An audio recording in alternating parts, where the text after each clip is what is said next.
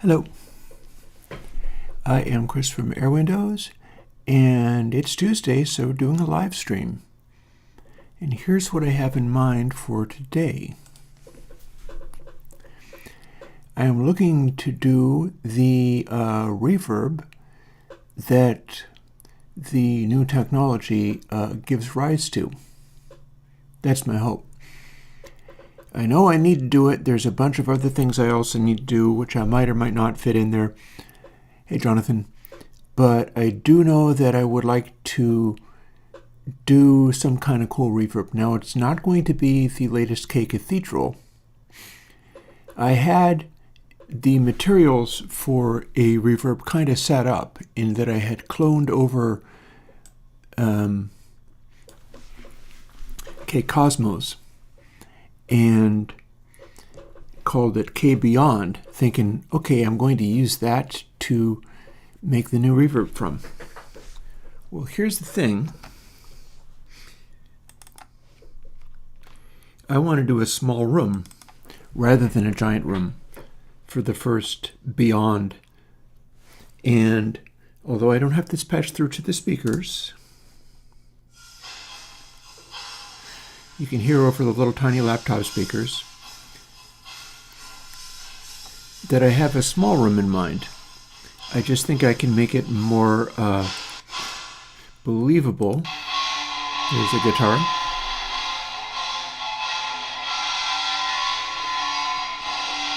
And there's a particular reason why I think I can do this.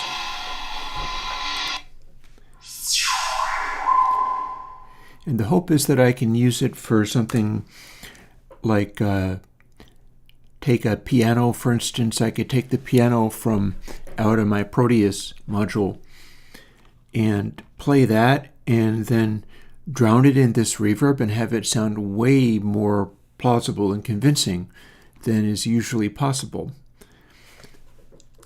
And so the idea is to go through the process of doing this. Now, that's going to involve me getting rid of verb sixes, I think. Well, not getting rid of it, but, or maybe simply I will, hang on, how are these things being stacked up? It looks to me like I have multiple things on top of each other, and I do. And this is the one I had in mind first. So we're going to move these out of the way. I might end up with more on these later if this goes smoothly. I don't know. That's the hope anyhow.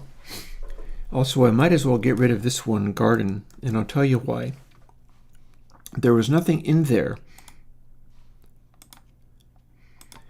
and it would be better served by what I have in mind with doing a clear coat 2 and the related plugins in a 2 version. And yeah, I see folks in chat. So Jonathan, France, Frog, and well. I'm not sure I've ever seen you before. I'm doing reasonably good.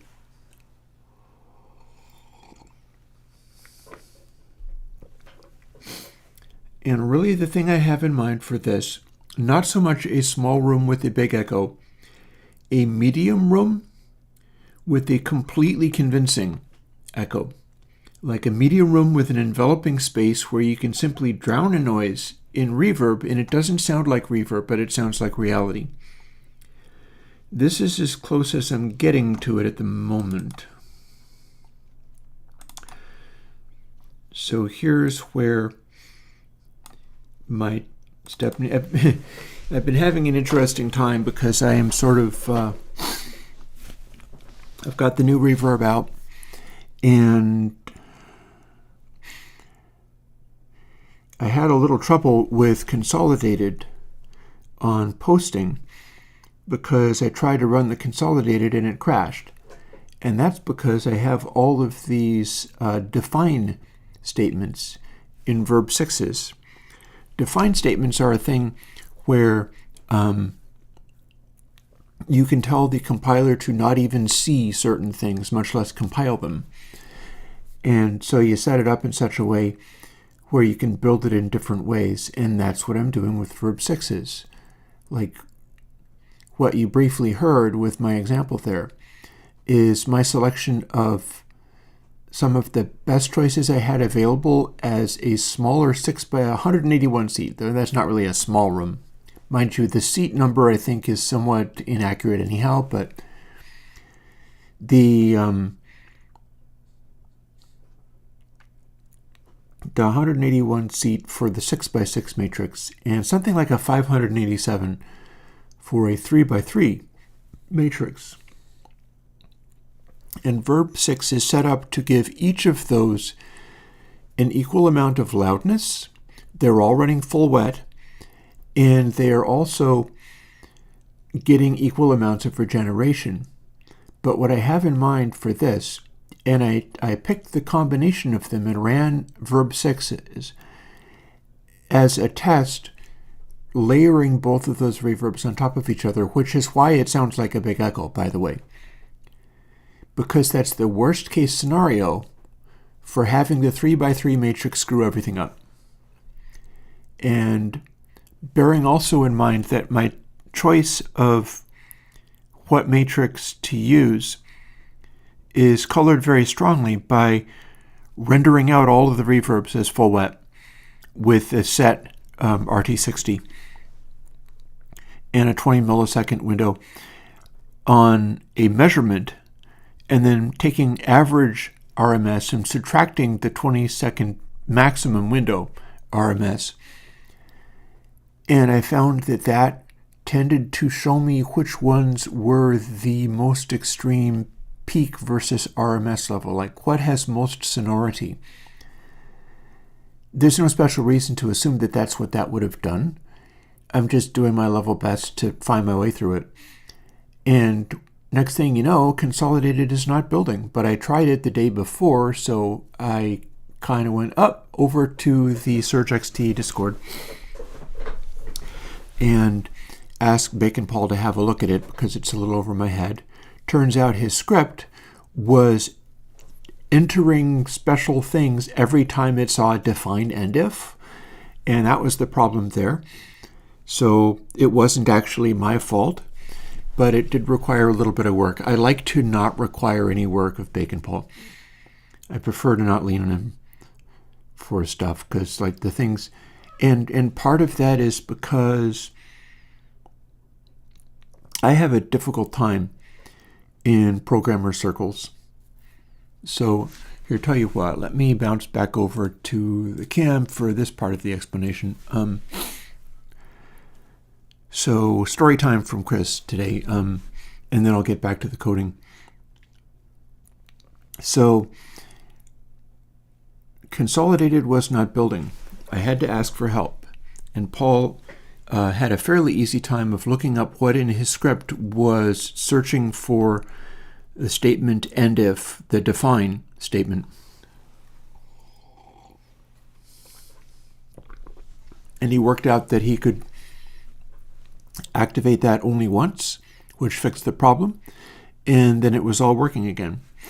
And I was like, oh, thank you so much.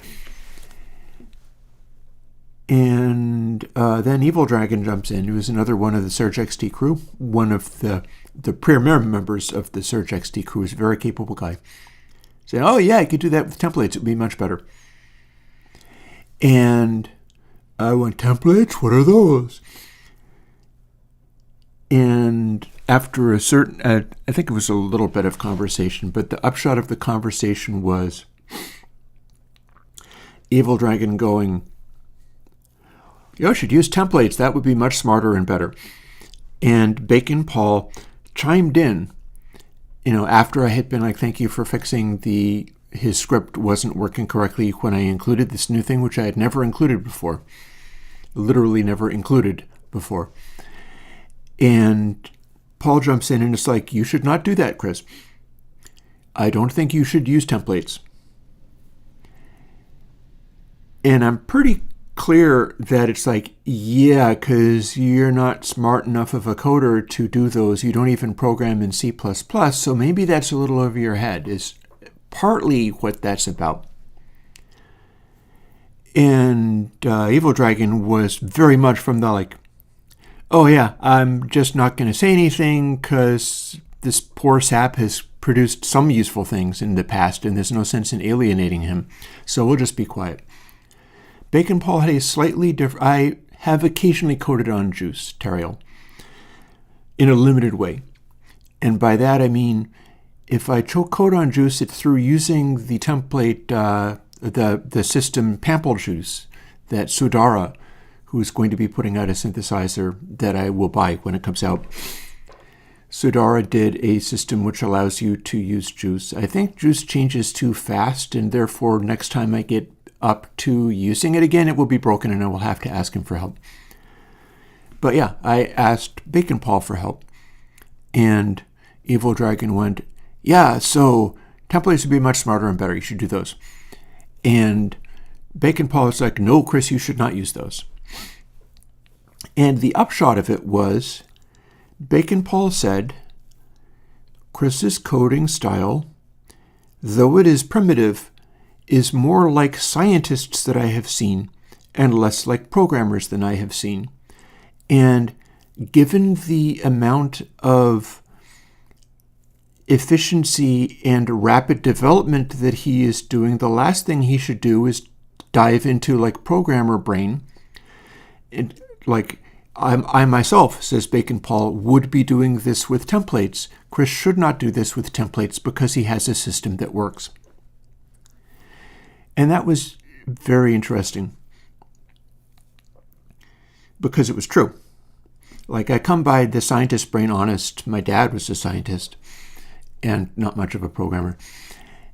And that's an accurate perception of where I'm at, how I approach the whole programmer world thing, and is a respectful way of handling the fact that I dislike some of the programmer brain stuff a great deal.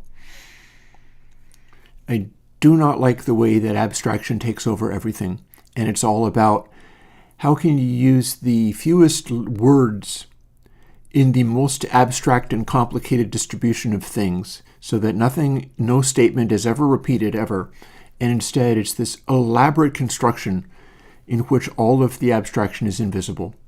You will see as I do my programming on kBeyond today. Sudara is not here, so I can't speak to that.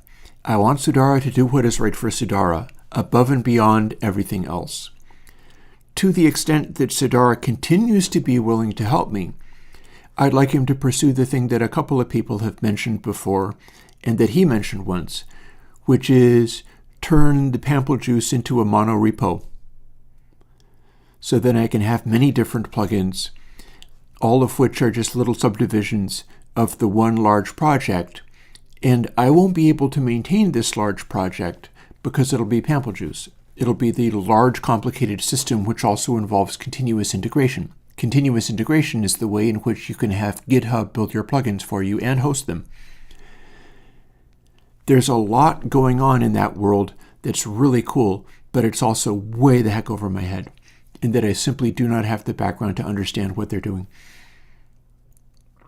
But for all that, if it can be a consistent form of, follow this simple recipe, then if it was a mono repo, I would be more or less unleashed to do what I do regarding adding GUI to Airwindows plugins. And there are plugins for which there's use for that.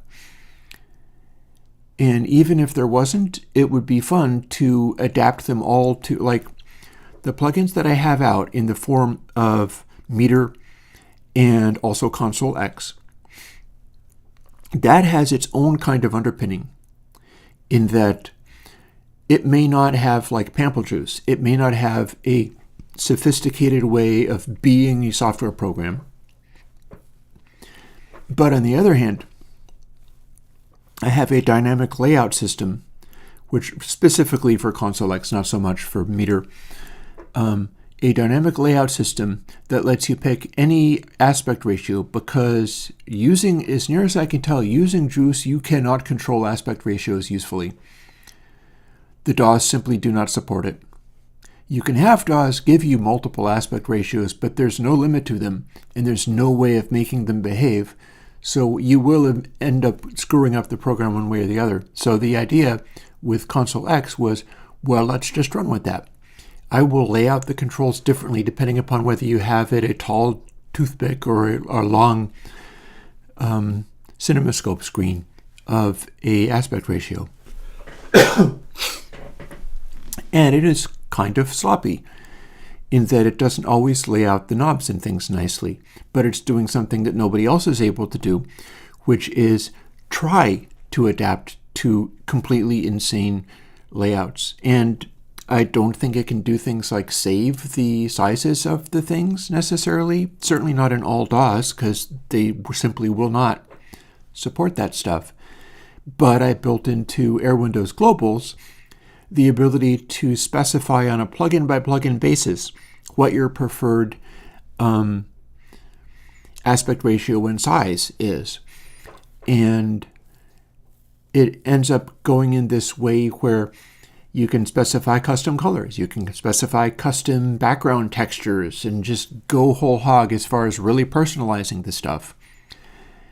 You can, I have a method by which some of the knobs in a layout can be set up to seemingly be tilted quite strikingly, and it saves a little bit of space, lets things fit into a smaller box with a larger clickable area. It's just that it's an oval rather than a circle, and I've got that supported as well. And it's like the stuff I'm doing with GUI, I would love to run with that and start throwing out additional plugins. Plus, if I do a plugin over again with Juice and like Pample Juice as a mono repo, which does not exist, yep, I'm not capable of doing that on my own. I have too much else to do, and it's way the heck over my head. I need help with that. But if I had that, it would be fun, because anything that I would come up with, people would already have forgotten it existed. And suddenly, poof, there would be a new plugin with a look that is perhaps odd, but very customizable. And yeah, it would be very cool. So I don't know if that's necessarily happening this year. I have promised, and I do need to put in the effort to move towards Console H. I have some specific ideas in mind for ways that I can jump towards Console H. But yeah, that's what I would need going forwards. Right now, like today is kBeyond. So unless I choose to put out the guitar plugin I have waiting around, and it's not the three that you saw. The three that you saw said Pointy Deluxe and Chimey Deluxe, and a new one, Punchy Deluxe. That's the guitar plugin that you could have this coming weekend. But you might not, because maybe kBeyond is going to be better.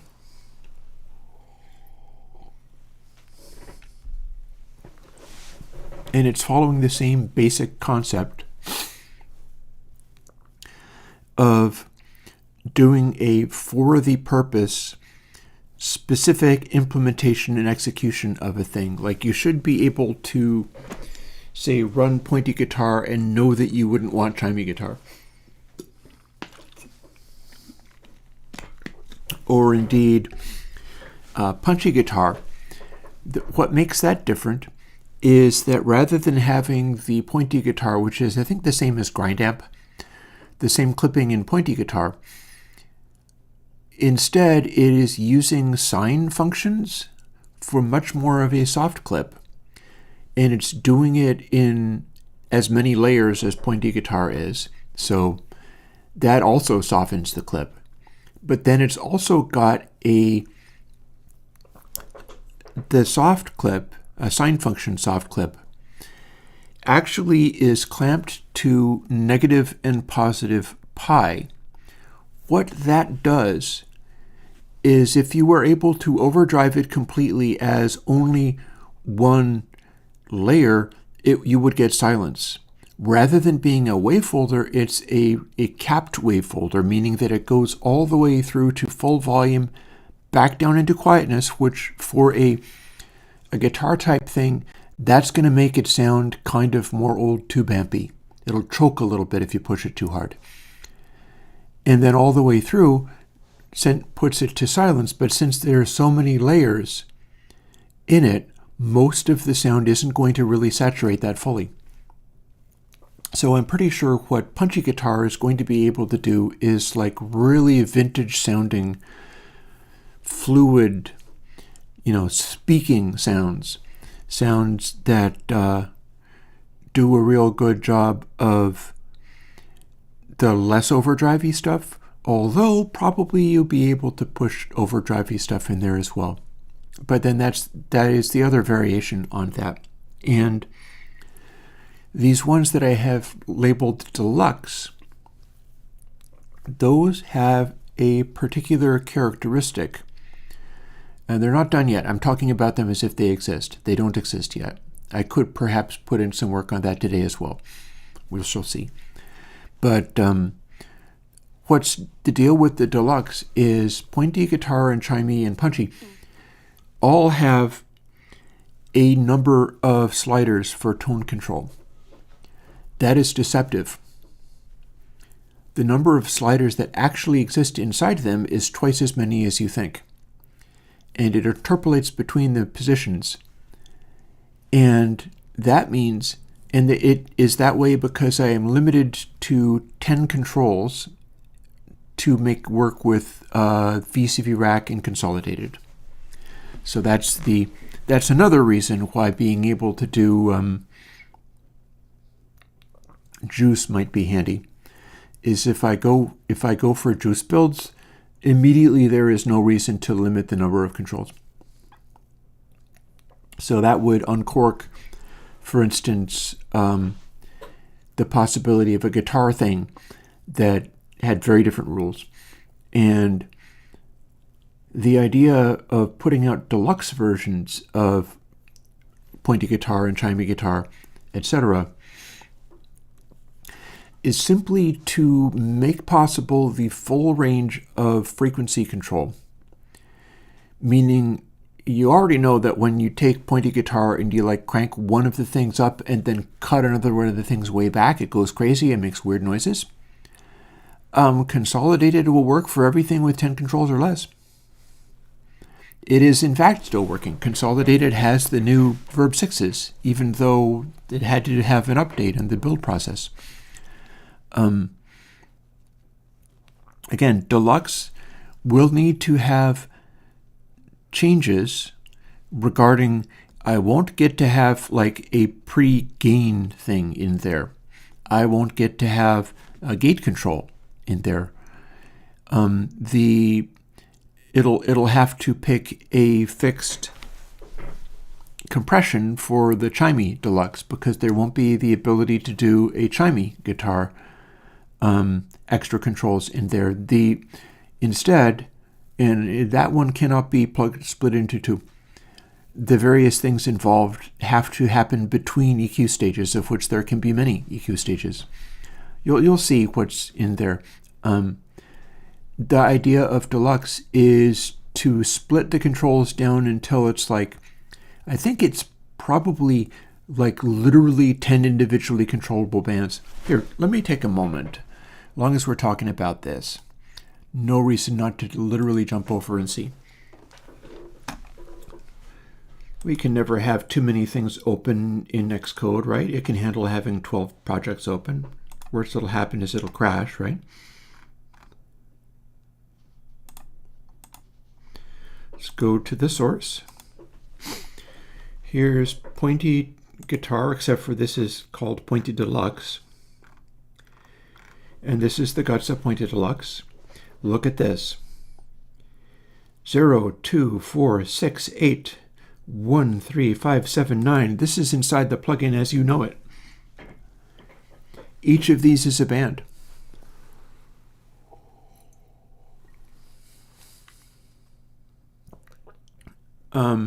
Hey, unknown.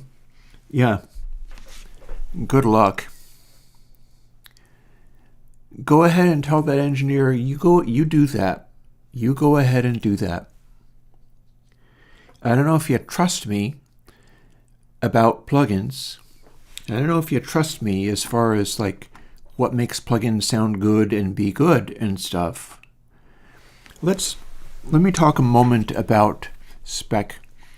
Do you understand how hard I have tried to get into the matrix to be able to define fitness functions for randomly generated reverbs, such as I'm doing with kBeyond? It's all about the fitness function. We are not looking at AI and seeing something that's going to make people better at making a requisite spec. Period. That's not what's going to happen. What's going to happen is AI will do better at conning you into thinking it's doing something useful and covering for you not really knowing what you want. So if you really know what you want, in theory, you're the ideal person for using such a technology. But the more you lean on that, the less you're able to have a specific idea in mind, because you're kind of chasing what's being produced rather than observing. Yep. Well, I mean, that would be the interesting part, wouldn't it? I've been working on Into the Matrix for over a year, and now it's publicly available. So now you can use Into the Matrix as well. But to define that fitness function, to define that function by which it can take 10 million possible examples, whether they be purely random or whether they be a genetic algorithm, and rate them by what is better and what is worse. There is no measurement for this reverb sounds deeper than the other one. I am not aware of any way of doing that. I'm coming up with some stuff that leans in the directions I'm looking for. Here's the catch. I can generate reverbs and have them sound more like a deep reverb space or just a shallow sustaining noise. And I can even measure stuff like that seems to be peak energy predominating over average RMS. How do you go and generate a series of delays and then calculate it seems like I might be one of the first people to even make a program that generates what the output of a householder matrix would be as final delay times. I've seen plenty of people do householder matrices. I've even seen some people do things that are seemingly obvious, like, oh, let's make them all be prime numbers and then it will be good.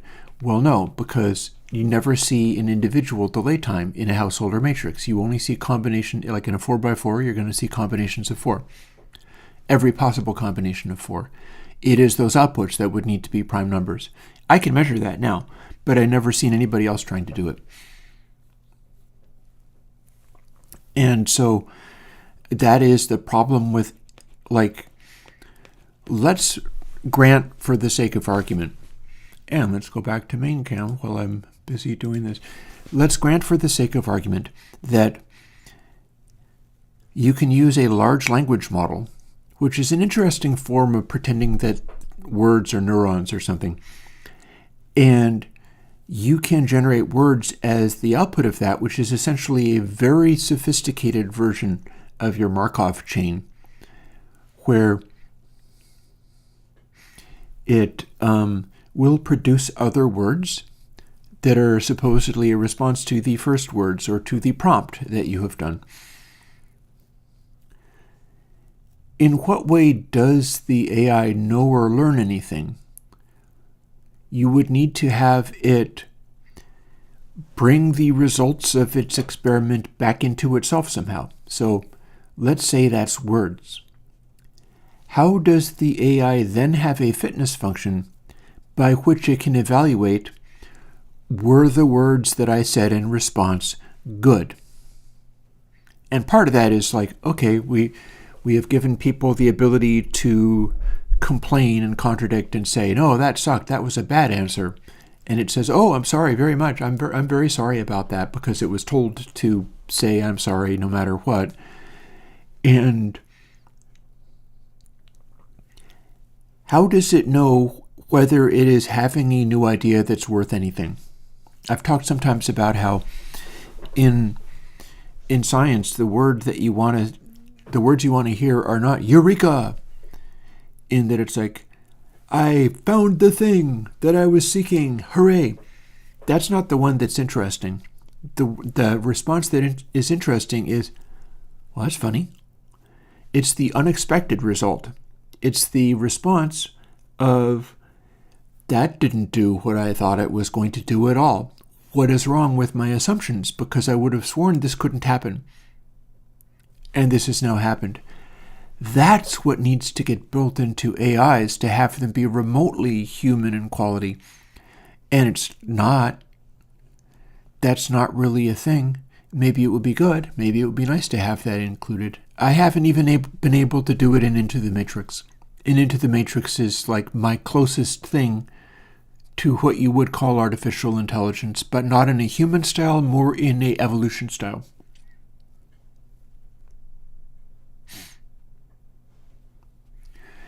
Let me take a moment and glance at the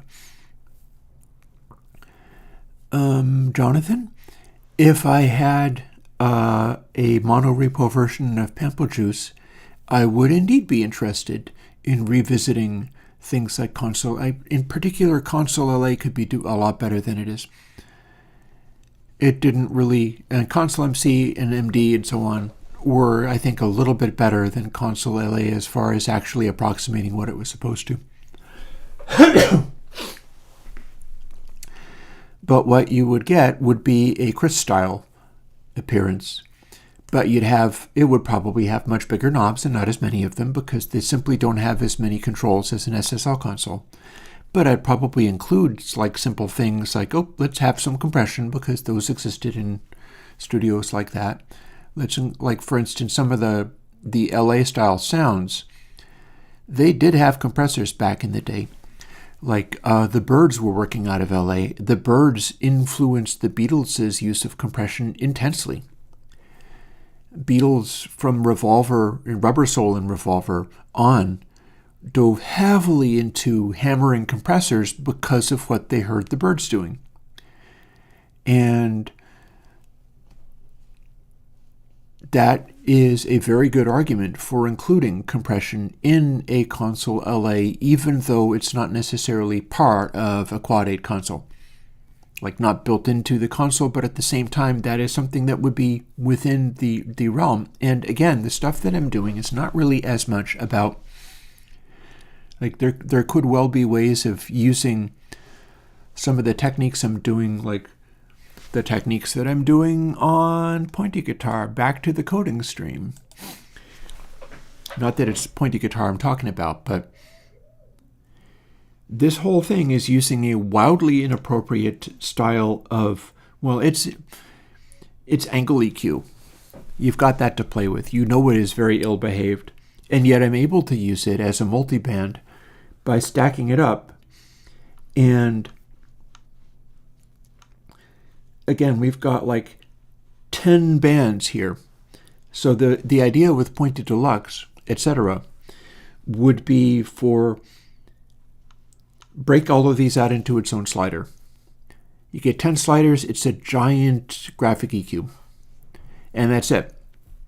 It does all of the things, but an additional function would be the top slider and the bottom slider would simultaneously be a amplitude control, but they would also control the high pass and low pass, which is also angle EQ. But that would be sort of double teamed on there, because in neither case would the band actually be useful. You might as well have it. And it's more useful to have a control, even if it can be included as one of the other controls. A control that sets the speaker emulation kind of thing. And that speaker emulation is simply a high pass and low pass made in angle EQ. But So no other controls. If you want to overdrive, you simply have to boost bands. And everything may or may not be slightly offset so that it's just a little bit dirty all by itself. So you'd have like a slightly smaller setting for if you wanted it to be real clean, or you could simply cut back stuff that was real clean. And the neat thing about something like that, firstly, it might be possible to make it act really, really, really, really, really weird. Because as you see in Pointy Deluxe, the controls are simply, this is the amplitude, so it'll go up to like ×4, it'll go up to a 12 dB boost. And then these are literally averaging between the things. Those can have their own knobs, they just don't. And then L freak, H freak, and L freak, same deal. Except for I would be wanting to, like, H freak sweeps down as you lower it. L freak for the low frequency cutoff would sweep up as you lower it rather than sweeping down as you lower it. Because you're turning down the bottom band, and in so doing, you're also cutting off the lows. But yeah, that is how that would work, and there would be no gate, none of that stuff. It would just go away. And it would be this very simple, like, it'd be basically just this code. That would be all that was in there, which is, funnily enough, the kind of thing that actual programmers like to see. They like to see the actual code in there be very heavily abstracted away. So it's never written out multiple times. It's just everything has to be abstracted away so that there is few lines of code as possible.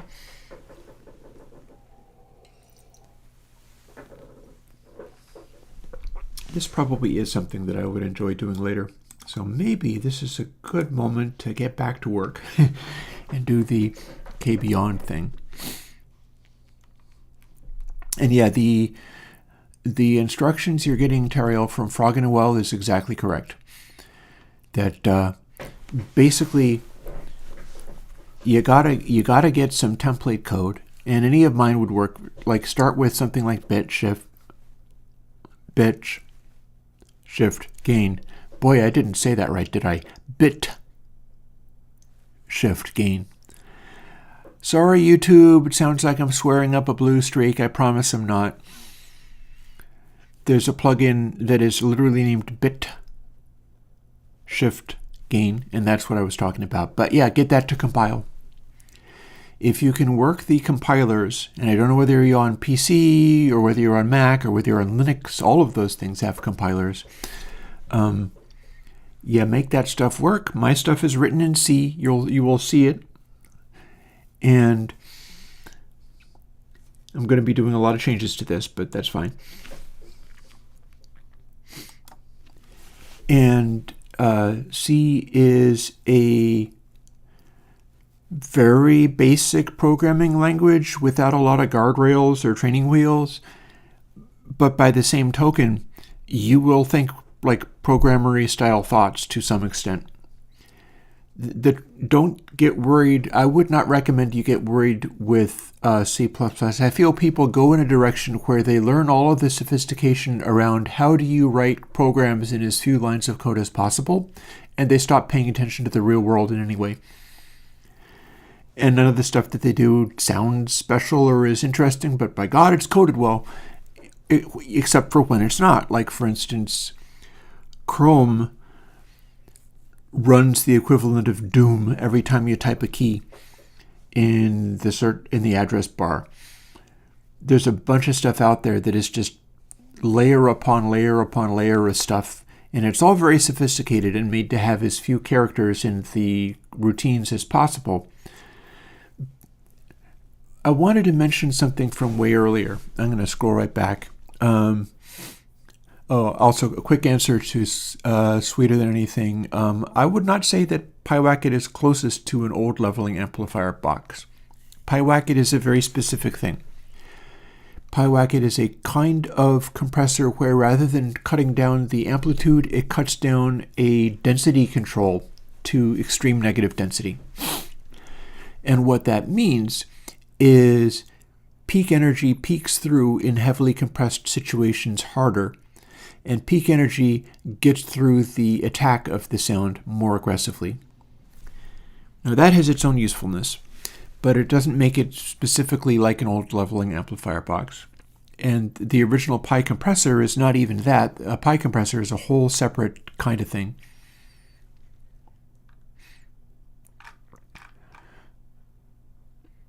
So yeah, Frog in a Well earlier says, your style reminds me of when working on games way back in assembler. Efficiency was central through lack of CPU power. Counting t-states of routines was crucial to squeezing throughput. It's an interesting observation, because the thing is, there is still relevance to that, but it no longer really, like, what we learned about back then no longer relates to modern computers. Like, back in the day, you would be making variables and caching and storing things, because storing variables rather than doing math with them was cheaper. That's no longer true, not even close. Which is why in my modern code, here I've got kBeyond sitting right here waiting to be updated, because I've got a bunch of work to do here. See how it says input sample is input sample times wet plus dry sample times 1 minus wet. Like, I could have defined a variable that says dry that is literally 1.0 minus wet and have that set up well in advance so that you wouldn't have to do 1.0 minus variable twice. And in modern computers, they would much rather do that twice than store an extra variable around. So what you're doing is you're allowing it to do a bunch of calculation, sometimes a bunch of calculation in advance. It'll do branch prediction type stuff. And it'll figure out, like, well, let's do both of the ways that this can go ahead of time. And then when we find out, pick the one where it went, and then we're that much ahead of the game. So modern optimization is much more along the lines of setting it up for success with things like branch prediction, and much less like, oh, let's double buffer the thing and let's use memory so that we can just look up memory. Memory is not necessarily the problem anymore. It's being able to run with the strengths of the processors we currently have. Hence my choice of not having a separate variable for dry, like, which my older code had stuff like that, and I learned not to do it.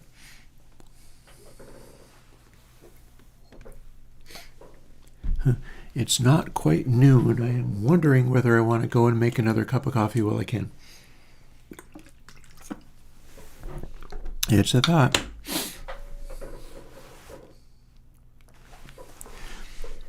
It's such a tempting thought. In fact, I am going to run with that reality, the fact that it is not even noon yet, and we're going to just do a whole bunch of coding, and what I'm going to do is switch over to, oh, here, let's do a thing where I can show you the output of that jam I did back when I was able to play music rather than just programming every day. People wonder why it is that I can come up with a new plugin every week. Well, because I put a lot of work into that stuff. But let's take a moment and enjoy the... Here we are.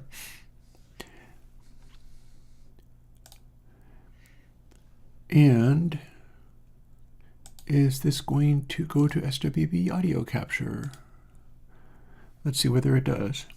Okay, so little music from back when I was using Audio Damage Circa, which is from somebody who lives in my hometown now, and I found it a really fun plugin to play with. I know that $80 is a lot for some people. That's why I do what I do. But I also find that it was very worth it. And let's see what we got. Okay, that is not what I thought it was going to be. So twisted wave needs to be set so that its output device is the raw stream device. And let's see whether that actually stuck. It stuck. Okay. I'm going to go and make a cup of coffee and I guess clear my head a little bit, because we're going to do a orgy of coding this afternoon, which is going to give you I'm confident I'm going to be able to get kBeyond done, at least for the AU version today. But it might also be worth making the pointy guitar variation Pointy Deluxe, and then we can play with that. And I'll have a variety of stuff coming. But for now, here's something that I did in Circa.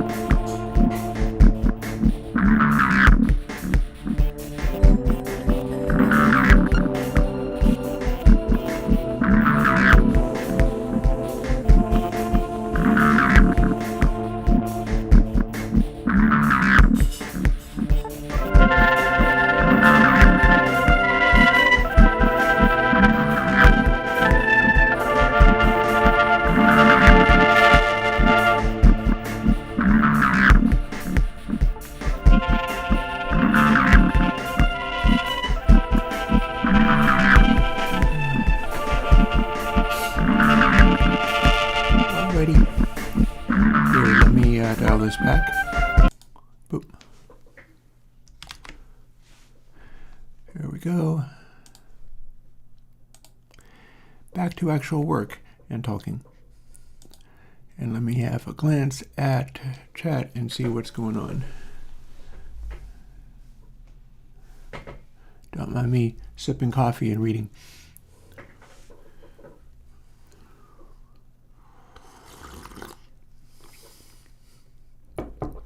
Sampled bullfrog? I don't think so.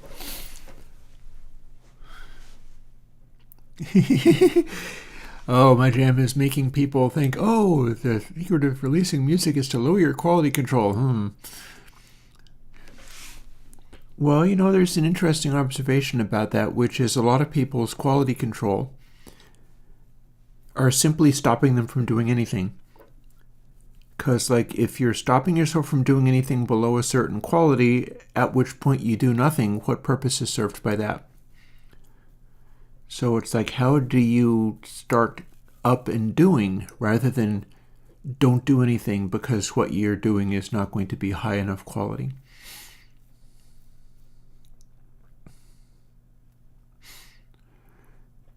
Yeah, forgive me for reading chat. You guys are very interesting some days. Many days. Most days.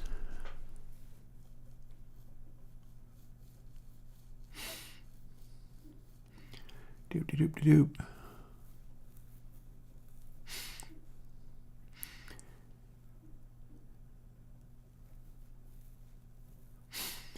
Indeed.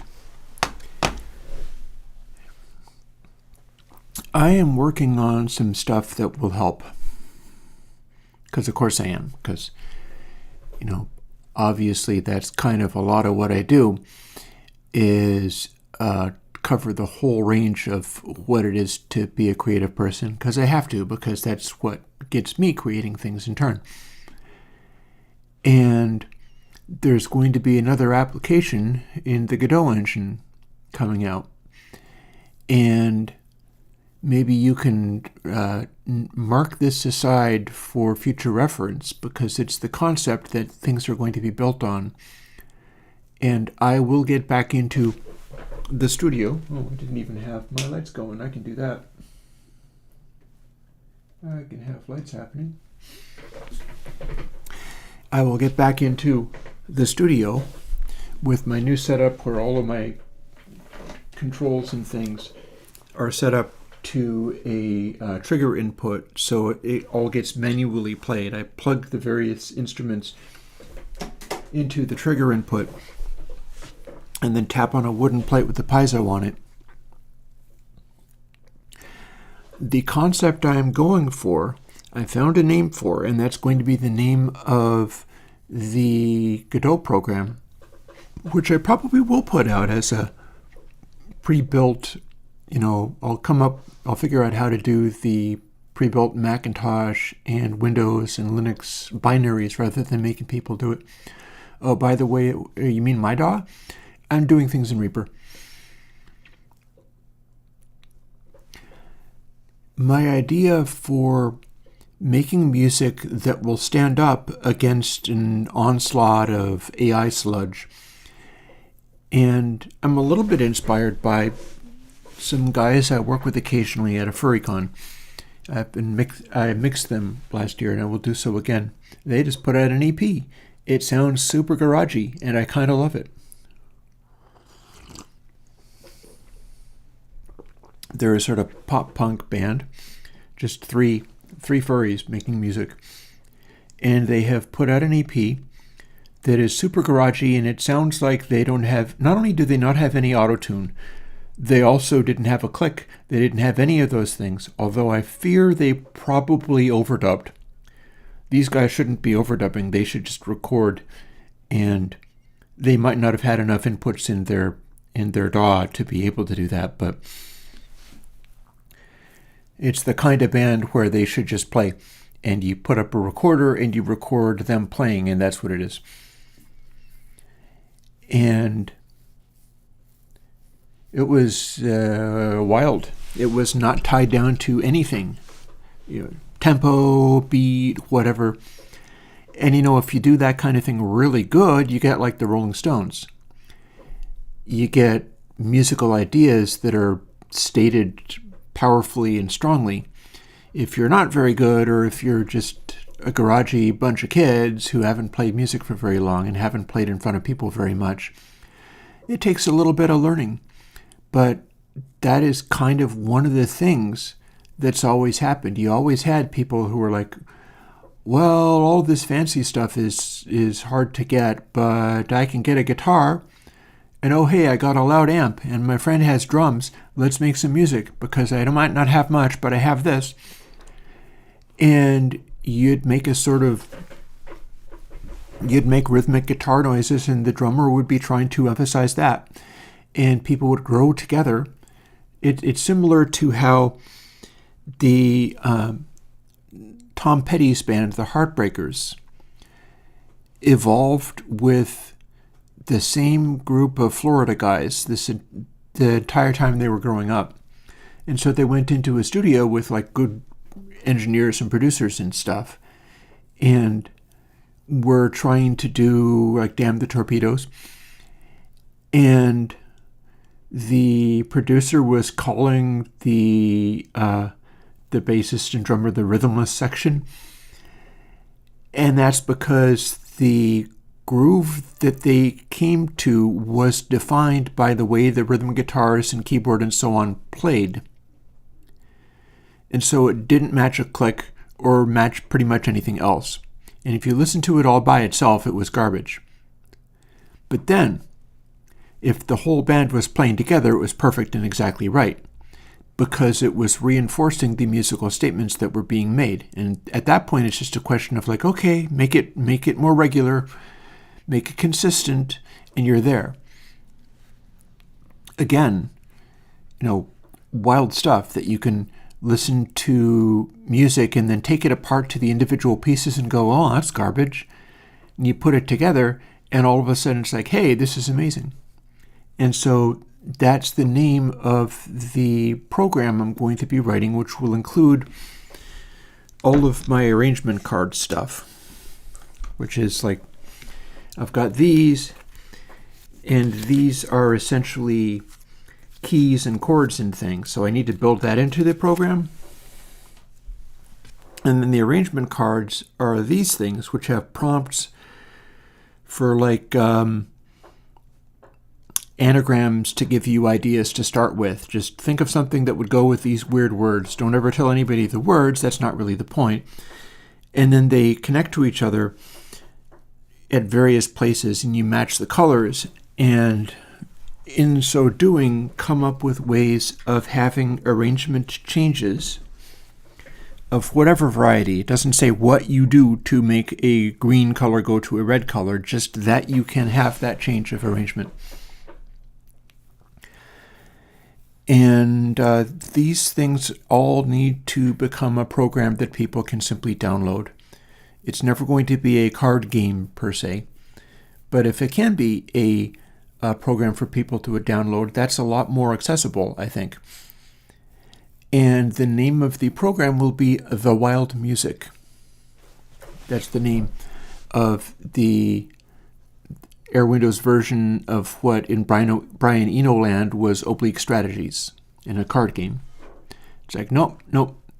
This now includes all of the things that you could conceivably reference, up to and including there's a reference thing that I have for tempos, which breaks them down into tempos that are more flow related and tempos that are more swagger related or aggression related.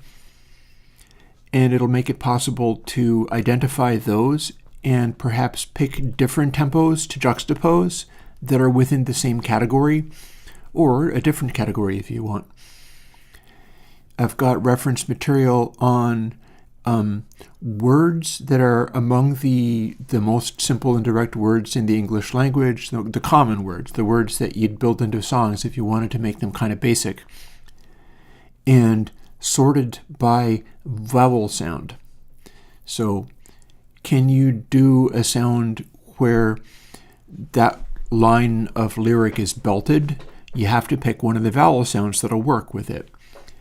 And there's going to be, similar to how Into the Matrix draws stuff on the screen, that technique is going to be used for a melody section where you get to write out the melody, but at no point does it actually become a push the play button and record the output of the thing. I'm probably going to need to have some kind of sound reference so that you can specify melodies and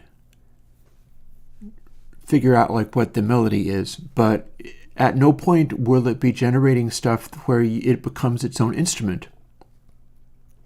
Instead, it's a form of paper to write ideas down on, but then it's a form of clever paper that generates stuff like, if this is your melody, these are the chords that you can use, and these are the chords that don't actually work. And yeah, the whole thing, striping with soft clock and turning quantize off is exactly what I have in mind. The ideal will be go into a DAW, just start doing stuff. The instruments that you're using really don't matter. It could be whatever, but you should be able to have some kind of sound input or note input device where you can have something responding quickly to your fingers, at which point you can do the lip sync funky town thing, or indeed the ZZ Top Eliminator thing of make a powerful groove by listening to the music go by and playing a very simple thing along with it, focusing real hard on whether you're grooving with it or not. You should be able to lay down, say, a hi-hat track. Supposing you want a trap-style hi-hat track. So you do a instrument which is a hi-hat sound. How you go about that is your business. And then to do that trap style, something that can make sounds. This is a wooden plate with a piezo on it. I can patch that to a hi-hat generator, a number of different hi-hat things in my modular, but it doesn't have to be a modular. You could have it be playing stuff in on a keyboard and doing it in a soft synth of some kind. But the hi-hat thing is being able to use multiple fingers rather than just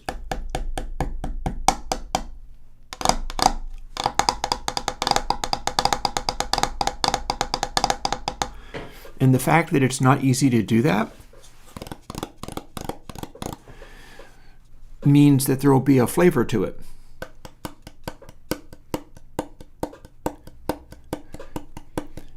And can you do that across an entire track? You can try. And then trying to add that extra fill, I just didn't do it correctly, but there was a flavor to it. It just wasn't a good flavor.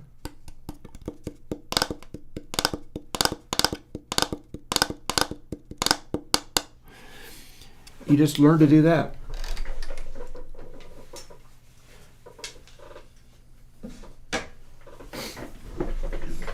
Maybe I'll even do some of that Thursday, because I have programming to do today.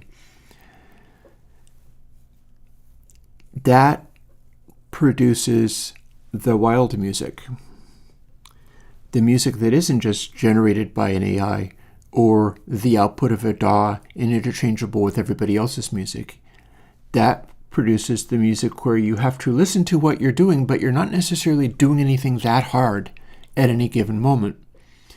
It's not really about that. Like Sumad is making dub techno. Well, that is another category of music where it doesn't have to be physically demanding. You can just go do do boop, and then go through and lay down a drum, thump, to thump. Maybe don't, if you're doing a chilled out tempo, you set up soft clock so that it's not overly aggressive and it's just kind of swaying, and you try to groove to it and lay down your sounds. If you're laying down your sounds while physically moving to the beat, you'll place them within the beat somewhere useful. Specifically, you'll place them somewhere where you hear that they should be. And as long as you're patient and reasonably steady, even if you're not steady, it'll produce a different kind of wild music. But the output of that has that sort of the funky town compellingness. Probably a good idea to not do a bunch of punch-ins as well. Go whole hog and just lay down individual stripes of instruments and stuff. Keep things minimal. Don't over pad everything, or don't if you would rather. And yeah, it has to be based on listening and not getting over your own head. And yeah,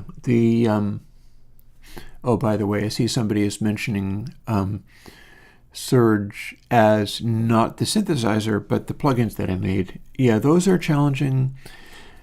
Honestly, if you were going to use something like that, I would almost suggest don't use BeziComp instead. I think BeziComp is a more powerful version of that type of thing, because it is likewise only changing the amplitude by a certain amount. So it might be a good idea. Anybody who enjoys Surge or Surge Tide, not Surge Node, Surge Tide. Surge Tide has Node as one of the controls. That's what you're thinking of. If you're into those, I'm probably not going to do more of them, but it would probably be a good idea. If I did more of them, it would be the GUI version where you could see where all the amplitudes were going. But yeah, there's going to be more useful things happening with soft clock. But there's also going to be more interesting things happening with BeziComp, because that has potential. I haven't even done a version of BeziComp where the release time is separate from the attack time, and that would be something that would work. Even if it's just by default the release time is always a little slower than the attack time, that would also work.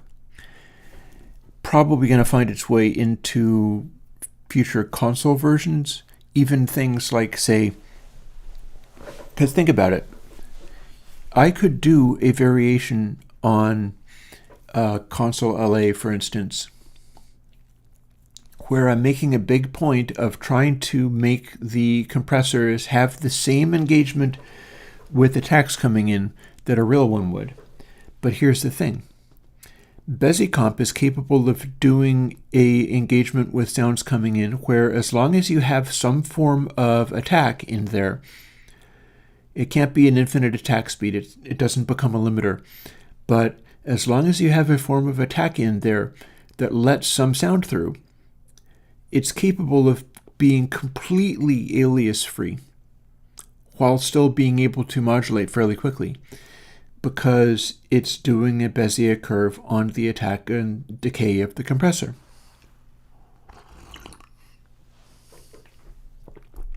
Nothing in classic analog processing is going to sound less analog if the digital version of doing it has less aliasing, even if the analog stuff has something that acts kind of like aliasing. Matching that isn't necessarily a win. What you want to do is have the amplitude modulated in this very, very transparent way, and that's going to sound more like analog to people, because it'll be free of unpleasant artifacts and stuff. And so BeziQ is clearly the direction that needs to go, which is why Chima Guitar uses BeziQ inside. And BeziComp, sorry.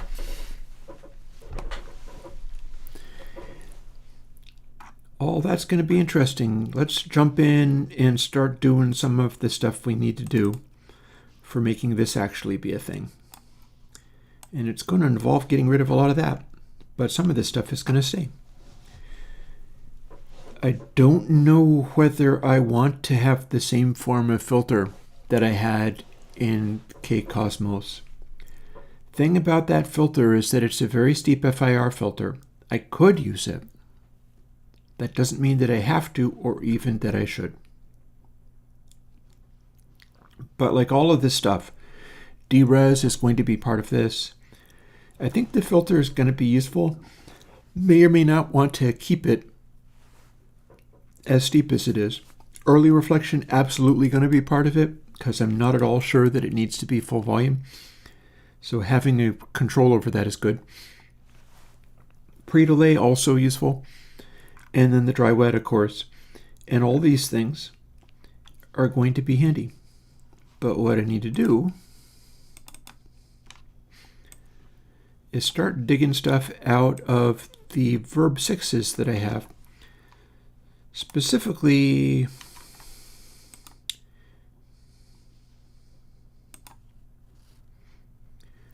I need to dig this information out.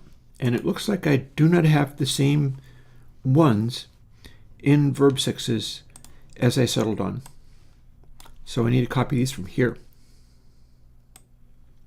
I've already got it marked up as this becomes kBeyond. Man, back when I did kCosmos, this is around the time when I did these. So much I hadn't even figured out yet. I wasn't even doing my average minus max calculation. I was still doing all these separate labels. I was still doing all the separate tags for things. That said, we don't need to do the defines on this.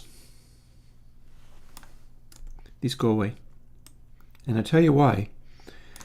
This gets to be one thing from the word go, so it's not going to be ambiguous as to which things we're going to be using. I already know that which things I'm going to be using. So there's that. That's the start. Which means I take various bits out of this, and that becomes my new end state. So let's delete all of that stuff. I can copy the Bezier undersampling from over here, but these things, but perhaps not those things. Very likely not those things. Okay, so the reason I'm deleting these, do I need to delete dres A? No, I should leave that because that is smoothing. That's control smoothing. When I have it like that, it's typically because I've decided to do the control smoothing on that control.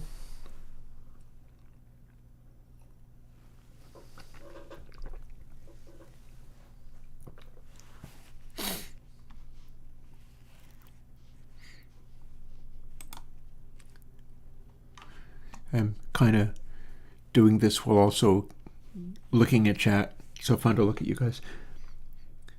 So here's the next thing. I got to copy the bits out of this that I'm going to need. So firstly,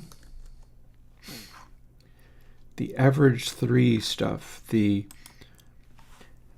This is all 3x3 matrix. We're not doing 4s or 5s, but we are going to be doing 6s. There's 6. Contains everything you need for that.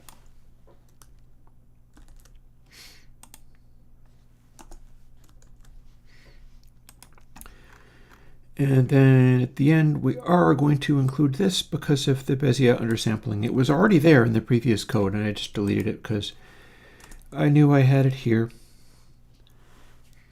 And then I'm going to leave the FIR buffer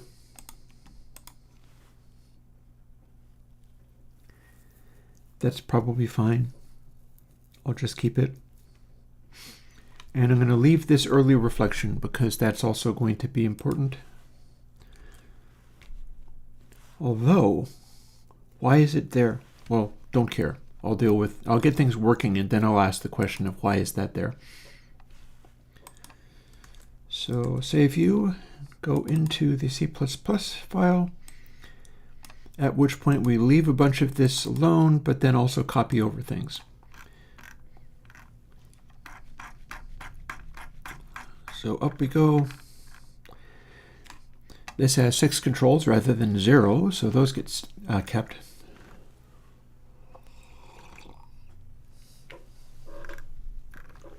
do believe they are normal. But this stuff gets replaced. So let's see, how are we going to go about this? Same deal. Let's make this go away, but not pre-delay, because that still has a place.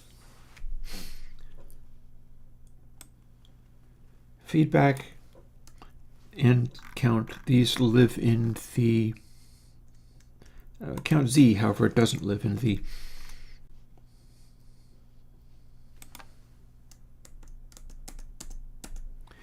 See, there's the pre-delay, which doesn't exist in the other one.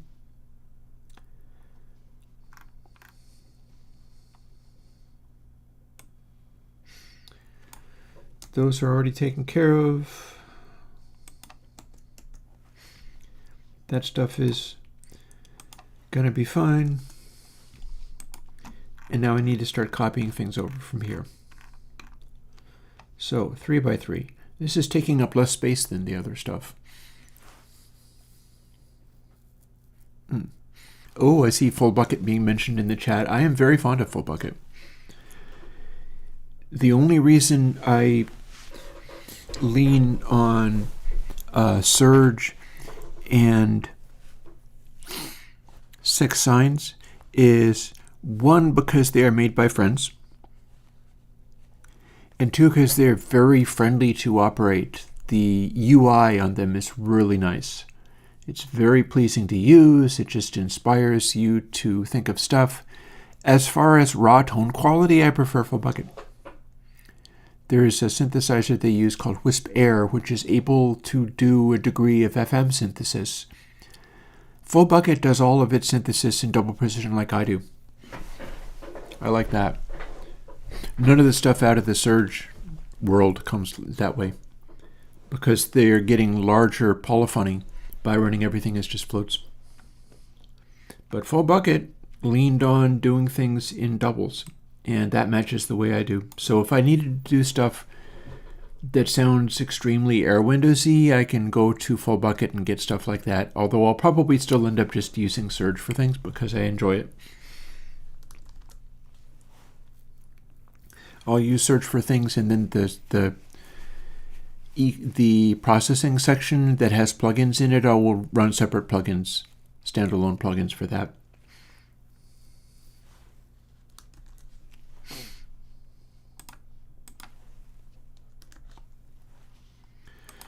So there's my 3x3 section, and here is the 6x6 section, which is considerably larger. Notice that I'm not taking any of the if-defs. This one is not compilation sensitive. This one knows what it is from the word go.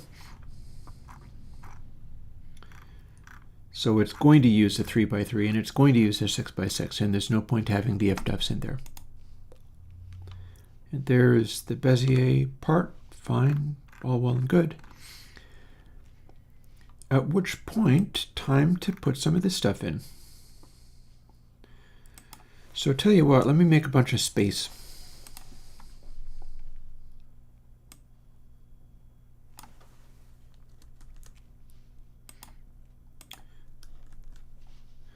And that's not actually going to be kept. I'm not actually going to keep the regen in 3x3. It's going to be completely discarded, in fact.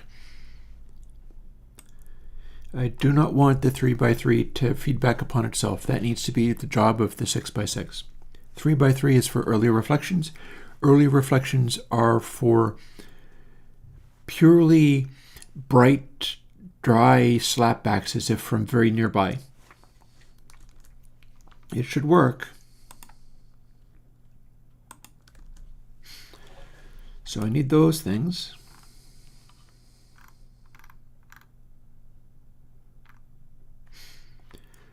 This will work fine the way it is.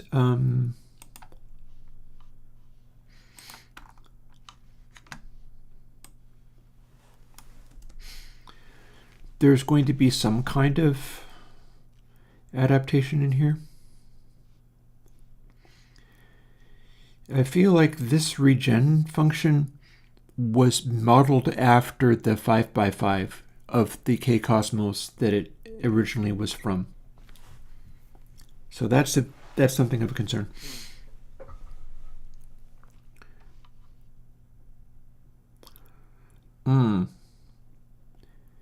kBeyond is going to have stepped deres, which technically means I don't need it to be smoothed.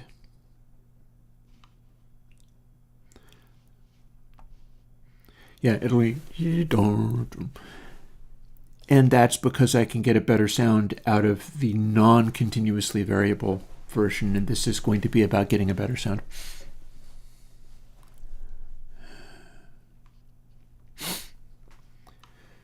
So let me mark that off.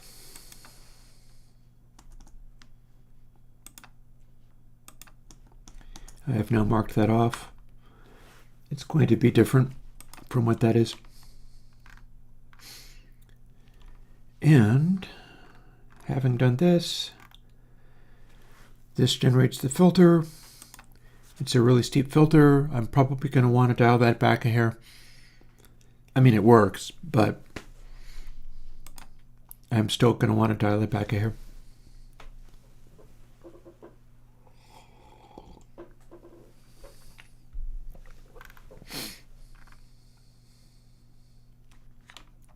Having a really steep FIR filter, a really steep brick wall, I learned how to do a sync interpolation brick wall filter. And so that's what this is. That's what's in kCosmos. It's not necessarily the most efficient form of that. It's a thing. You know, this is an optimization of it.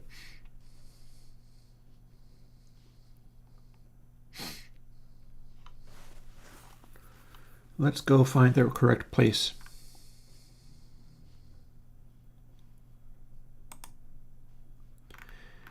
I see something. I see that this form is the cream coat form rather than the crunch coat form. That's what I was talking about before. And literally all of this is exactly the same,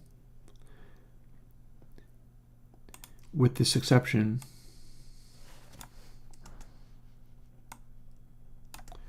We're just going to skip that and make those two things match. Then we're going to sneak this in after pre-delay.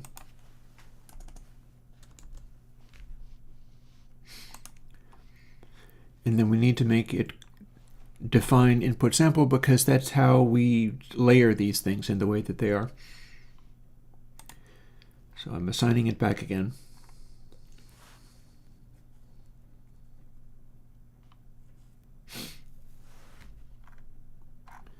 Out of curiosity, do I have that corrected for...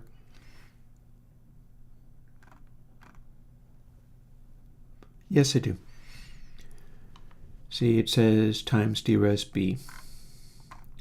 This is probably a fine time for me to just remove that stuff.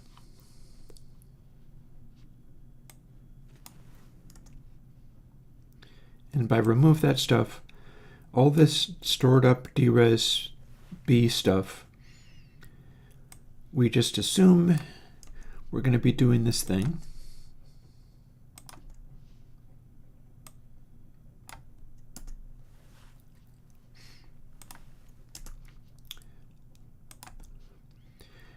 And we restrict it appropriately in case of trouble, in case there's like a weird overall scale in there or something.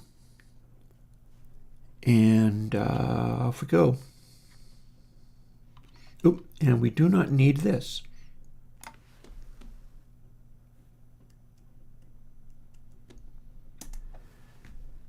And I do not know whether we need this for anything. Wasn't that part of dres?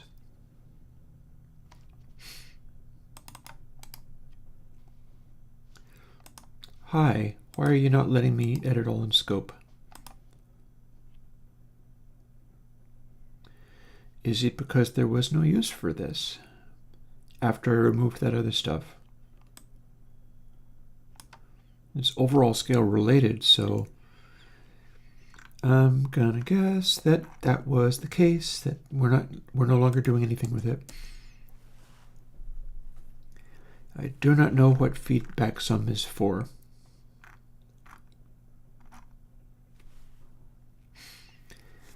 Many of these things stop being valid as I rehack it so much. This is all based on kCosmos used all of this stuff, but I'm not using it anymore. So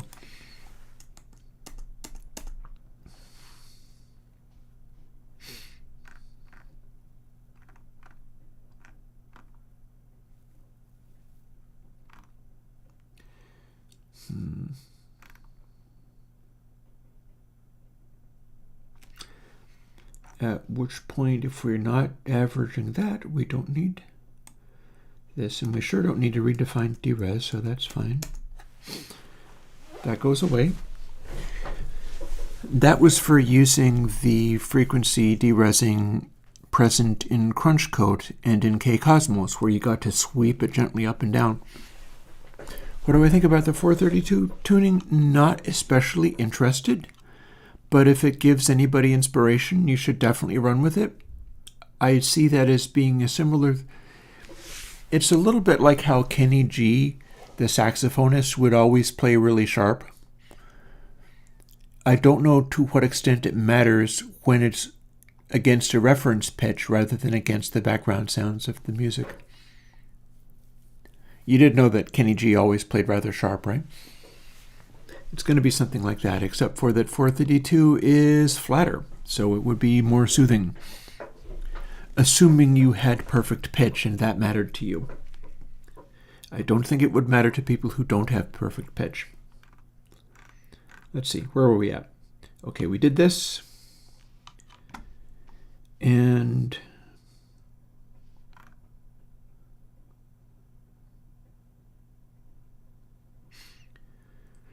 early reflection A.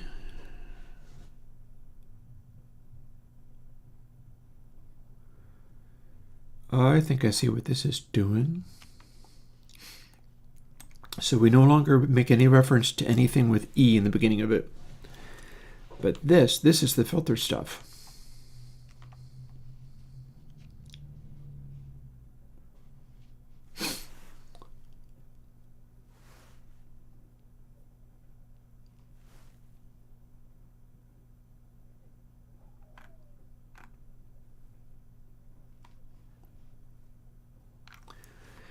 And this also is not going to be used. Interesting that it's having to do with early reflections.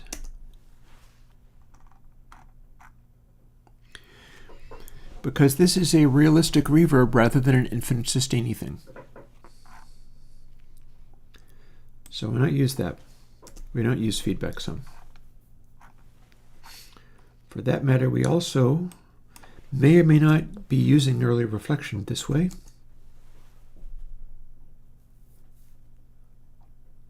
The rest of this stuff is, yeah, fine. Back over to here, not using that. Are using a FR filter. Don't know whether I'm using early reflection or not, or whether it needs to be stored in that way, because that's my question. Is like, okay, does this need to be stored, or can I just define it in here and use it?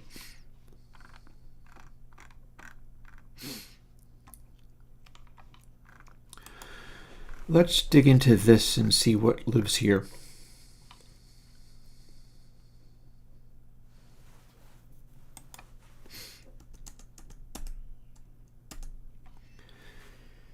Because you see, there's an interesting fact about this.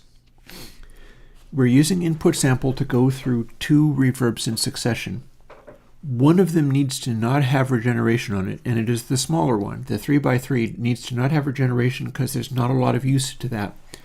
But the 3x3 is also what pokes through as a distinct separate early reflection section with its own volume control. So you can listen to the bright spattering of unfiltered early reflection sounds. They're the output of the first one, much like in kCosmos, there's a whole separate one. That's probably why I have it set up this way. And then the output of that one then goes to the 555 matrix, rather than going directly to the input going in parallel to early reflections and then the big reverb matrix. And the reason for that is I get to multiply the size of the reverb by 27. So rather than being like 40,000 echoes, it's 800,000 echoes pre-regeneration. But I also calculated it out, and I can fire up Twisted Wave and open this back up again, and open up this reference sound. The laptop will make the noise. I did this calculation specifically to include the early reflections contribution to the sound. That's the whole point of having Verb 6s made in the way that it was. It's designed to include early reflections as feeding the primary reverb, the big reverb in the end. Now I can make it sound much nicer, and it will end up sounding much nicer than this, because the contribution of early reflection reverb with feedback is almost entirely negative. But I did that on purpose to hear it at its worst, and then use that as selection for what to do with the early reflection section, and include that in the main reverb sound. It should make it blend better, having that represented in there. That's also a sound to compare to where there hasn't been any filtering, with the exception of one of the regen, which has been slightly altered and filtered to cause long sustains to be more realistic.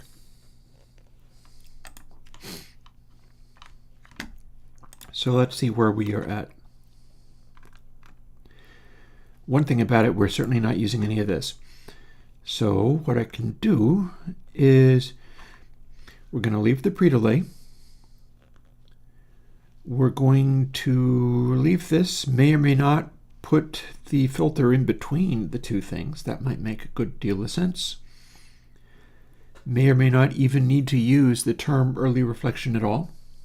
Oh, no, we are going to need to use that, but it might be definable up here. In fact, I think it is. Actually, no, I don't even need to define it up there. I should define it where it's used. That's one of the earliest things I learned about optimizing stuff.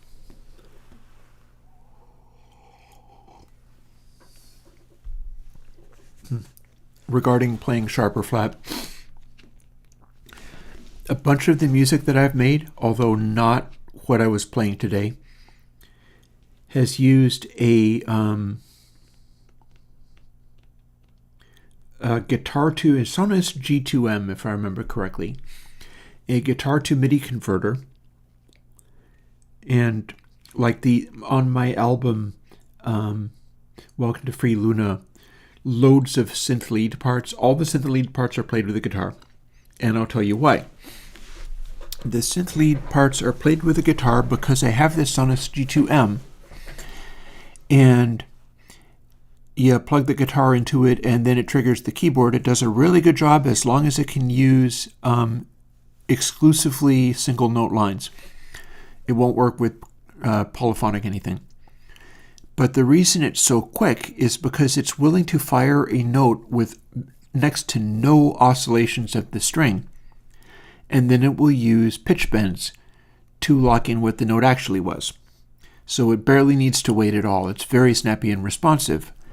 But what that also means is it tracks your vibrato, it tracks your bends, and it tracks your intonation.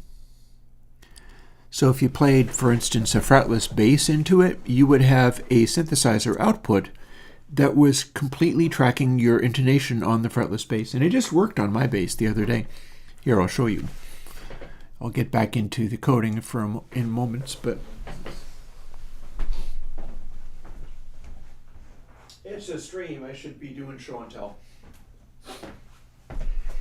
I worked on this just the other day. This is a Squier Mustang. You can see that it had the PJ pickups, which are no longer there. The J pickup isn't there, and that is a Artec mudbucker, which I had to repair because it came with the coils not lined up correctly. I had to flip one of the coils to get it to humbug properly and make the correct sound. And I had made it fretless, and I had just taken, the other day, I took the controls, the screws, off of the bridge there. And let me see if I can hold something right up against it so that you can see.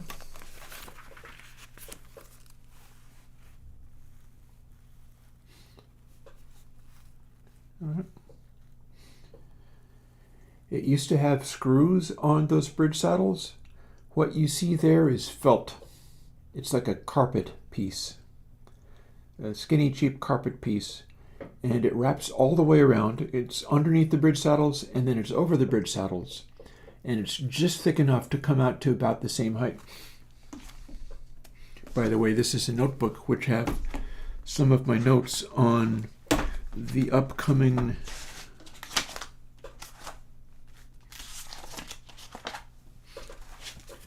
program that I will be doing. These are my reference notes for what that's going to become. And it is a fretless bass.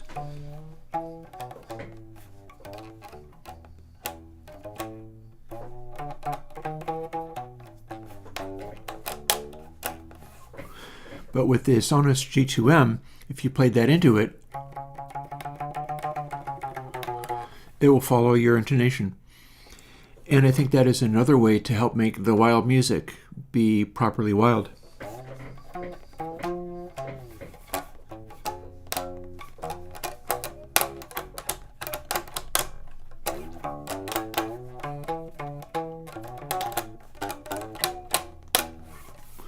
Reason I did the carpet thing is because they are flat wounds anyhow, and I wanted to just soften it even more. So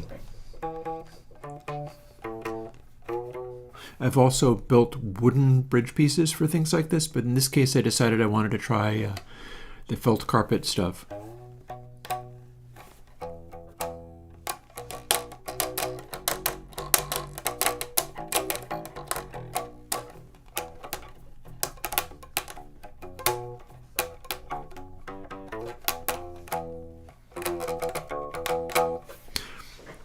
Hopefully that will create nice bassy noises. You barely hear treble or mid-range coming off of it. And the Artec mudbucker also helps it be extremely bassy, and it may very well end up being something that I actually use. I assumed I was going to just be using the Rickenbacker for everything, but this has its own strengths. For one, Squier Mustang is so small that you can just zip about it like a maniac. It's really quick. The ability to play on that is very, very nimble and dexterous.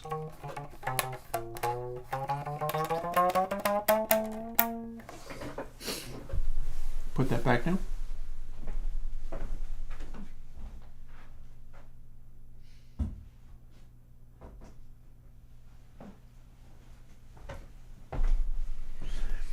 It is very common that I will work on instruments or plugins rather than making music. But one of my hopes is developing these systems so that when I sit down, as I will sometimes do, I did that in 2022 a couple of times, and just make up a piece of music. Some of the most effective music I've ever made where people just lit up and loved hearing it was stuff where I just started jamming stuff down onto a blank DAW screen with no reference to anything. and just listened and overlaid stuff. And it didn't really, it's similar to, well, I mean, gosh, I blush. Imagine me saying this. David Bowie did that with vocals quite often. In fact, so did Elton John. Both of those artists were really good singers, but the way they preferred to work was just go in, lay down a track passionately, and go away. Bowie, notably, Bowie would lay down vocal performances, sing the heck out of them, and then just leave it. He did not labor like Steely Dan in the studio over getting things perfect. And Elton John, same deal. He would go lay down vocal performances, and then he would be made to leave the studio because they had to put the harmonies, and the harmonies involved having, like Nigel Olsson and Dee Murray and Davy Johnstone, to work really hard at getting the harmonies right, and Elton John would grow bored and become insufferable, and they had to get him the heck out of the studio so that they could focus. And that is a very useful way of going about things. If you are able to sit down and just play something passionately, even if it is flawed, that can be enough to carry you. And having there be some flubs and bumbles, particularly if everything else is being played live along with your reference tracks, if you have flubs and bumbles and your other stuff reacts to that and like has, pays more attention or makes an effort to cover for the mistake, the listener reacts positively to the intentionality of hearing the band try to cover for a rhythmic stumble, for instance. Like a rhythmic stumble by itself is not interesting. If the rhythmic stumble responds in the entire band snapping together in order to get back into the groove, that's an exciting noise. So it's not about the thing being wrong or broken. It's about how does the music react to the thing being wrong or broken? How does it, like the white blood cells of more capable musicians, come together and try to recover from what seems to be a mistake, or they become more tense and you hear that in the music because something wavered. Well, that's interesting to hear. And it's very doable. Long as you're not overtaxing your musical abilities and you're trying to accompany whatever has been laid down. And that may involve like building things. Astro Weeks, Van Morrison, beautiful example. You realize, and I think that the same is true for a bunch of the Syd Barrett work, you realize Van Morrison's Astro Weeks is a representation of Van Morrison going into the studio with an acoustic guitar and maybe being kind of freaked out and just wailing out a bunch of songs, at which point people played along and overdubbed and put music on top of the performer, including whatever waverings or idiosyncrasies he had. And Jonathan, exactly. That is also what happened on Syd Barrett's stuff, is the other musicians would overdub onto what Syd played. And Syd just laid it down on blank tape. You can do that. You can lay stuff down on blank tape and then ideally have capable musicians trying to overdub onto stuff. And there will be again, the wild music is my name for this. You can produce the wild music in the modern day, and it will be very difficult to replicate with AI because AI will be able to make problems and mistakes, but it will not be able to make the sense of a team of musicians adapting to those mistakes on the fly. Because how could it?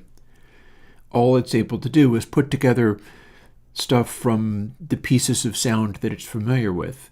So there's no intentionality there, so there can be no sense of intentionality there. It's really very simple. Speaking of which, let me keep this going.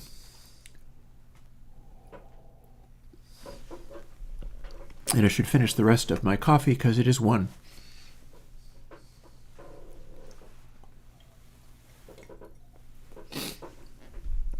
One of the reasons for guzzling extra coffee on stream days is so that I keep up a line of chatter.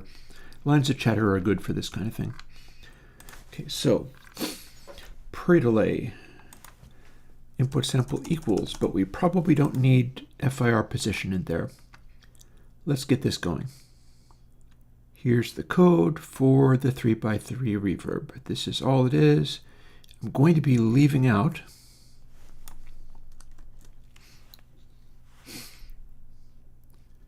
some of this.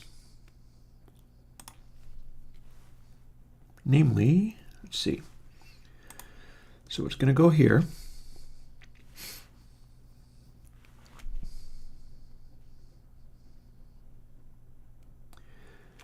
There's no point even having these, but we're going to have this. So we don't need F. We don't need the manipulating the deep reverb tail, so we get to leave that off too.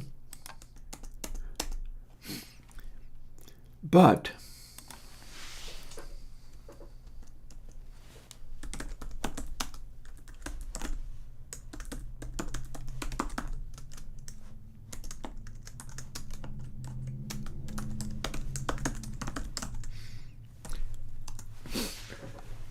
this is where we get early reflections, which we can then blend in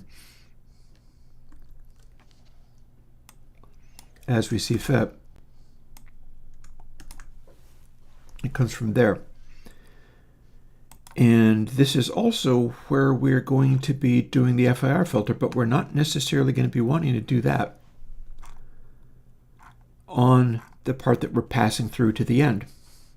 So let's see. This goes away, which means we can remove it from some of the other stuff too.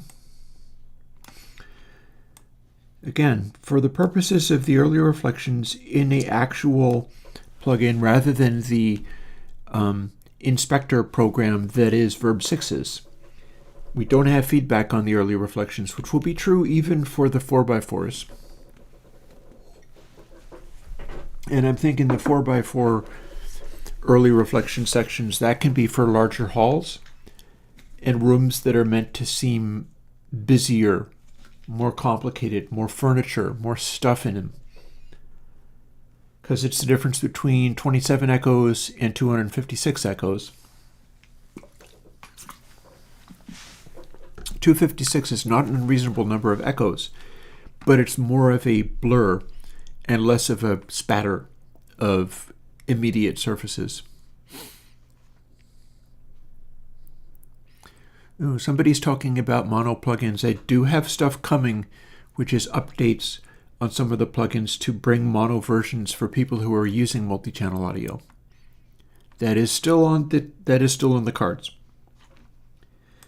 In my copious free time, among all of the things that I have not yet done. So far so good. Might be a fine time to go in and remove some of the F. See? F. We don't use that. Not only that, we're not using this either.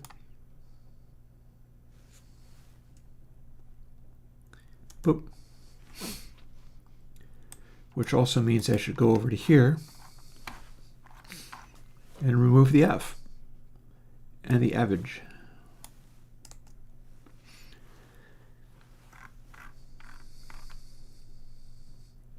This, however, keeps it. And we're not doing this here. So that's now, I think, in its final state. I think we're done. But this needs to go away. We're not storing it. This is correct. This looks correct. Some of this stuff probably won't be kept there.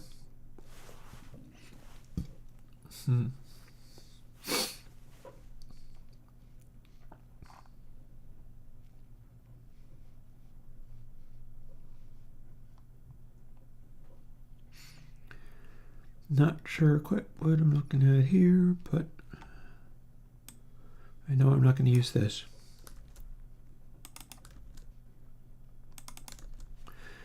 I can work out what that actual number is. I'm just not going to do it right now. I know we're not using regen that way.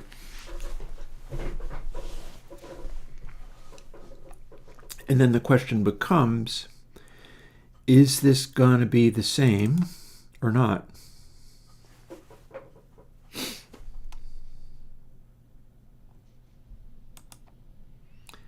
And I do not know the answer to that.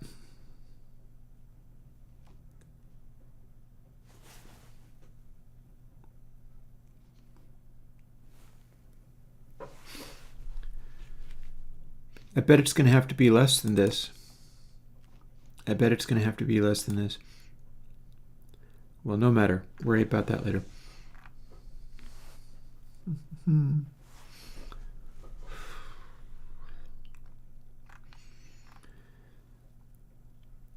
Why is apply average here? That's not going to matter for this. No. Let's not have that. Okay, so these things look legit still. Don't have that sorted out yet. Got the early reflections. So far, so good. I guess the next thing to do is, firstly, let's not have this here.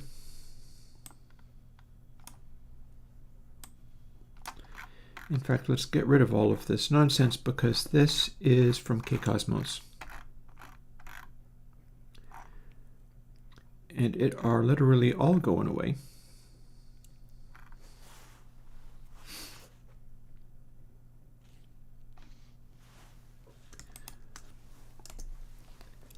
But maybe not these. I'll just take this stuff in here. Let's see what we have. Here's the next piece that I need to take. Not the 5s, but the 6s. And how far does that go?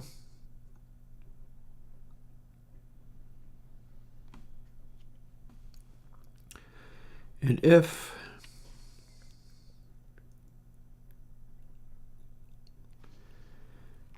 that appears to be correct,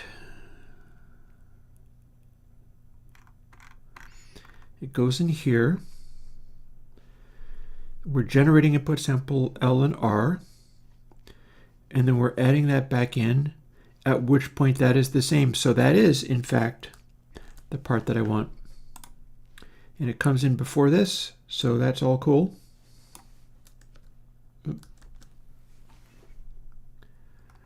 There we go. That should be fine. The early reflection stuff is affected by DRes. You will hear that probably very soon. I'm hoping to be able to show that. And then maybe move on to coding something else. Just doing a bunch of different things today. So here's where we were at. I put in a bunch of code where it expects to see input sample L or input sample R coming in. And then it does all of this stuff and comes out with a 6x6 reverb with a prescribed, and I can leave it as the preset version, reverb density. But what I'm going to need to do is, this stuff needs changing. We're keeping early reflection the way it is. We're changing input sample, which is technically now the output of the reverb.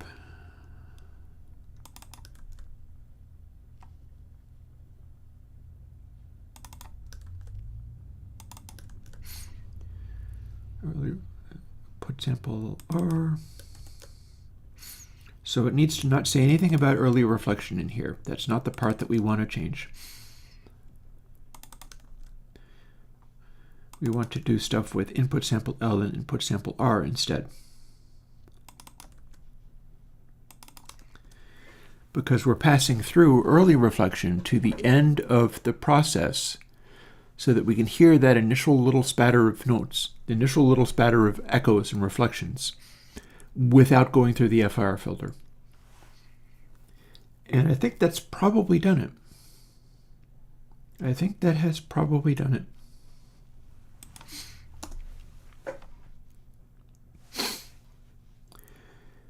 Then we have to do this. That's the brick wall FIR filter. That's how I had it previously.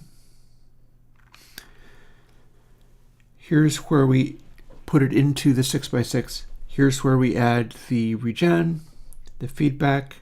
All of that stuff is the way that it was in Verb 6s. That's just paste. Here's our output. The output of Verb 6s, we get input sample L again. And then we're adding early reflection, which we set aside earlier, like Julia Child. And we get to mix it into the pan according to early loudness. And then we go into the deres filter. So all of this gets subject to deres, but it's not the continuous alteration deres in Cosmos. It is instead the stepped deres from Creamcoat, where it will sound its best at the various lower settings. And that should be hearable. We've got dry sample. We can close this now.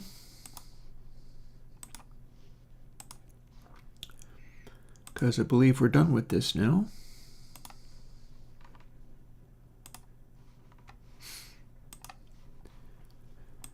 And it might just build. It's probably not going to have a problem. Oh, regen max.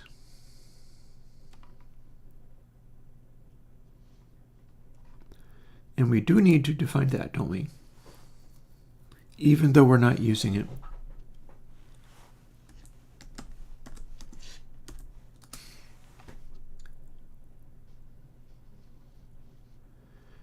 And the reason this is not being used is because we're using the default for the Verb 6s, and we haven't put it into use yet.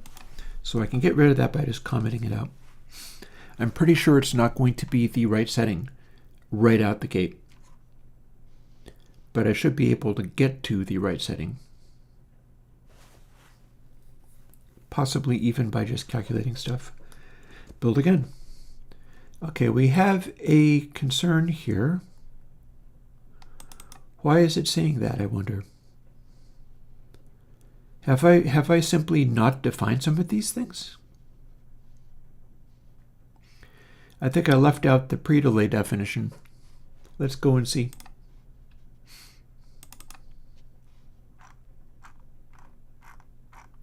Oh yeah, looky there.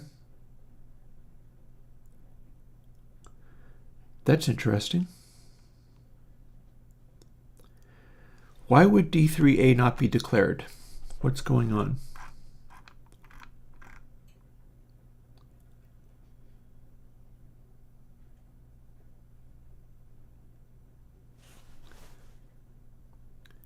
That's weird.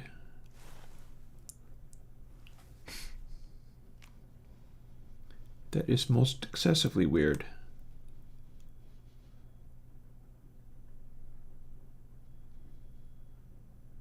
Okay, those say D3. Why does the other one say D4?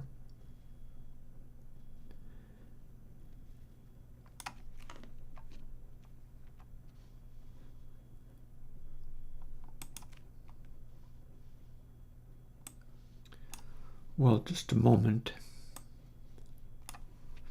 Yeah, that ain't supposed to... It got pasted wrongly somehow. Let's see what happens if we select these things which aren't supposed to be there and then go to here. Well, that was just a paste of input sample R, which is the last thing I want to see happen. I was meant to hit Command B. Okay, we still have not instantiated the array. I need to go and find that in earlier code. And by earlier code, I copied it all from kCosmos. I see no reason I can't find it there. We do have pre-delay here.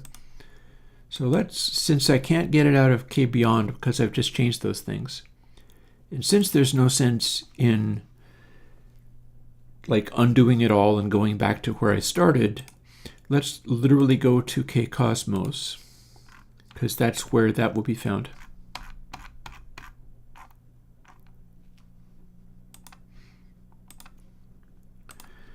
Because it existed there. So right up top, we see that it does say pre-delay.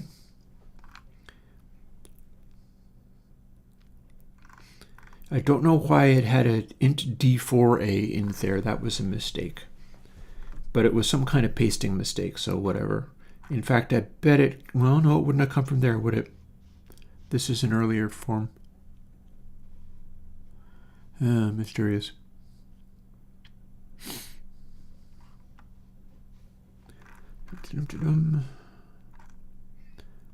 One thing at a time. Firstly, this is all fine. This is where I should remove. No, I've already removed the F3. So far, so good. But here's where we need Z. EY and AY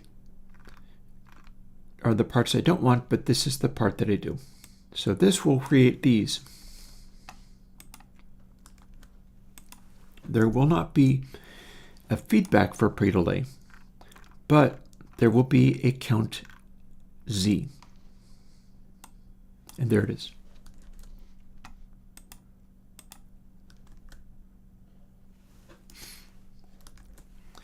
And with that, we're probably in with the chance. I think it is a fairly good chance that this will build right out the gate now, because I had mistakenly removed those and I have to put it back.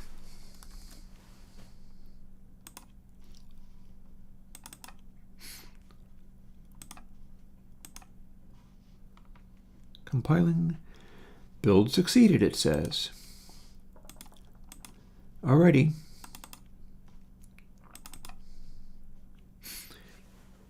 And you know what? Let me unplug the speakers so that I can have the big speakers making this noise. After all, this little tiny laptop is the one that cannot go straight to stream. So I can at least give you a larger picture of what this is sounding like.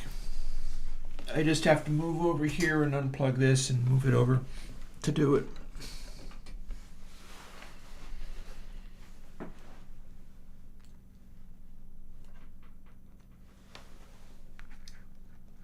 Here we go.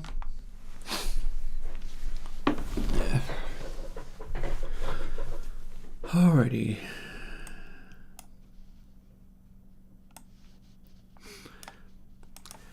I'm so, well, no, I'm not quite done yet, am I? I have to do the regen thing.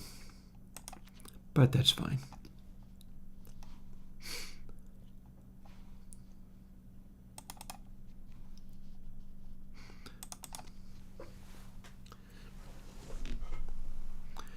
So here's what we started with.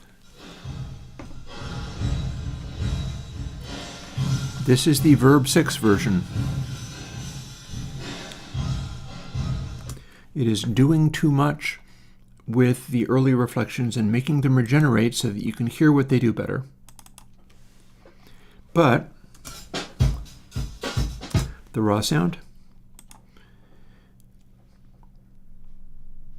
So in theory, this should work, at which point it'll be a matter of like, let's throw different sounds into it, and I'll probably run off and like use the facilities and get rid of some of that coffee. Okay, so regen does nothing yet. Filter does something, early reflections does something, pre-delay and dry wet.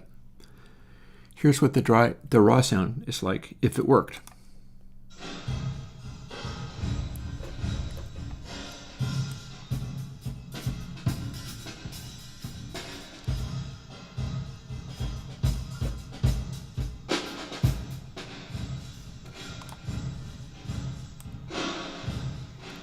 Sure enough, redub does nothing.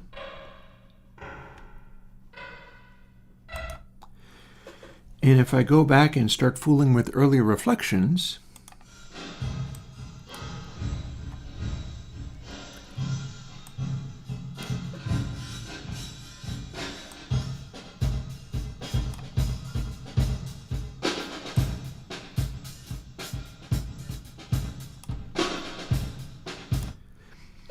I'm pretty happy with that.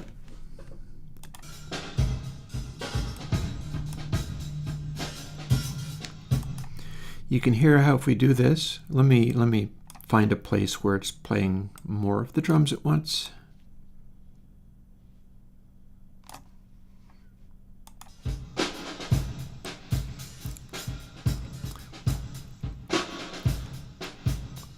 So again, dry, full wet, early reflections coming in.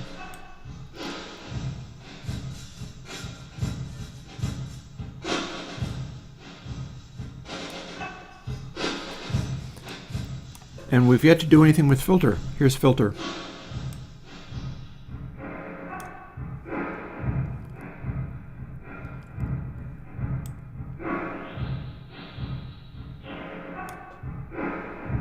And we've yet to do anything with derez.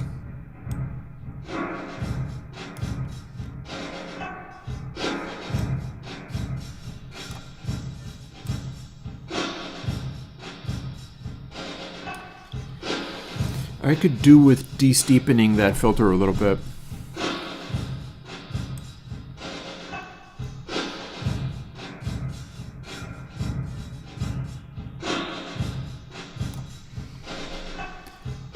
And of course derez.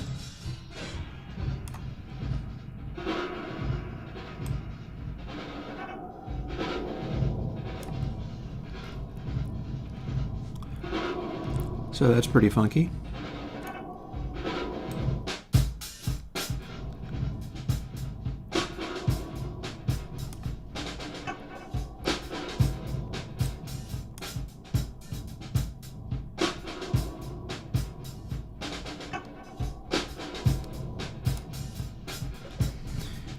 I think the 0.5 is pretty good for early reflections.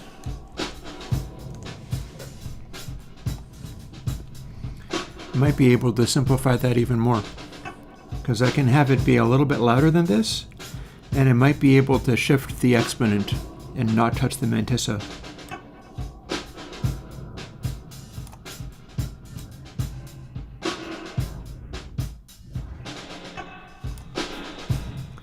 Full bright.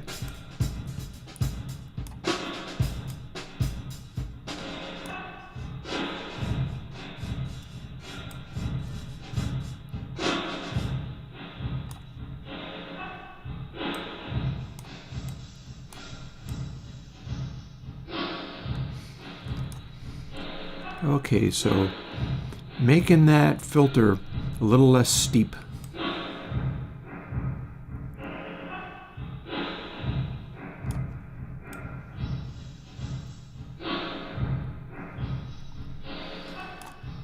Although it's in roughly the right place.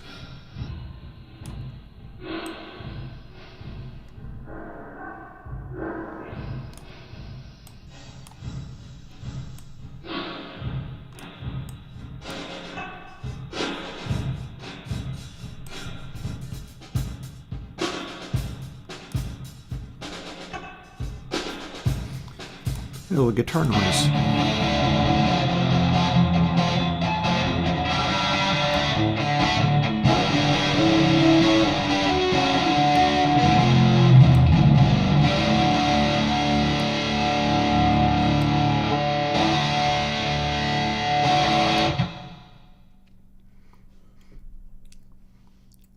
Back to the guitar again. Oops.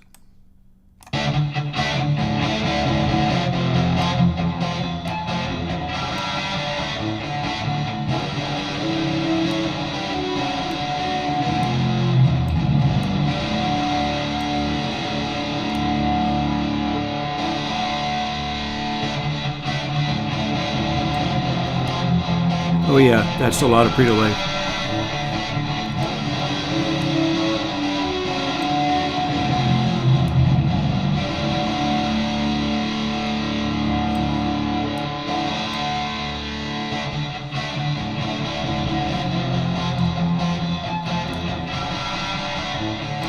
So I need to get regen working. Filter should be shallower.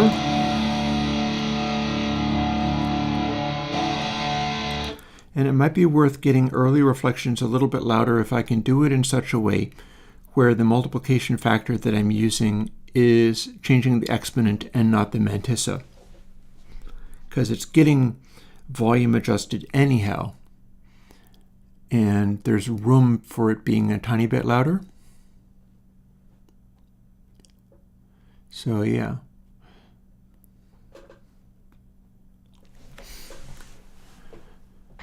And let me scoot off for a moment and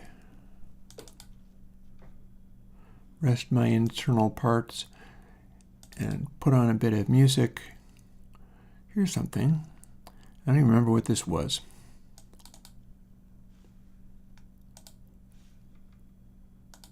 I'll play it anyway. I don't care what it was. Up. Effect stacks.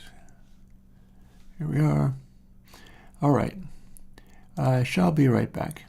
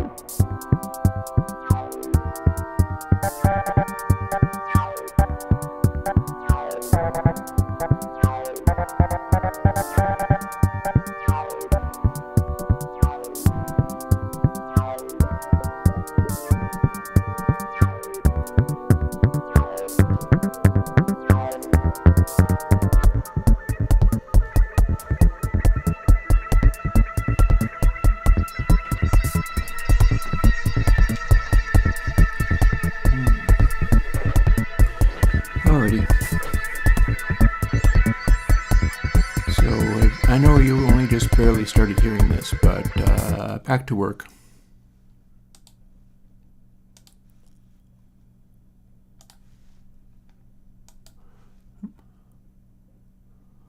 Although, there's something I'm hunting for now. I know it's around here somewhere. It's going to take a bit of doing. How about let's quit out of here. Maybe I'm not even going to get around to this. I need to bring something over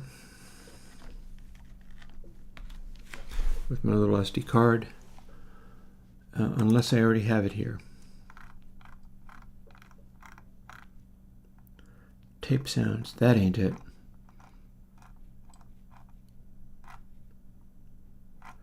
That ain't it, that ain't it, that ain't it. Could it be in Workshop or in my sounds folder on my other computer?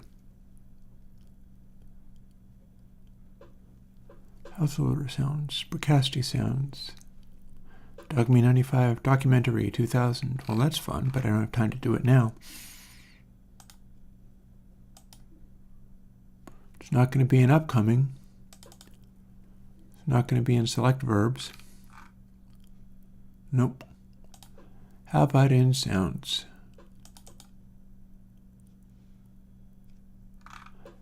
Bingo. I have sounds for use with this. Bear with me while I get my ducks in a row. And open up Shuttle and drag over synth tones, which I believe is going to fit on this because it's 2 gigs of size. Yeah, it was only 300 megs of size. I'll show you in a moment what that is. I'm bringing something for use with this work. I should be able to do better than cans AW. I feel like that is a thing that I should be able to do better than cans AW. But then that's just my assumption, isn't it?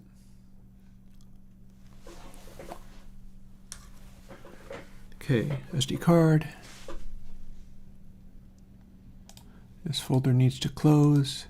This goes over here. I'm already looking at the dev computer. Move chat over where I can see it.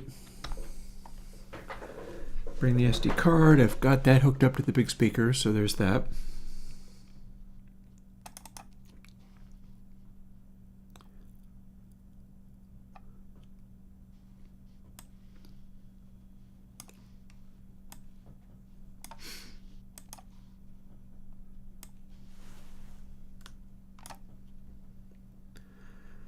Let's move all of that stuff over. Maybe I'll leave it on the desktop, not even put it in the sounds folder. I will show you what this is about in a moment. So I can close sounds folder. Okay, so this is still good. Will I need to use this again? I think not. I bet I don't. I bet I don't need to use this again.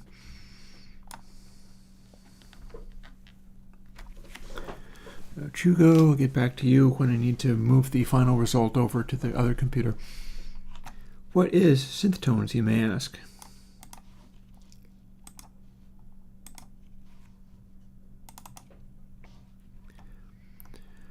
This is how I do stuff like this.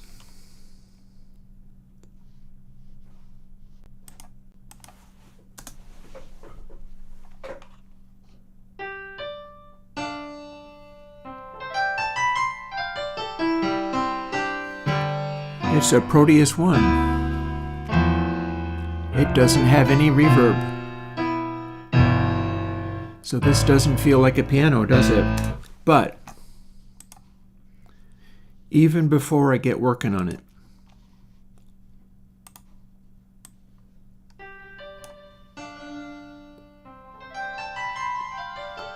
even before I add regen,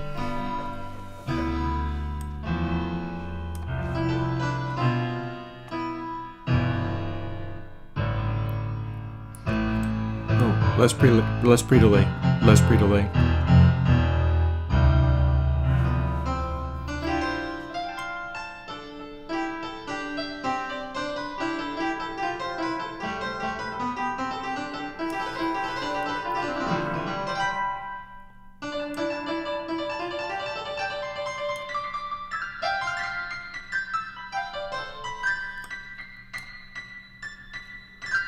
Bingo.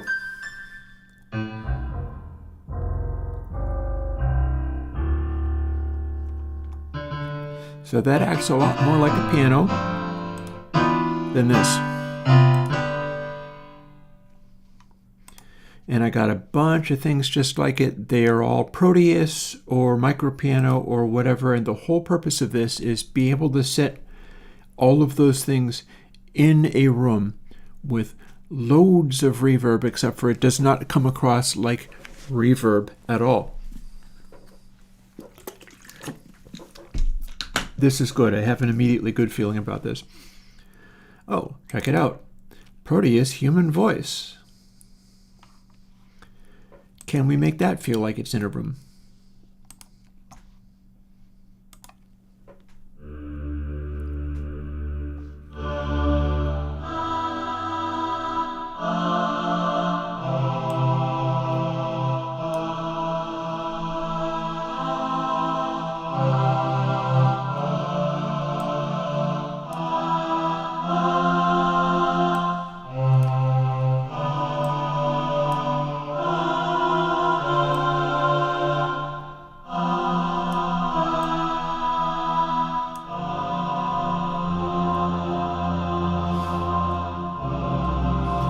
What that really sounds like is this.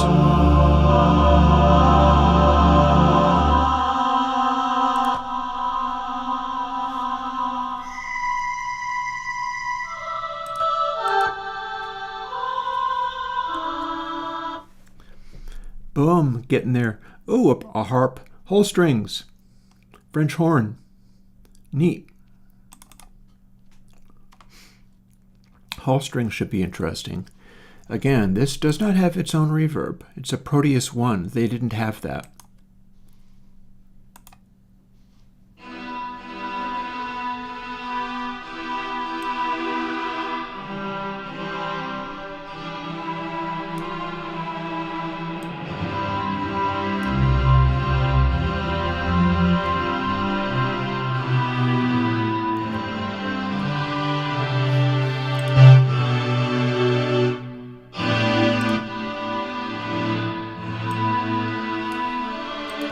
Could use a little more regen. Time to start doing some of these tweaks.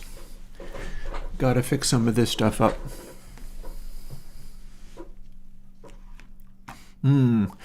Sweeter Than Anything has an Ultra Proteus. Yeah, by all means, get that repaired.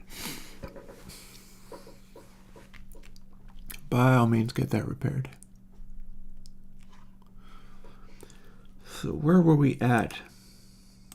We've got some changes to make. Here is one of them.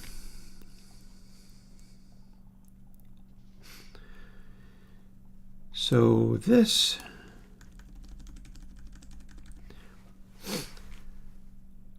should give us, well, hang on. That's actually not the one I need. Although we're probably fine with it.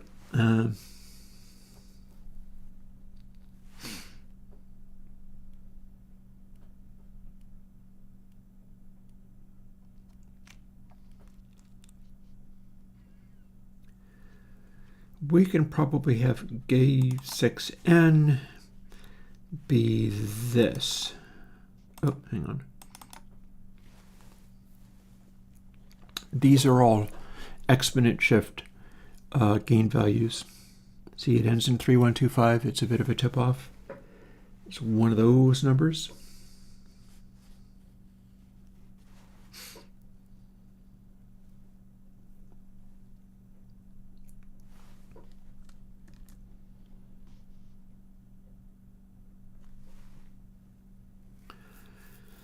So I think I can make some experiments here too.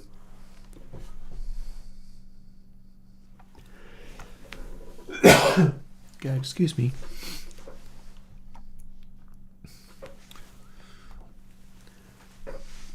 So first of all, let's run down to the bottom here and implement this.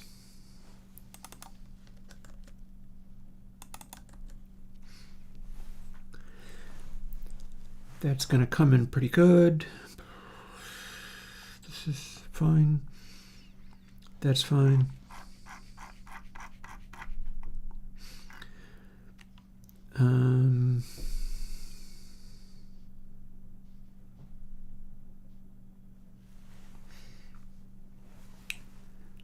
Meaning I don't need this anymore.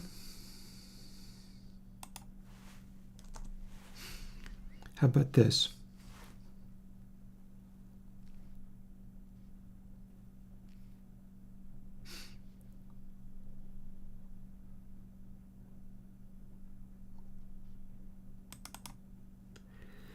I'm kind of guessing which one it was. Probably that. Here we are.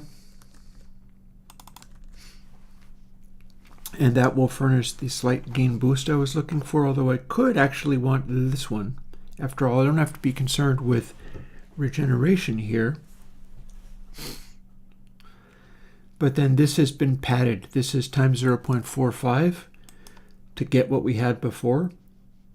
So I probably don't want to replace the whole thing with just a raw 0.125. It will just end up being too loud.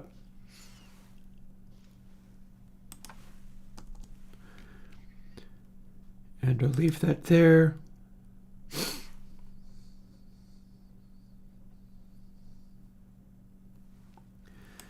And then let's see what happens. We know we're not going to have that, but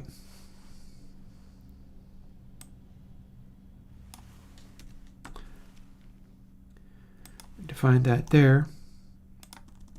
Instead, now we have control over that. We have not yet changed the width of the FIR filter, but that can happen. Actually, that's going to be defined here, isn't it?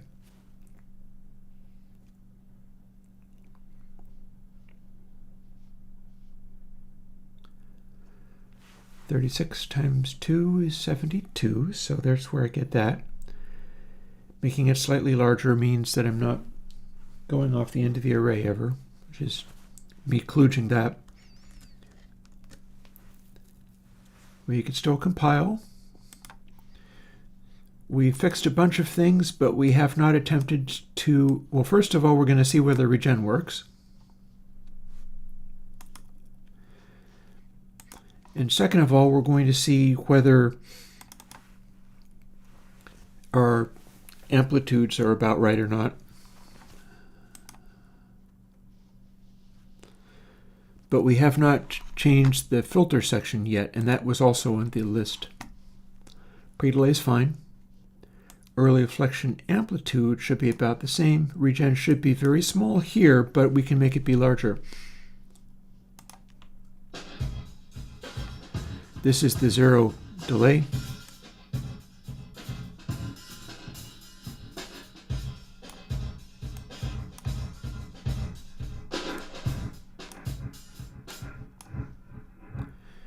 So that's no regen. Amplitude maybe could even be louder. Yeah, it could even be louder. Who knew?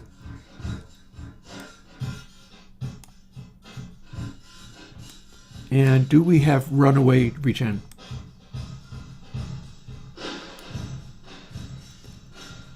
No, we don't. That's a reasonable amount. Kind of hangs in the air a little bit, but that's not infinite feedback, not by a long shot. Back we go. More stuff. More stuff to do.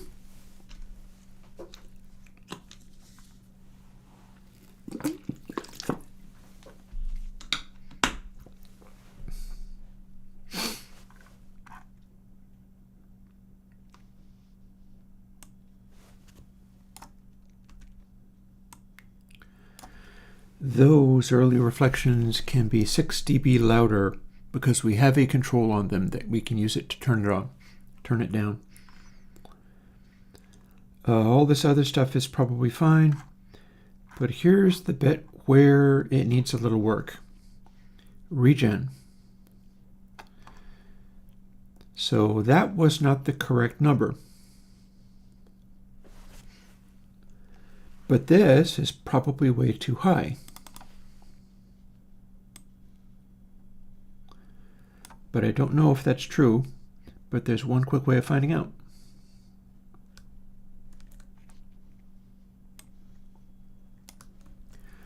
Let's see if we have runaway volume. If we do, there's one way of dealing with it. I can split the difference this way, and this might actually be the key number. In fact, I am so suspicious that that's what it actually is going to be that I'm tempted to just try this. In theory, that was the point of feedback number. Let's see if that's true, or whether I need to go even farther. And again, yet to do anything with the filter. But I will. I will do something with the filter. And once we start getting some action out of this, we can start playing with it on these synth tones, and that will be fun. But I got to bring all of these things into check, into the line of fire.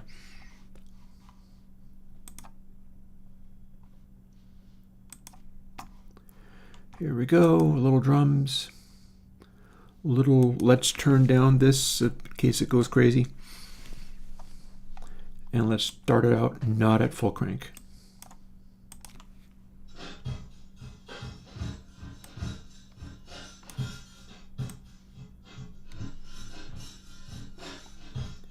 Yeah, that's good.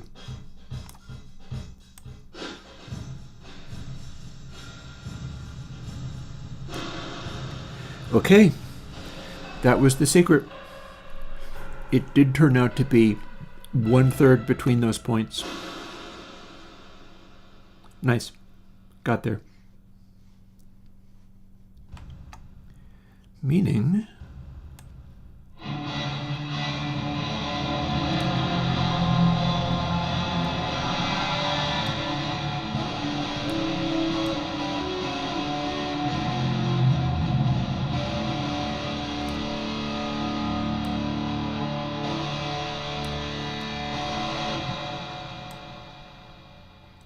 and filter doesn't do anything there. But it sure does here. So...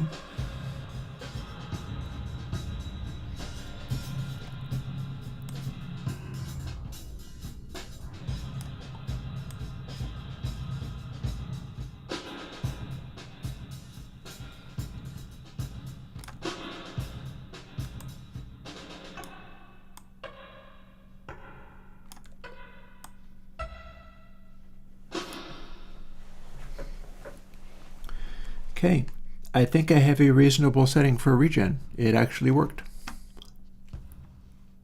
I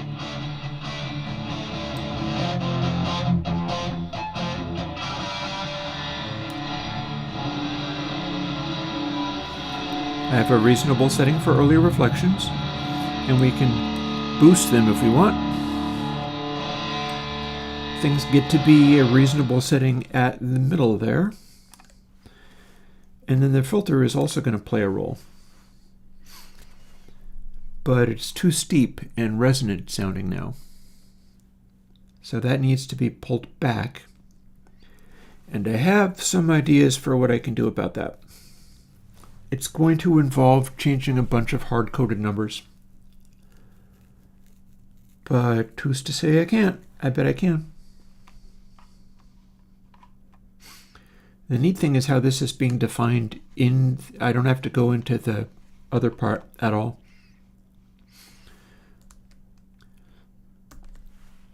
So that's neat. This mysterious code produces the correct result.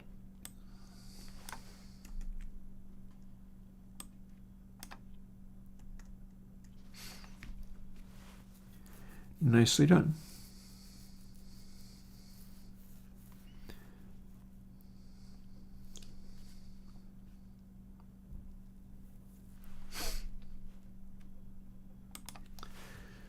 I wonder if there's anything to be learned by that. Like, these numbers are the bit shift gain numbers, and they're particular ones. They're part of the regen calculation.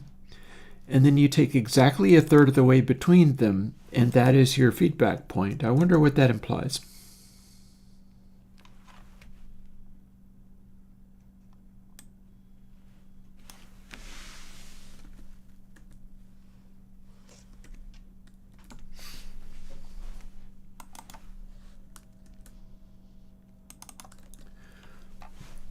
I can probably get away with that rather than working it out in detail to not have to run that calculation. It's only being run once every buffer. Us computers can do things like this. We can run calculations just fine.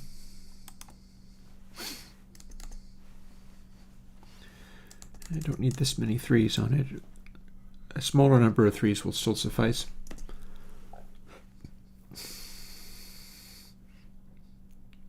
So here's the next stage. We've got this, and we have to run these numbers.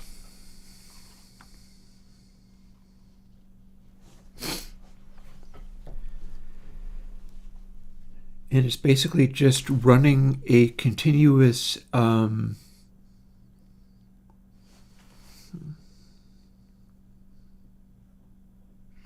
trying to figure out whether this is going to change the gain staging of things.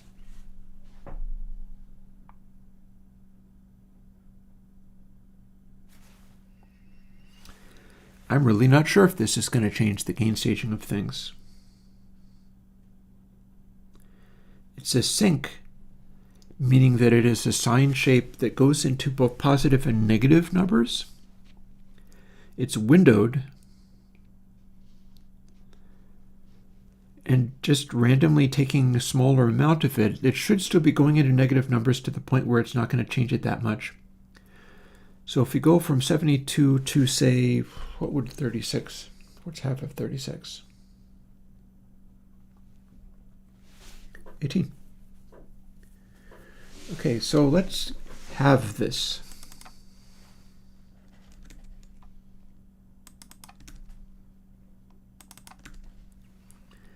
Boom.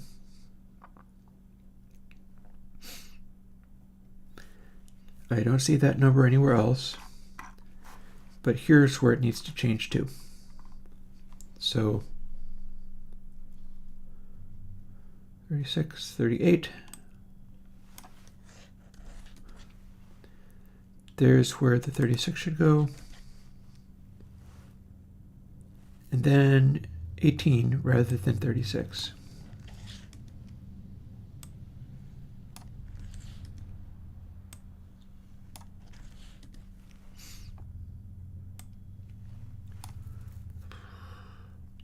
Wait, slow down.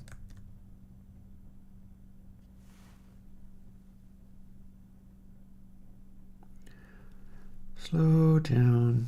You move too fast. You got to make the coding last. Let's dial all that back and start over.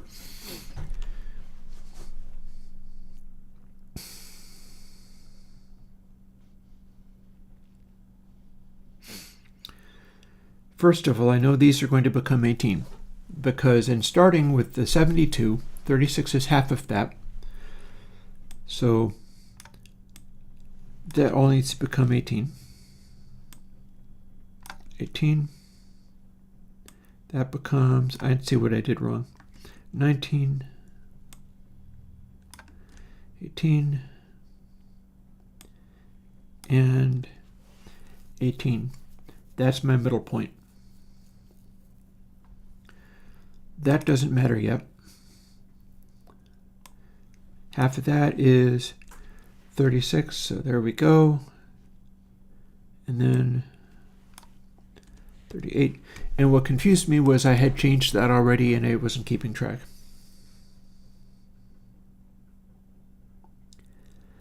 That should still be a sync function that will work. Should be. Let's find out if that's true. If I completely broke it, it may do something completely unexpected at this stage. I'm assuming I didn't, but there's only one way to find that out. Let's do a different sound this time.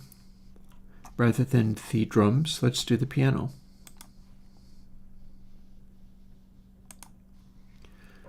So where are we at? Full filter. Let's not hit wet that quickly.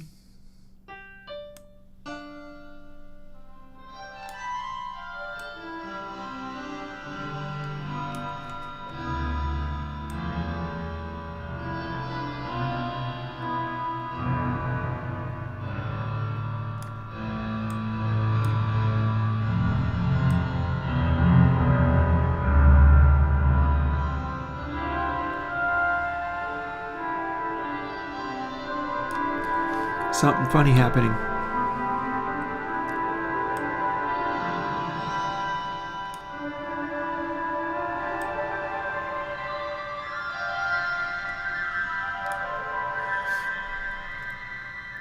I think I cut it back too much. It is no longer brickwalling nearly as much as it had been. I went too far. I did too much.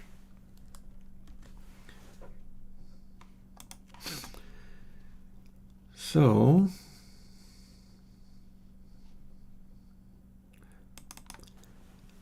let's have it be 48 rather than 72. Or I could do 64 and 32. There's several places we can go. Firstly, let's attend to this. Everywhere it says 36, we instead say 48. You know, I could make all of that be less manually done, but I'm not. I am not doing that. I'm going to leave it the way I had it.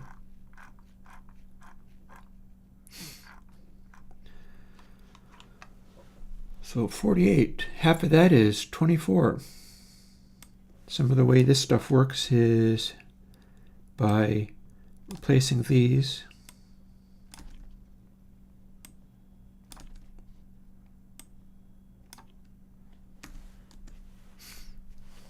And 25 here. And that should be giving me another FIR filter, but now it is bigger than I had it. I want to see what that sounds like. It has to be a big enough window to work. I do have a pretty efficient way of doing an FIR, I think. I think it's a fairly decent way of doing that. It's just that the sync interpolation, it seems to be eager to do a really steep cutoff. I don't want it to be resonant, but I seem to have a very narrow window within which I can do that. So let's find out what we got. It did at least seem to be a reasonable amplitude. It didn't change the volume wildly. What do we got?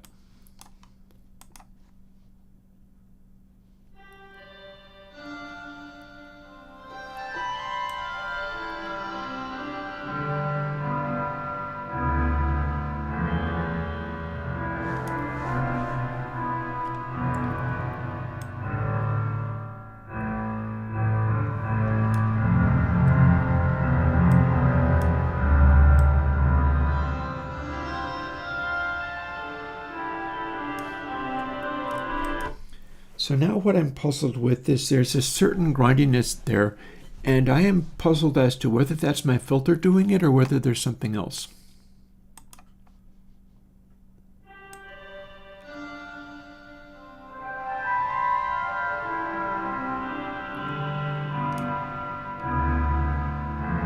Because I'm hearing something funny, and I'm trying to figure out where it comes from.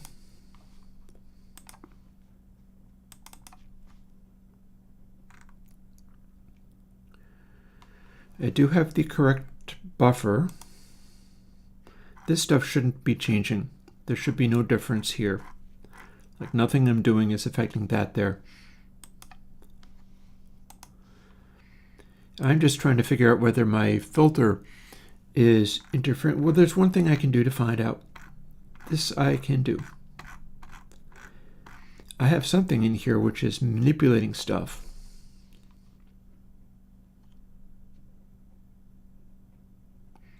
This is manipulating stuff.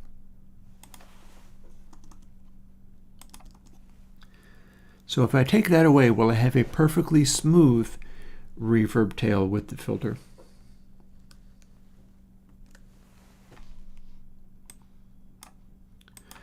Then I decide how much of that I want in there.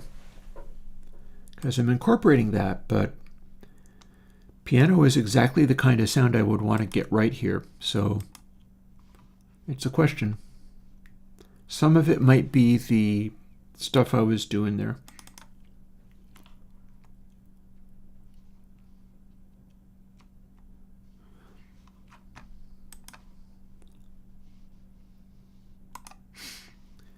Back in. In.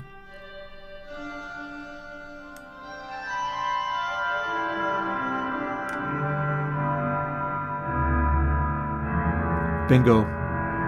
That's absolutely what was doing it.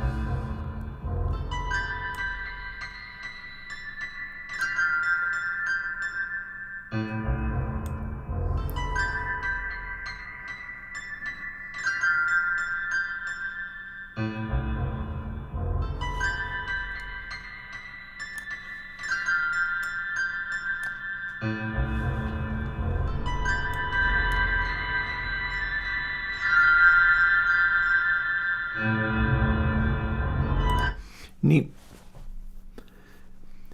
So I'm feeling like the filter is in the zone. The noise I was getting was not actually part of the filter. The noise I was getting was a deep reverb tail thing that I put in to heighten realism and cause high frequency stuff to die away differently. Currently what I've got here is not really realistic.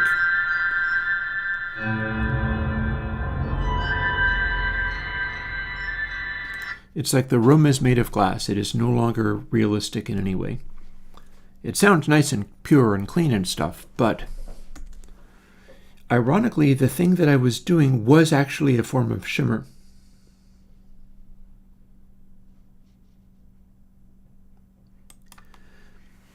So one thing I can do, just to see where this gets me, we needn't average that.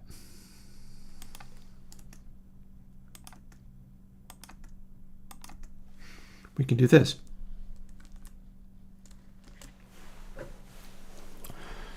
Let's get a load of this.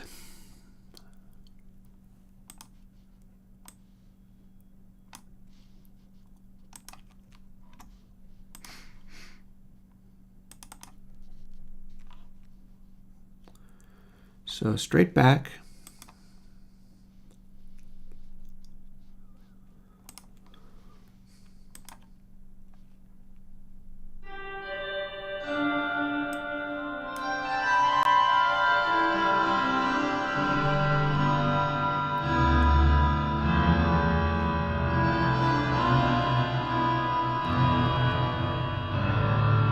And let's go to that blinky part.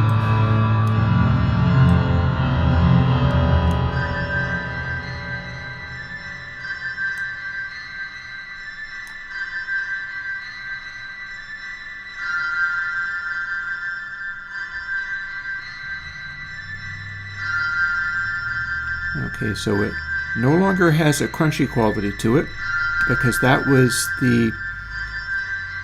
that's something that's built into the evaluation program. And I'm not finding it to be helpful on this particular sound, so I've taken it off. And then if we use the filter,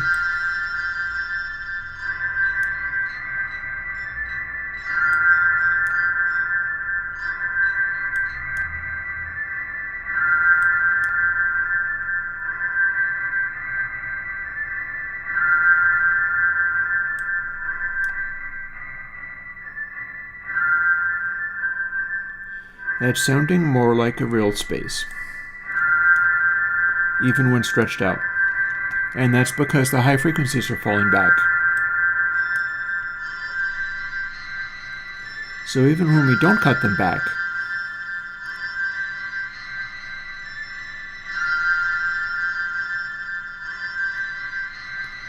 they're attenuating a tiny little bit. The thing that we are not doing is using the abs, taking the absolute value of one of those, such as the average. And that's significant.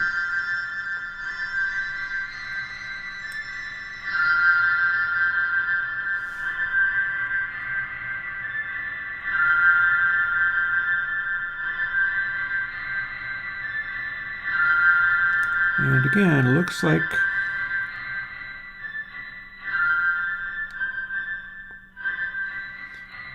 we are in the zone where using regen appropriately is giving something worthwhile.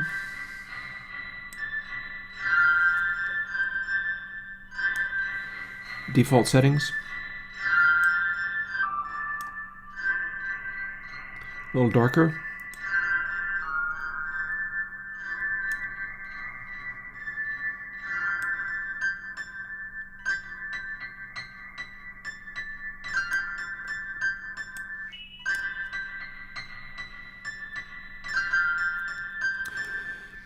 So there is a room sound of sorts. No pre-delay or anything in here. Pre-delay will make it sound as if the piano is even closer.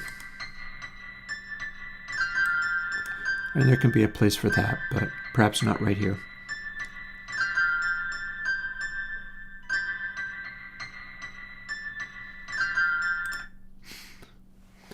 So nice little halfway. Save that as it is. Let's quit out of here and go and build this once more now that it's really starting to come together. Again, what this is doing is it's a high frequency roll-off, but it's way more gentle than I used to make them. Like if you do F6AL, if it was this 4 times 0.25, then it is literally the same thing again. So we're including this average number, but we're including it rather gently. And let's see, what was I doing? I was going to go to the H file and see what my defaults were, because I now have a new set. And sure enough, that's what I was going to have it be. No need to change anything there. And this is a good sign. Let's run some of these test sounds into it, now that we've got something to listen to. And I'm going to call that done. It's not a VST yet, but that is a good pattern. And it's also a building block which I can put other ones on top of.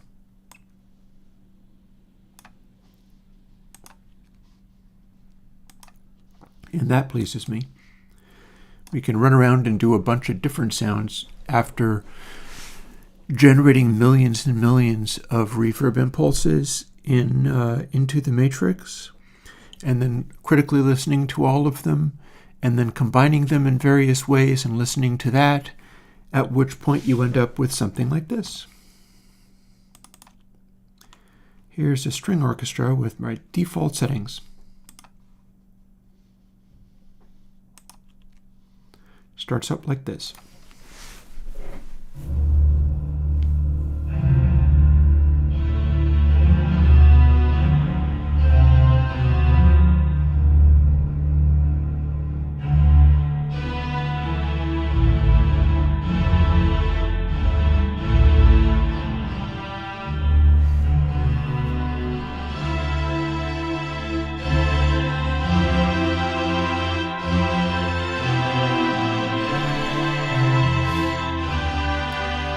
And that's made from this.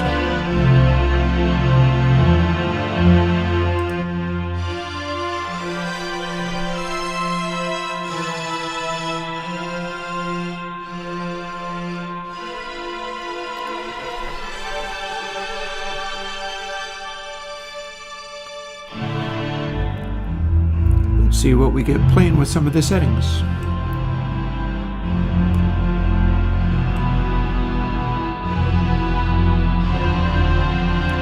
Filter.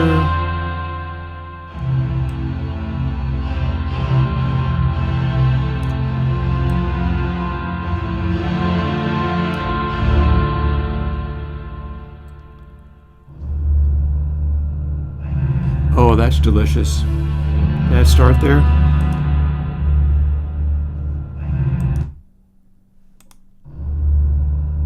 No.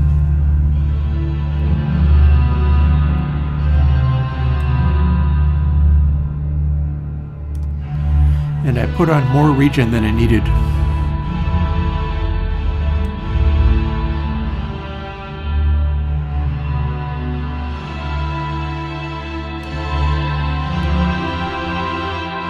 Yeah, this is what I'm talking about. kBeyond, folks. kBeyond.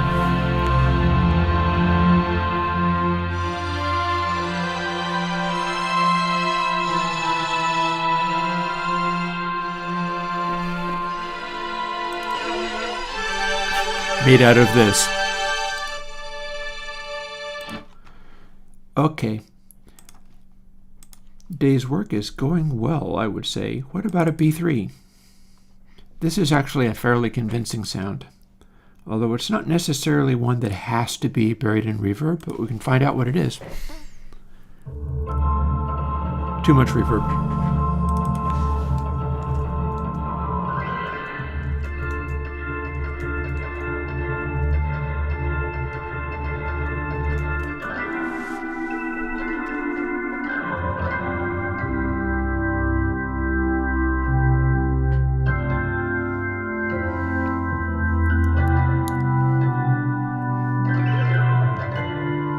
Feeling pretty real, gotta say. Here's the raw.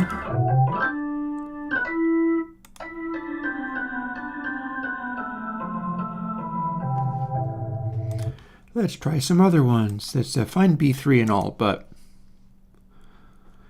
how about a micro piano? I think that's...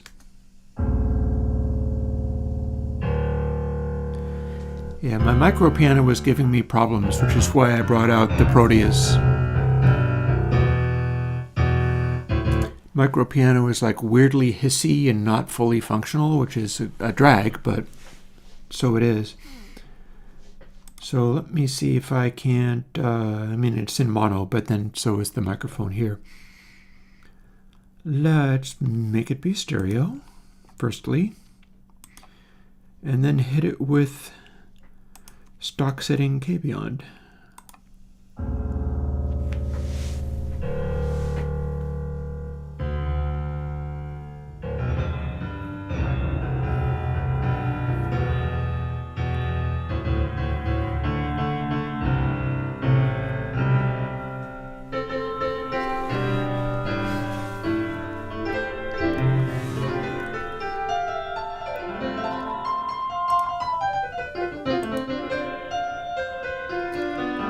Okay, what happens here if I try to pull it back a little bit? This is still mostly just default settings, so let's see if I can get a roomy sound without all the sustain.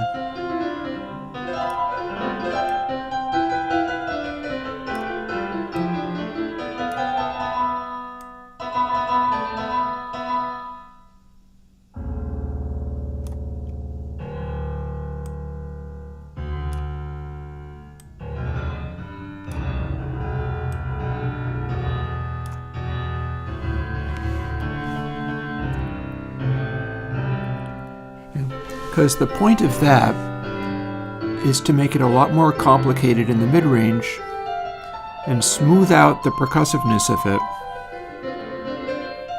without having piles of reverb after it. Like, can I make this very fake completely dry? Because I turned off I turned off the built-in reverb on the micro piano.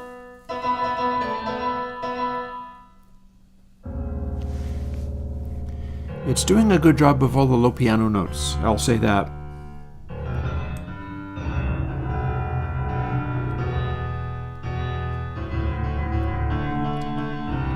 And we have a big control over the texture here.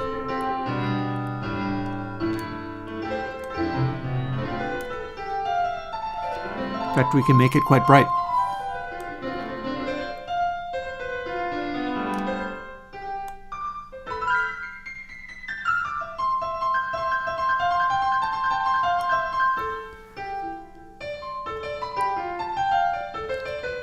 This is actually a pretty good close-up piano sound. And then, of course, this is dry.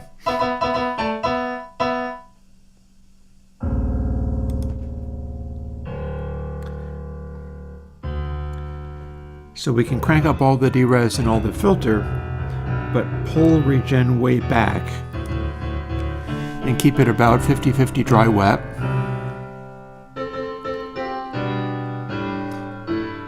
And it's much better at doing a room sound. This is what I was trying to accomplish.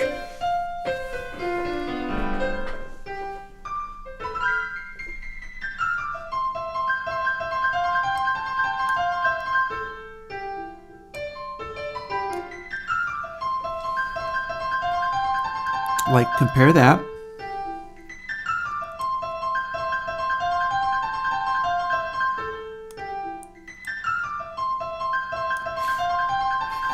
So it sounds kind of like there's a piano there, yeah?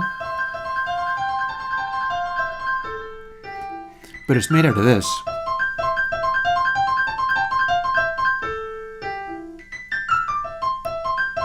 And I can pretty plainly hear the synthetic quality.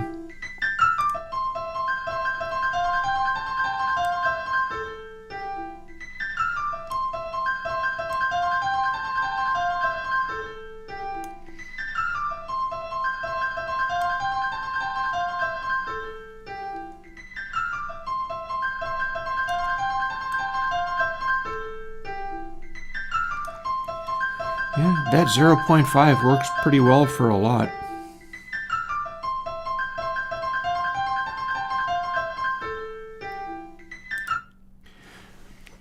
Works pretty good.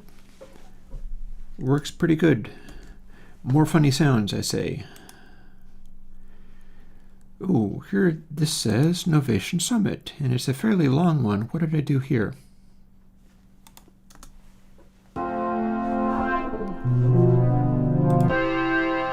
Oh, it's one of my...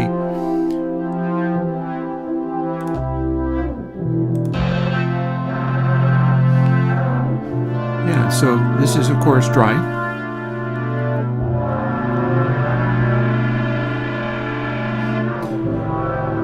It's one of my CS80 style. I was doing things that you can do on a CS80. Ooh.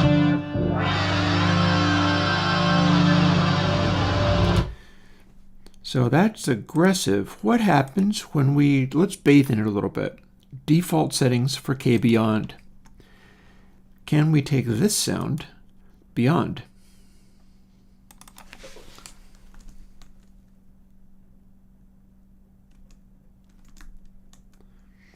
And we'll have all of its stock settings again. This does include the filter.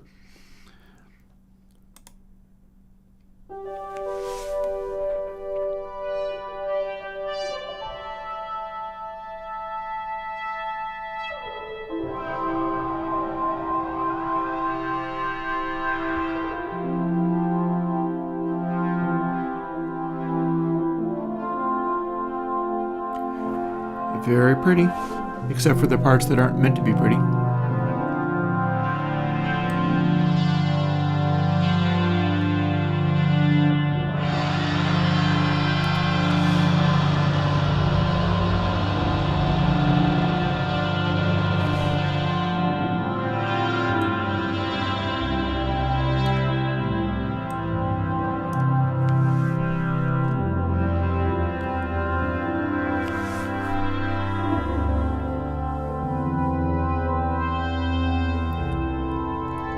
The important thing is for it to be easy to get to places like this. You just turn a couple of knobs, everything else is on standard.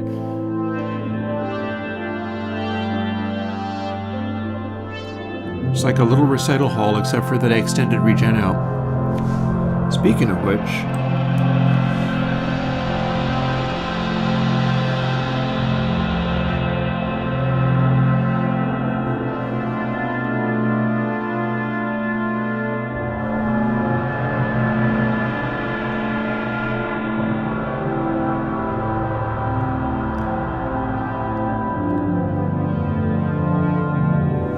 Yeah, so this is not meant to be an infinite reverb. And it's not, but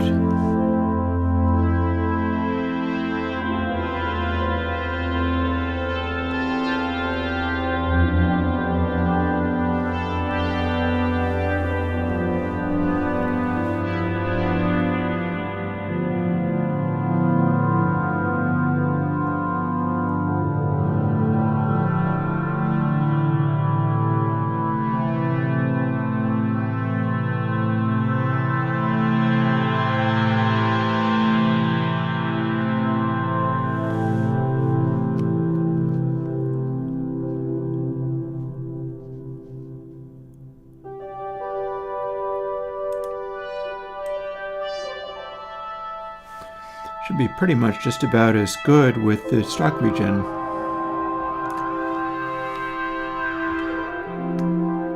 Yeah, it's just less full.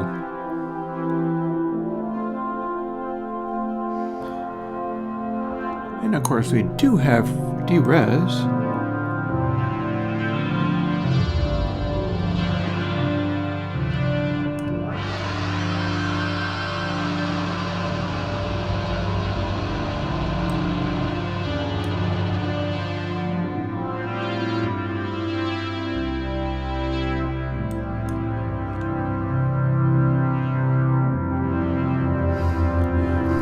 Derez will continue to make the hall larger and larger as you go down. That's what it's for.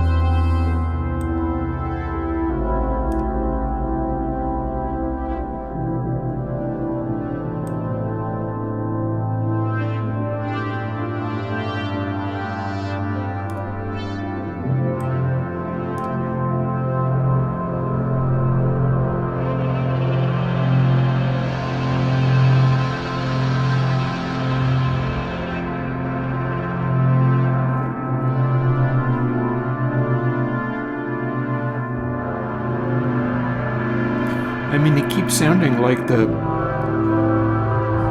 this is the raw synth. It's retaining literally all the tone of the raw synth. And an Ovation Summit is no slouch of a synth.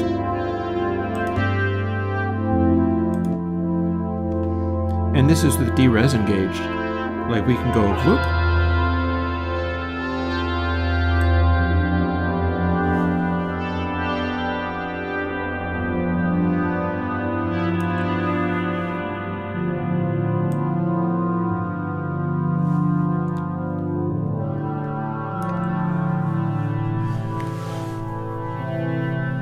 Do I have handy my Denon anechoic chamber? Do I have my Denon samples here? I'd really like to see what happens with that. And then I'm going to play with more of these synth tones, and then we're going to program something else. But do I have my Denon?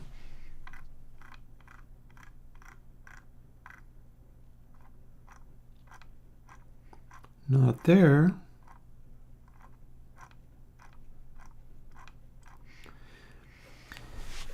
See, I have kicking around. I don't suppose it's in here. No. No. I'm going to look on the main computer. If I have to, I'll bring these over from elsewhere. Nope.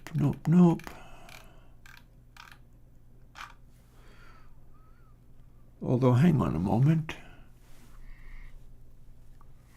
I could do that. Yeah, that could be fun. Do I have ModernTron here? I don't. Why? Why would I not have ModernTron?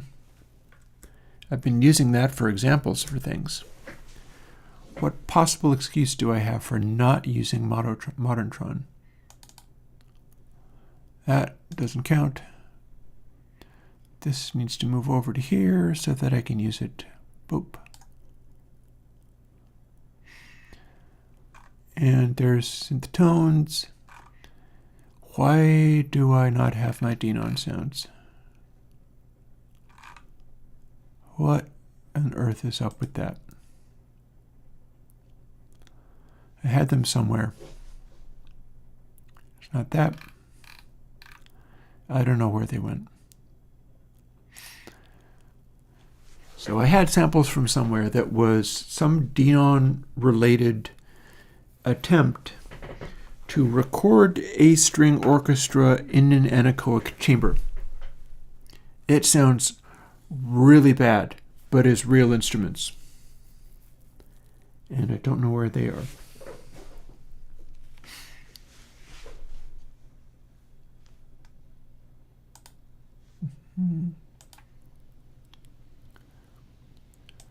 Eject shuttle,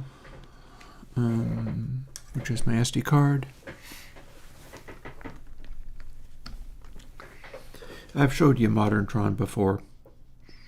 That needs to be in this collection of sounds. Don't need this anymore. This goes here. Command to move, not simply copy.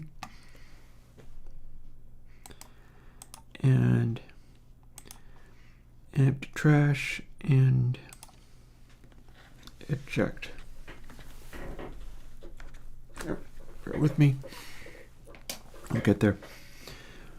Honestly, this has been a productive time getting this done. Here's what I was talking about.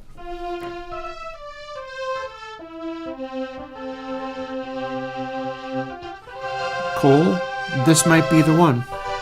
You might be literally asking for the one that I was working on today. It's pretty done. So Moderntron, this is a Surge XT patch.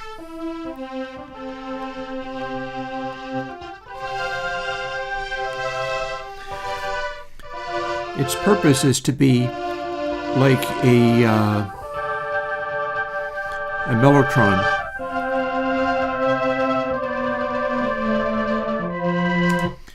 But that patch is designed to do all the things that Surge can do, including the weird sort of crunchiness to it, and using a couple of Airwindows plugins in the output just to give it the right zone, but it refuses to do anything in terms of ambience because I don't think Surge is that good at that. So this is a soft synth only sound. No Summit here. No Proteus. It's literally Surge XT. What can we get out of this with kBeyond default settings?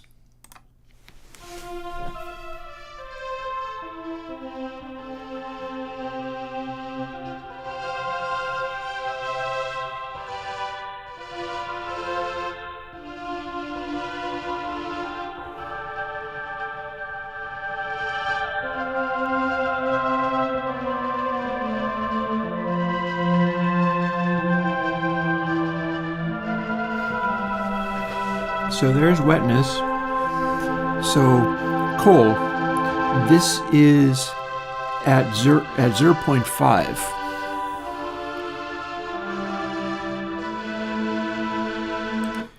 So by comparison, you're describing clear coat. One problem with clear coat is I do not have good enough reverbs inside it. And I'm going to show you that right now. Actually, let's do an effect stack. And switch them on and off.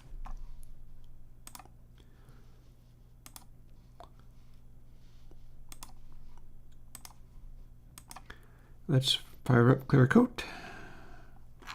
Go and find it. Element O. There we are.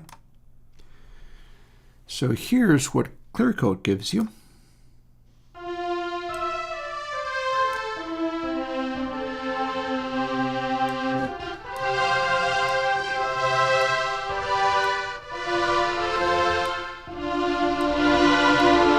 Here's its raw output.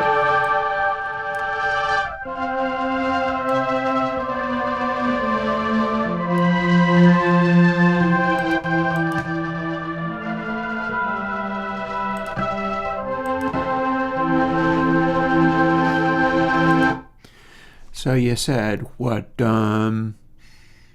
1%. There's not actually a 1%. You're probably meaning 0.1.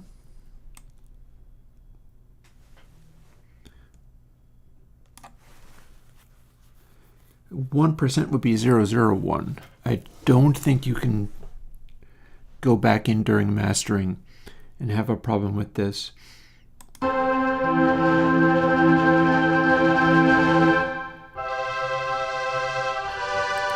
So a thing about clear code is that it is very bright.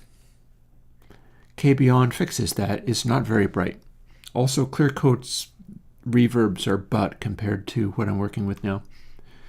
So you'd have something like this.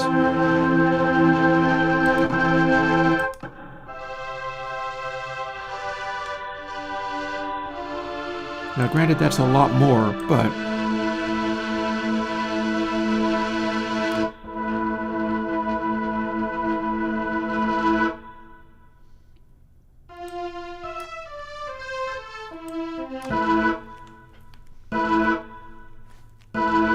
so that's going to show the reverbs a little bit.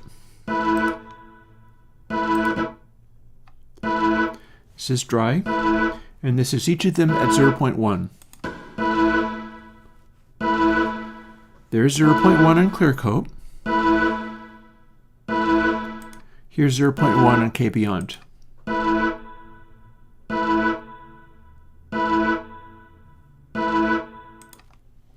Clear coat. kBeyond. So that's probably going to answer your problem. That's probably what you're going to need out of it.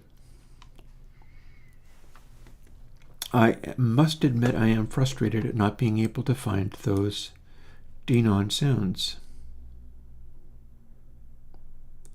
And yet, oh, here's an interesting, I could be doing the Sgt. Pepper's Lonely Hearts Club Band 4 tracks and immediately be busted for them, because this is going to change the sound so little that it'll be exactly the same as when it started.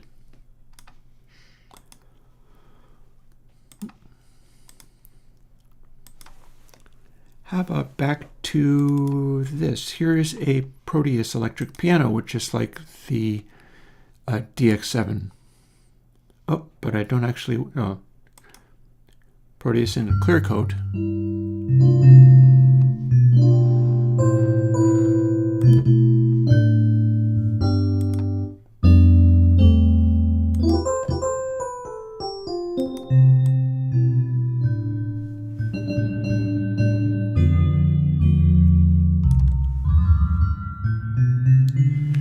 Proteus electric piano is not very convincing. I wanted a reference to it, but it's not very convincing.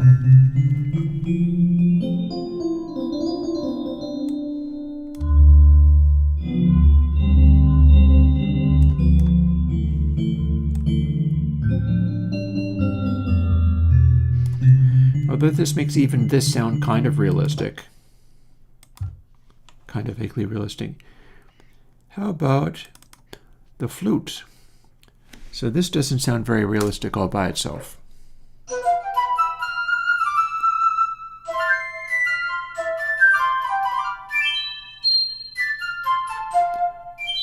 Although you'll notice it has sounds in it which are pretending to be reverb.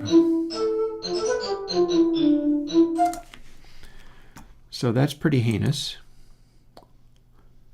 But if we throw it in kBeyond, maybe it'll be prettier.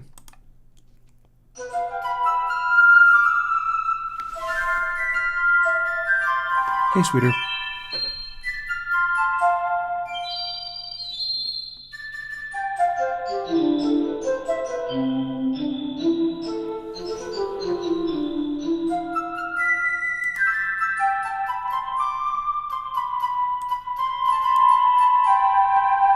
Okay, that's kind of loud though. Maybe too much sustain.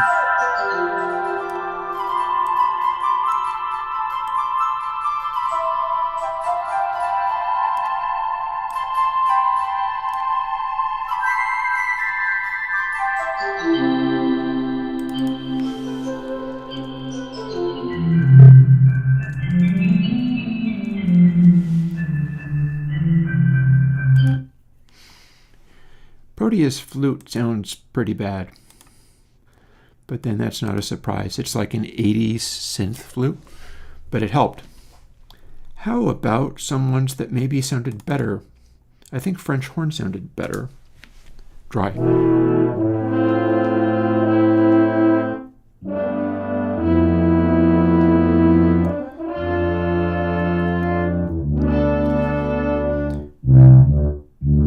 So that's a little clippy. It's a little loud. But apart from being loud, it sounds pretty nice for an overampler. Let's hear what happens when we throw this in kBeyond.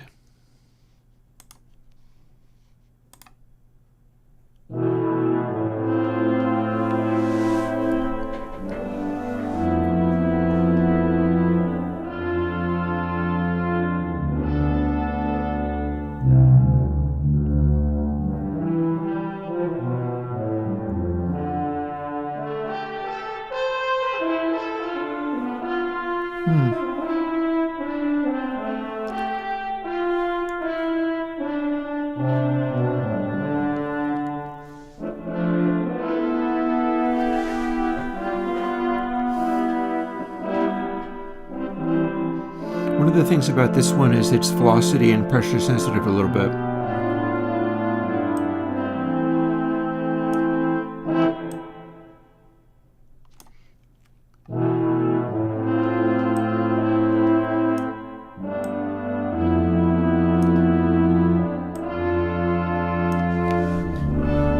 Little tiny adjustments and it kind of worked.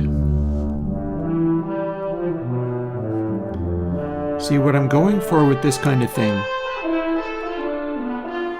is all the little adjustments should be obvious, straightforward, and you just go, okay, I'm going to want a little more of this, there we go. I'm going to want a little less of this, there we go.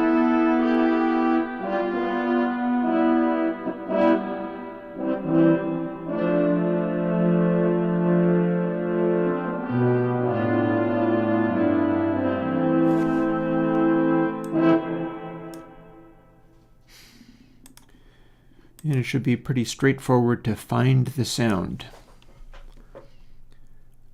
What else have we got? I did string orchestra before. Let's find the sound here.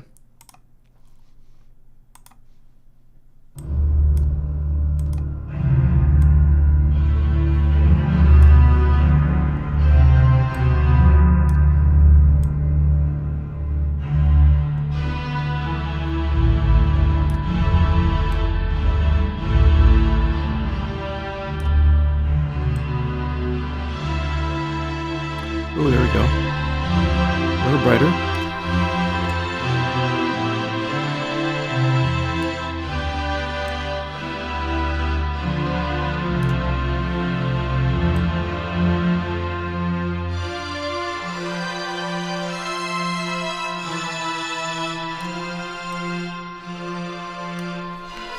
Yeah, find the sound.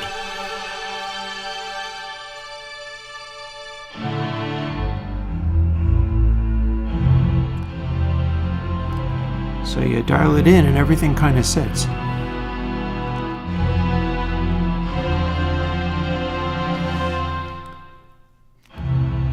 It's maybe a little brighter than it needs to be. I have the filter way up.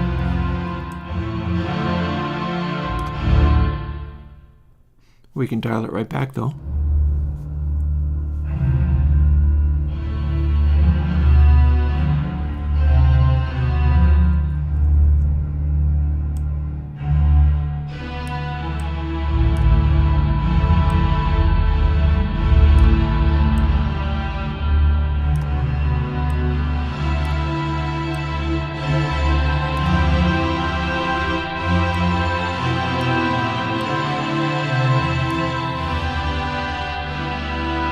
Much more reverb.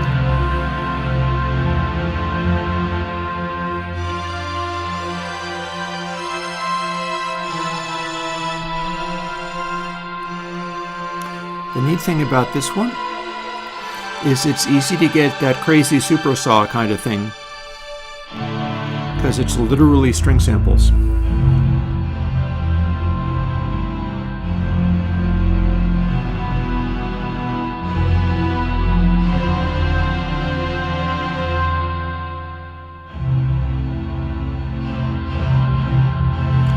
that's pretty easy to dial in the correct amount of high frequency rosin pouring off of the bows.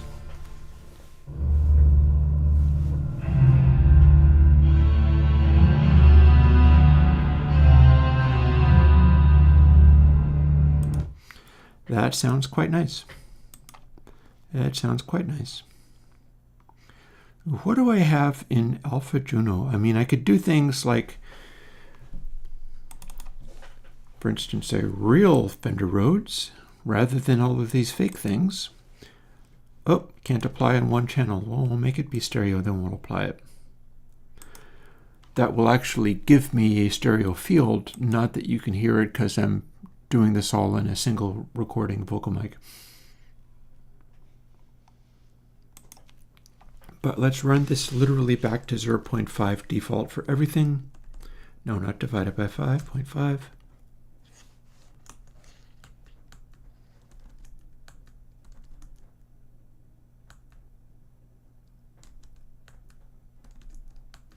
There. Default settings for a Fender Rhodes, which real Fender Rhodes.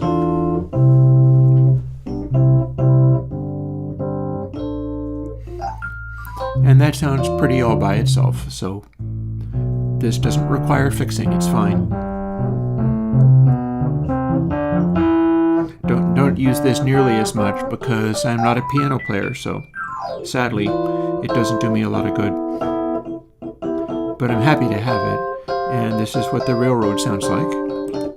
But then if we do this,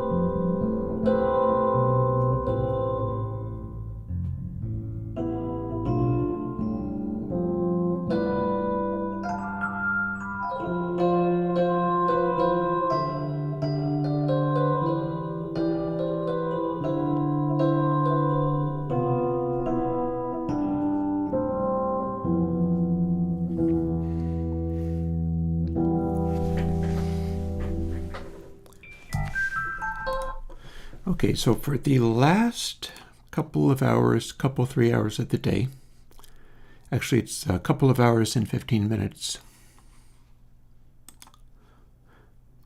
let's explore something else. Technically, I can give you a peek of this.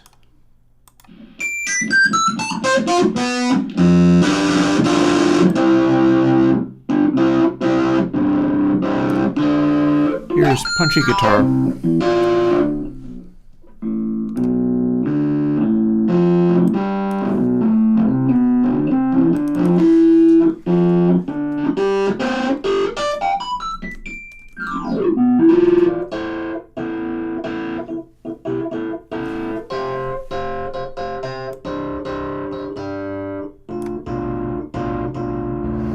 Heavily padded, so you got a lot of sustain in here.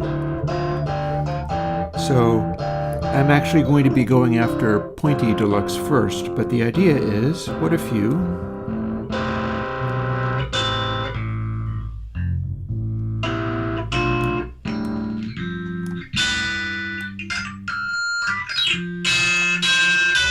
took something like this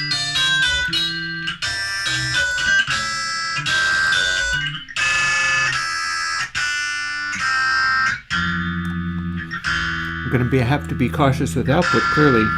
Output's going to be a challenge. Can we apply each of the EQ bands distinctly and come up with something that actually works? That is the question. And that is a little preview of Punchy Guitar, including the weird, nasty things it can do.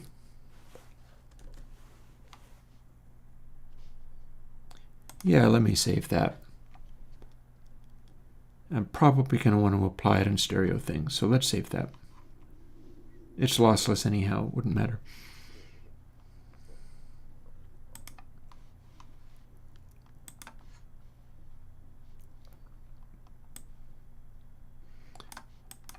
Autofade is for somebody else who wanted to be able to use purist fade in an automated way so that he could fade up and down from particular settings.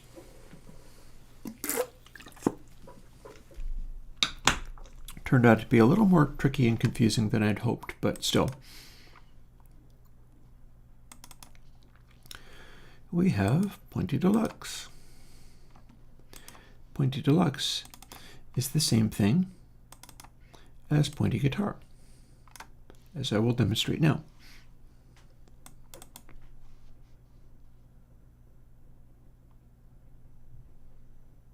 Was it the roads that I was just doing? Yeah, I think it was. Yeah, that's what I would have been doing. So, let's see. P.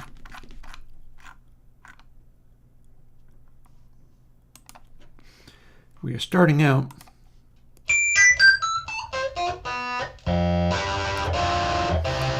as literally the same as Pointy Guitar.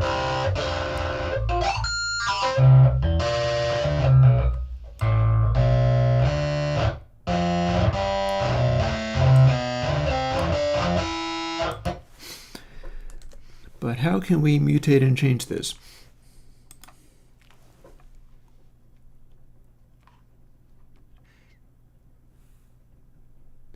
I hear a little rain going on outside. Having there be a little rain going on outside suits me reasonably well. Let's see now. What can we remove? Well, among other things, we're not going to use this.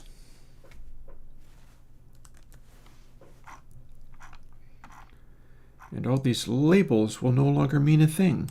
In fact, I'm going to want everything to be 0.5.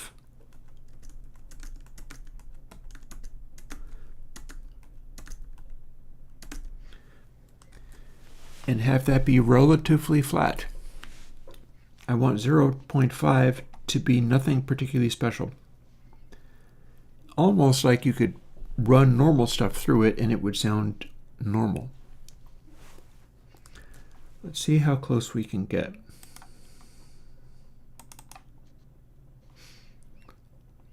Also, while I'm at it, I can blank out those controls.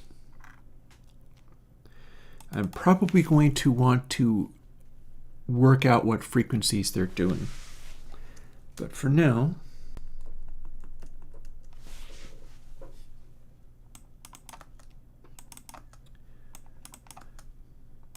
and by that I mean like kilohertz and hertz frequencies. And that, of course, is assuming that it behaves itself as far as being those frequencies consistently across sample rates, and that's going to be something I check. But for now, we have a giant raving blank. And begin and end gate. We'll firstly take gate away.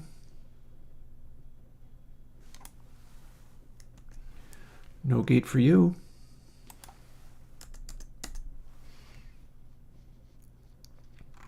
No output. Instead, we're going to just pad the heck out of it. More gate. Gate happens before the low and high pass. And then let's ditch the output level as well, because it's not going to have one. And I can figure out whether I need to pad it that hard later.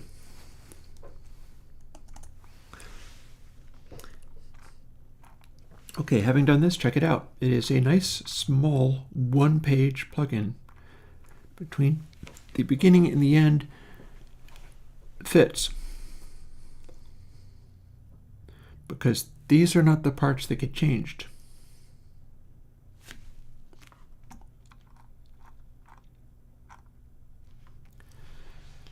So goodbye gate stuff.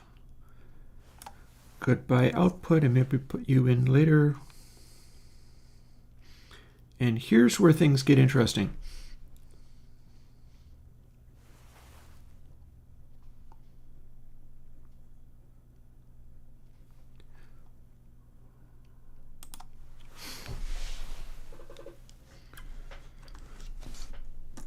Firstly, let's just override that, meaning we're not going to use this. And then we're going to do this. Goes to 9, eh? Yes, it goes to 9. Poles are apparently 10. I can go up to like 16. How many can I go up to? How many do I have? 17. Okay, so I can go up to 16. So poles, we'll just make poles equal 16.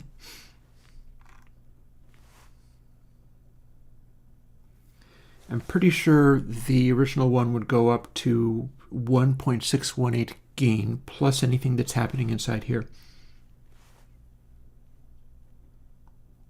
which counts as boosts and cuts.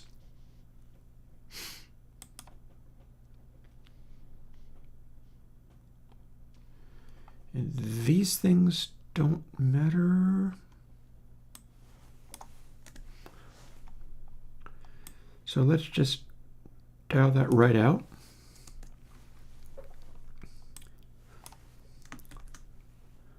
Wait.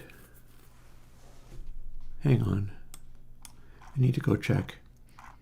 What's my final one? J.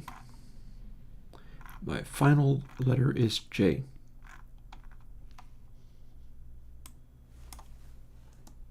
Boom.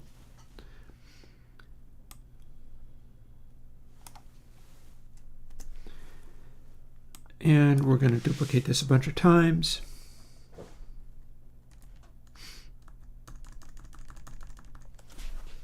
More than I need. More than I need.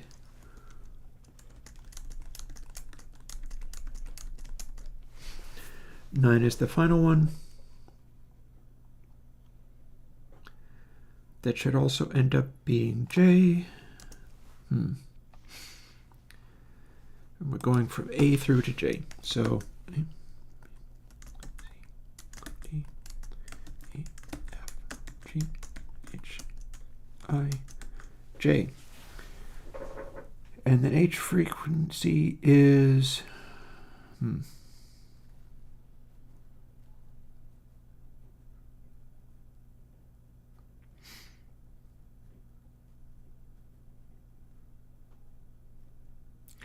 So L frequency is going to be 1 minus get parameter J. Other than that, it's normal.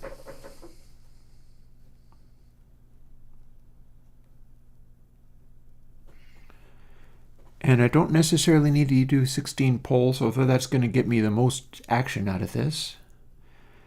Let's see what monstrosity we have just created, shall we? Save, build. Oh, I need to fix this. We're not using it, but I'm still trying to instantiate it, so let's not do that. Gate, ha ha ha. We don't have stick in gate. Build succeeded. Okay, what monstrosity did we make? We just did pointy deluxe. In theory, it'll work. In theory, it's a thing. But what is it? Time to find out.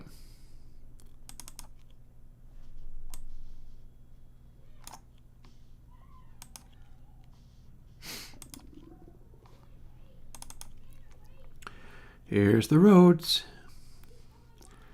And we've got our default.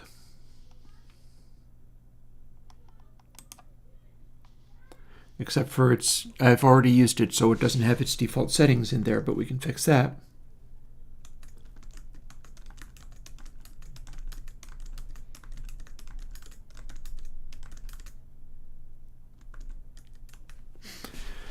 Okay, I may regret this. This might be scary. We don't know what's going to happen. It's science. What do we got?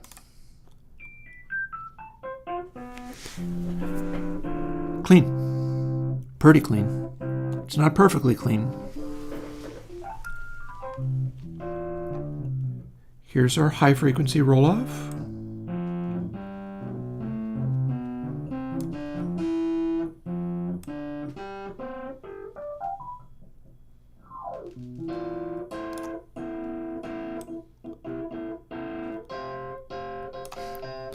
Here's our low frequency roll-off.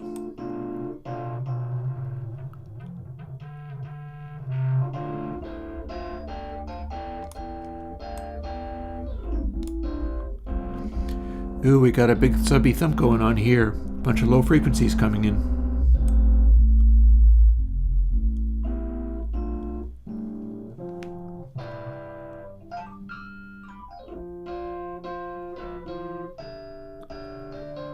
Funky. Okay. I didn't even need to turn it down as much as this.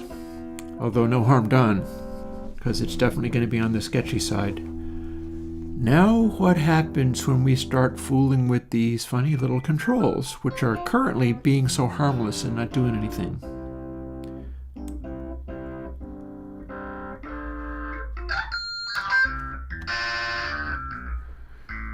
Okay, that's funky.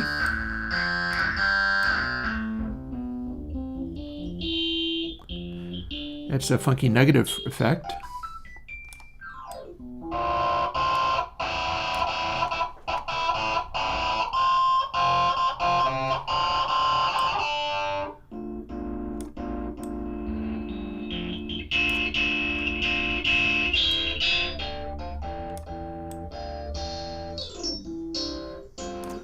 Okay, there's tines. That's chimey.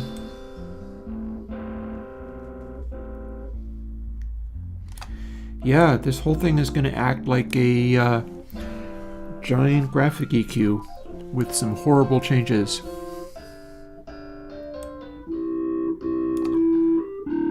Okay, that's funky as anything. Wow.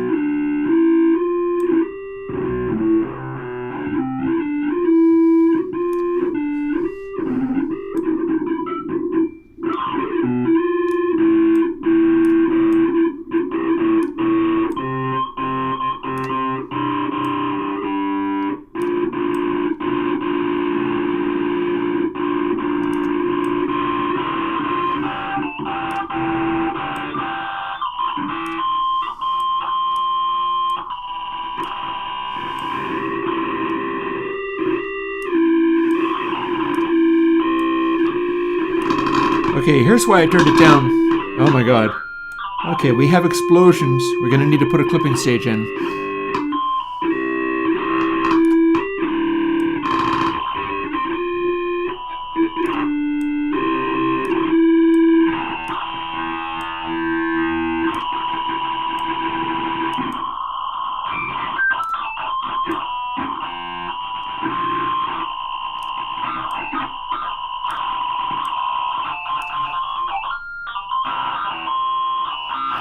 This is unexpected.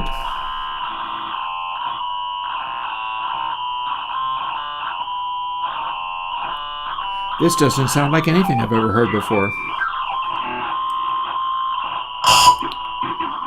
Okay, that was scary. I shouldn't have this at 18 dB up. I need to turn it back down again. That was a sudden burst of 56 dB. I need to put in a clipper now. As in now. It's too much of a monster otherwise. It's terrifying. Let's do that before I do anything else. How about? I know, right? Well, I mean, it's a variation on pointy guitar. You should be able to it's like a zero latency effect. Oh, I'm going to build a clipper in. I'm going to build clip only 2 in. That is something I have often done, and I am waiting not even the tiniest little bit. I'm instantly putting that in because that was far too much fun. So let's see. Am I on use? Yes, I am. Domino. Clip only 2. This is one of those ones which I designed to be a neat little unit that you can stick right in.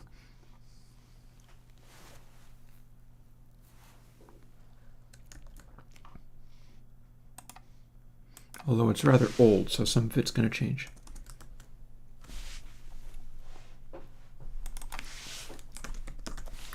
No reason to not build it in the way it's going to be used in the VST. We don't have to use the Apple-only data type. Oh yeah, no, I'm building a clipper in like literally right now. We are not using flip 32 there, thank you. Nor is it really running in bypass. It's just not going to kick in until it needs to. And we've got a little bit of definitions here. And then at least it'll behave itself. Boop. And boop.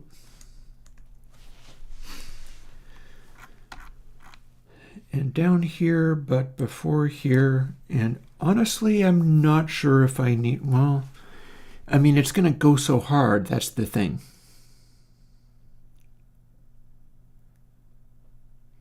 How deluxe can it really be if it's going to go so hard?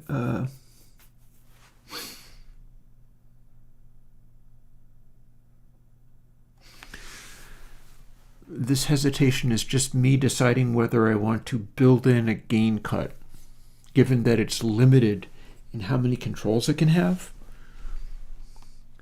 And some of it is definitely a little tricky.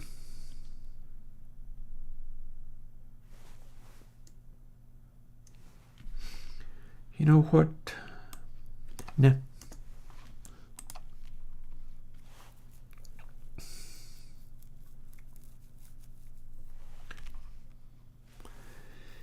I could put in a control where I pad it by the amount of the smallest, like I can count over all of the controls and the amount of padding is the minimum setting of any of the controls.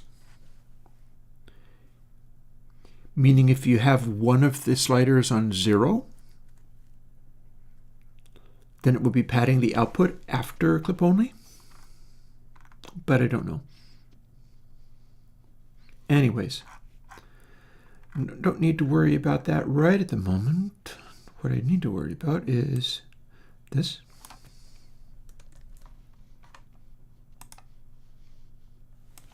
Needs to be here.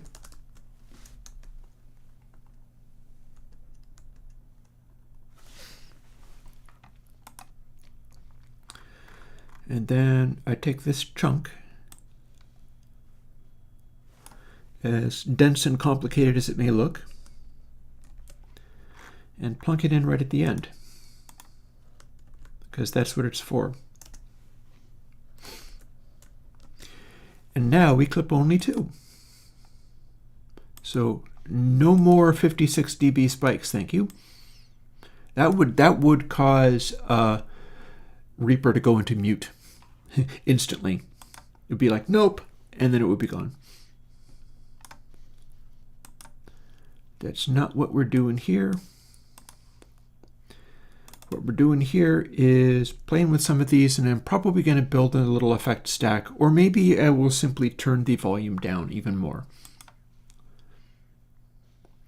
Because where we last left it was kind of crazy, so let's see how loud that goes now.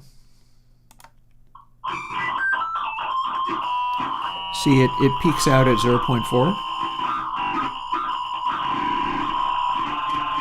But there's your problem.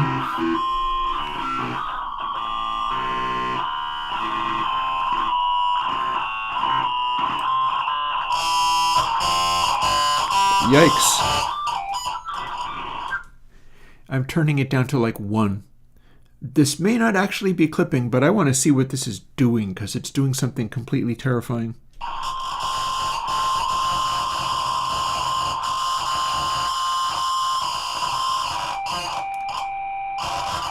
Like, technically that's no louder than anything else, but I need to see what that did. Besides just... Oh, hi, are you able to... Oh, it's taken forever to run, that's what. I'm going to zero in on that waveform and see what it did. Because this is very scary. Very, very scary indeed. I mean, you could see that the waveform has not gone beyond the boundaries of 0. The clipper worked. It's just that the clipper worked in such a way where I still turned it down to literally 1 from 12, and it was still too loud and endangering my tweeters. So that's scary. What have we here? Okay, that's a hard clip. No question about that.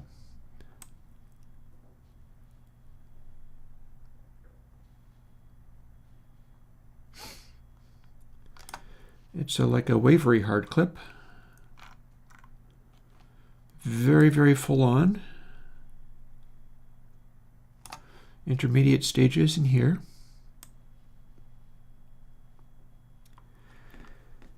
Yeah, it goes kind of crazy. I'm warming to the idea of that padding idea, because this is just too damn much.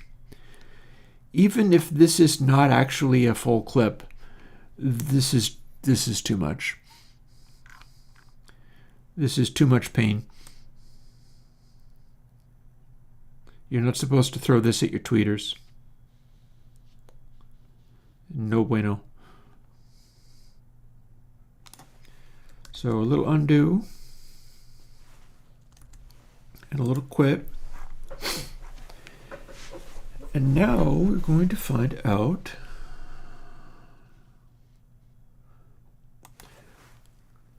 what each of these do.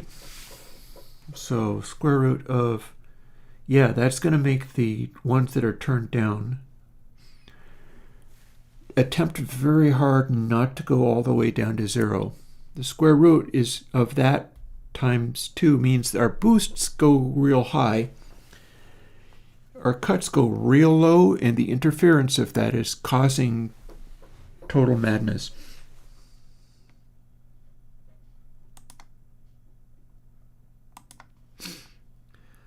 Let's drive, and then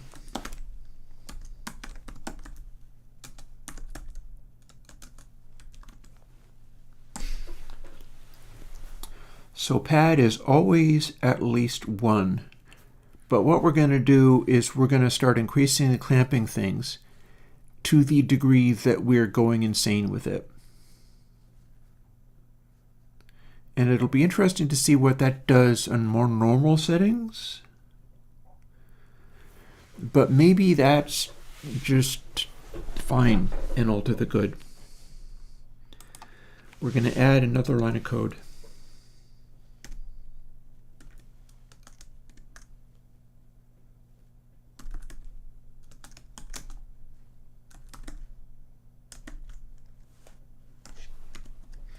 And then just copy it repeatedly.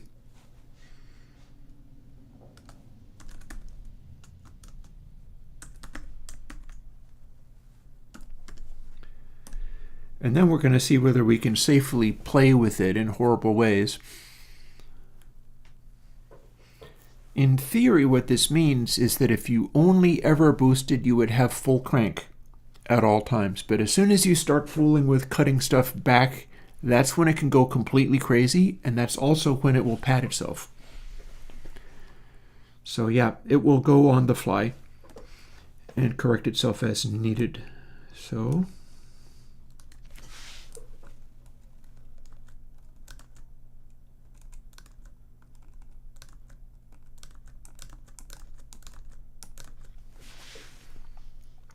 And now we just update things as needed.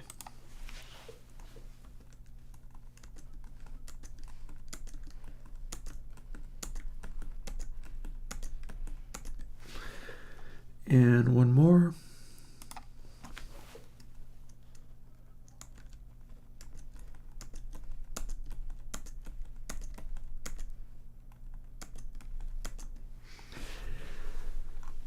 There we go.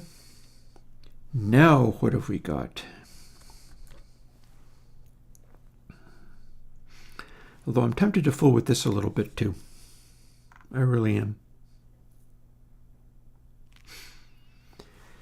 I feel like I could be limiting this better.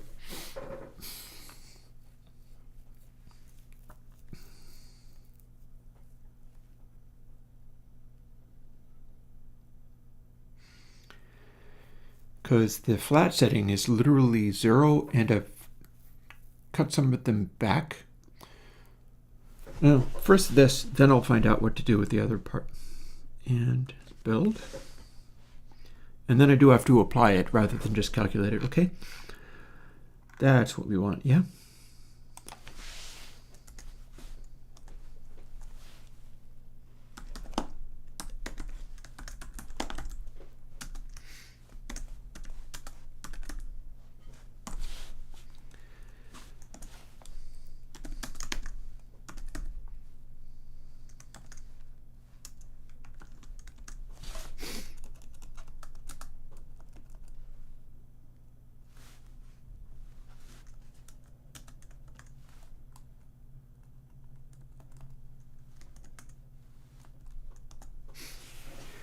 There, and that leaves space for the stereo version, which is the VST.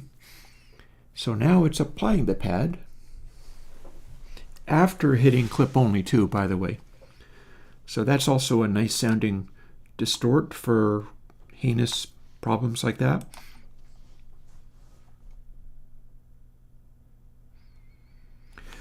You know, if that's not enough, I can apply it twice. That might be good. Just pat it before hitting clip only and then pat it again. That might be good.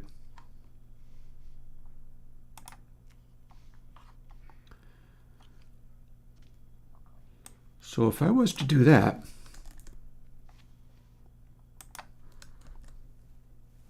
it would do this. And then we do have the hard clip in there.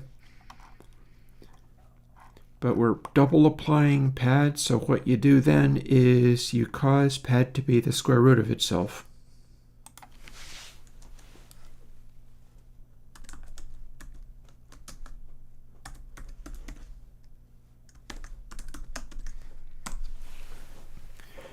Which means if it is like 0.5, it's going to be a larger number, but then applying it twice gives you back the original value, so that should work. And build. And let's get to playing again. Maybe we will even see amusing results, although we're still turned down to like literally 0, 1. What do we got? What do we got? Silence? No, we don't have silence. Why don't we have silence?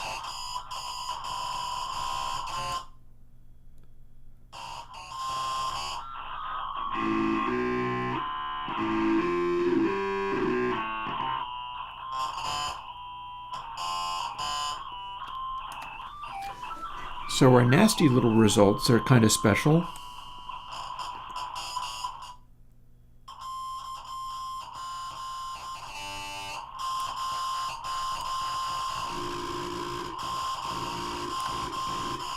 But they're kind of kept in check. I kind of don't trust them. Even now, I don't trust it. It's too scary.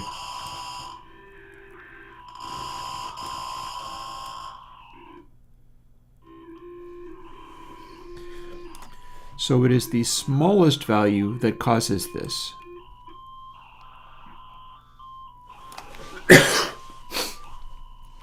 We've got one value down at 0.06.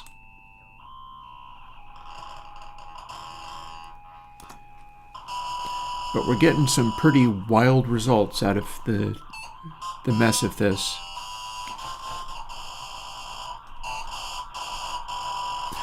That said, I think I can turn it up to 0.6.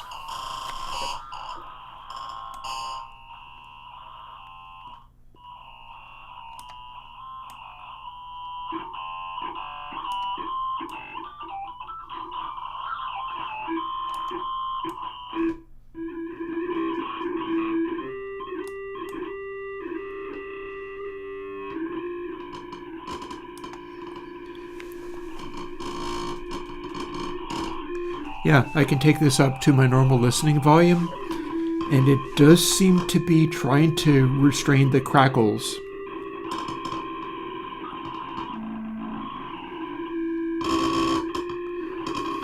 Even when they're really aggressive like this.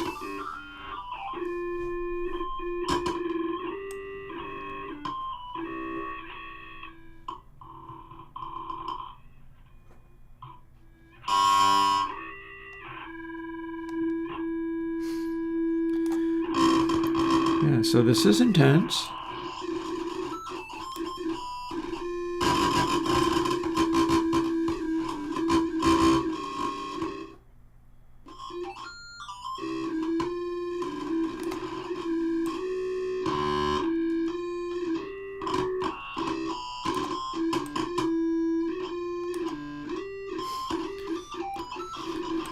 Let's get normal again.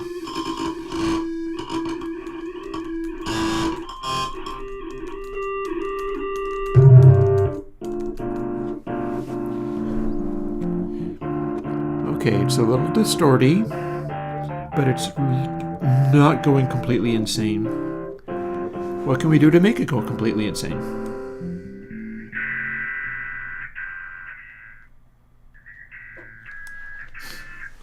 We can suck a frequency out real hard.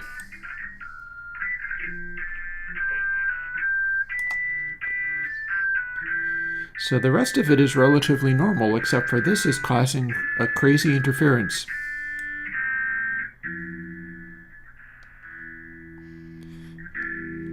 That gets really damn loud.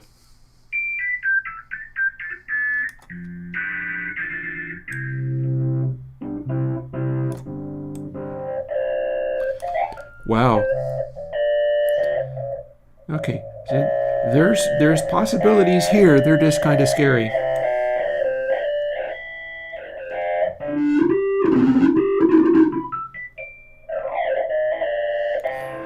That's very hollow sounding. What's happening with the frequencies when I do this?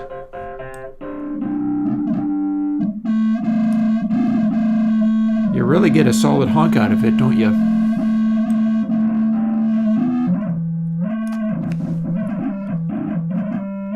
Yeah, holy crud.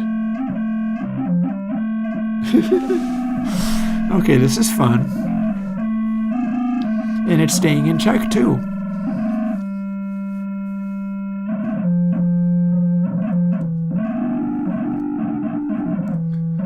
Wow, like nothing else is unusual at all. I'm just sucking one band out and it does all this. And it's a higher frequency than I would have guessed either.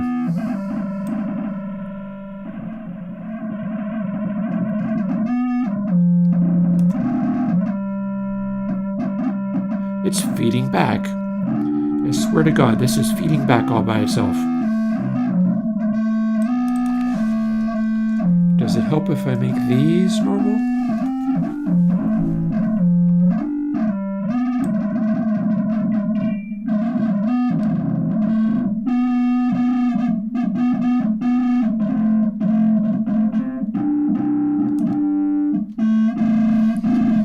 Yeah, it's that feedback. Why is it so high frequency?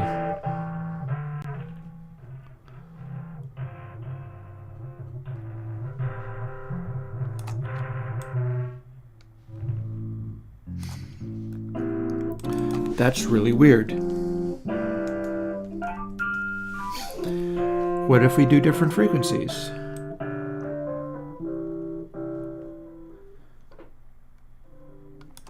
Okay, that's actually not feeding back this time. You can boost it, lots.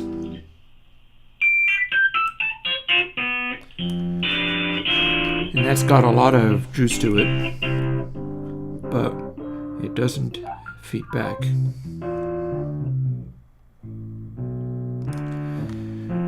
Which one does?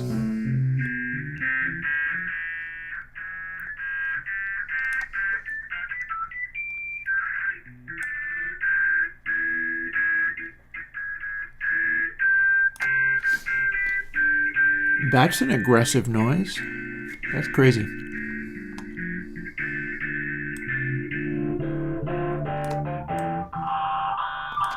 And then here's where we start going insane.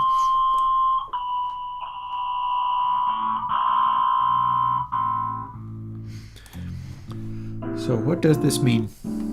It's like the cuts have a way bigger effect than the boosts. Although up here, cuts don't do anything.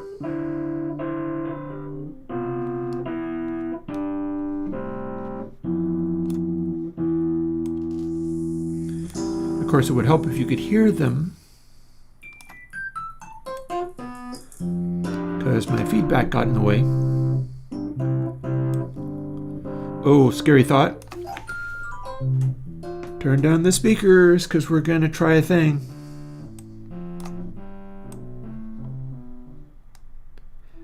No, it didn't do the thing. I thought I would make it go completely insane by having it exposed to the high frequencies and doing this. But no, not so much.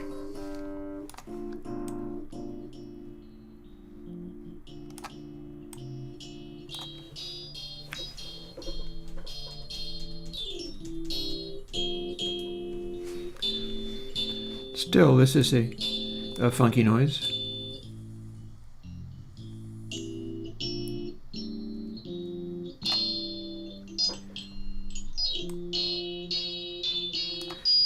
Okay, a little broken glass here. Oh yeah, no, it's very ring muddy. To the point of what does this look like when we apply it? It's going to be slow.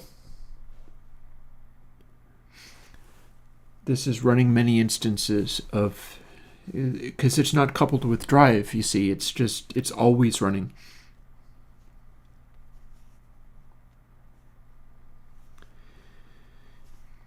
I mean, if all these frequencies don't end up being useful, I could end up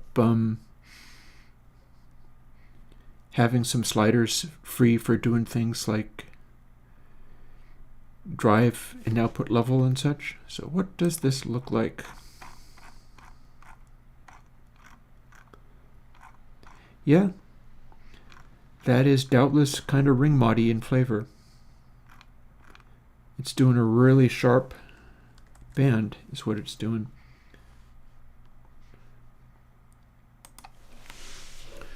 So before we do anything else,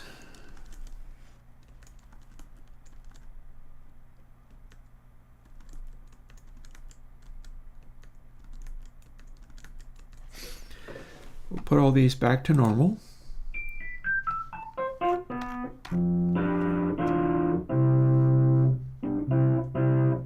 So it's a little distorty. And then we have sounds available, which will be a little more revealing. But these we don't actually listen to because it will be too annoying. We make an effect stack.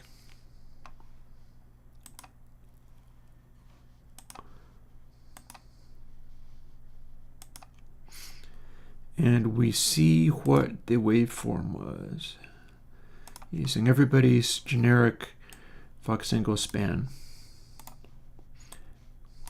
And I'm struggling to hit the right buttons, but that's fine. Move the windows around until we can see them.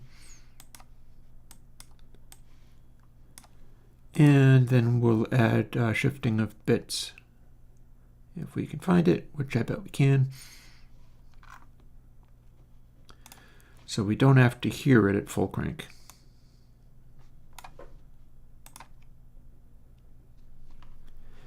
And the reason it's doing this is because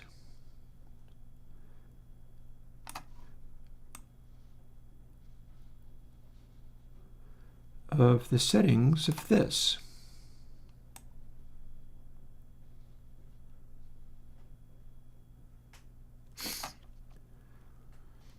So that's about as close as we can get to flat.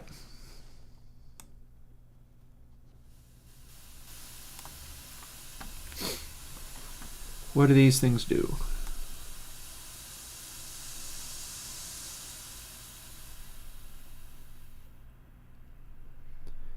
So that's a big cut around 6K.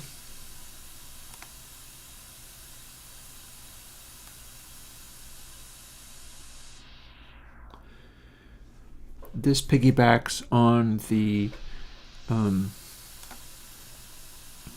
as you know, we have a bandpass in here. This is the bandpass being controlled by this stuff.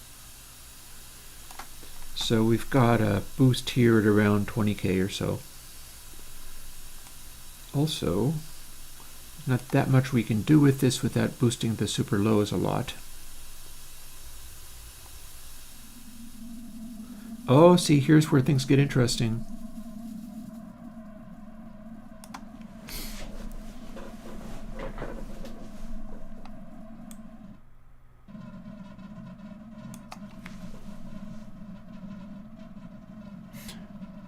Give me a moment. I'm going to leave that and rush off and use the facilities.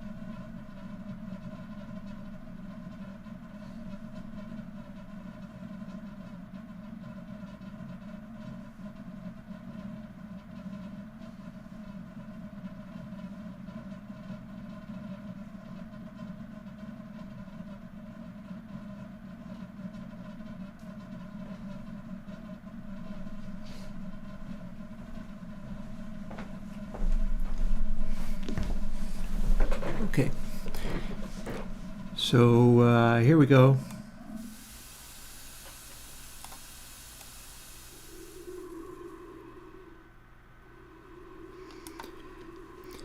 We have funny, weird interactions as we cut. And I'm liking the gain level thing that I was doing. That's nice. It's letting me go to maximum peak there. So, oh, and this is the previous one's resonance. Neat.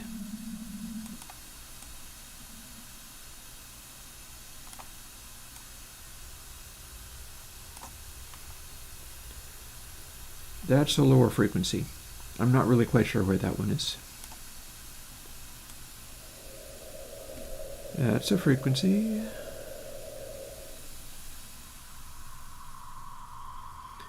And then just bring in the next one up. There it is.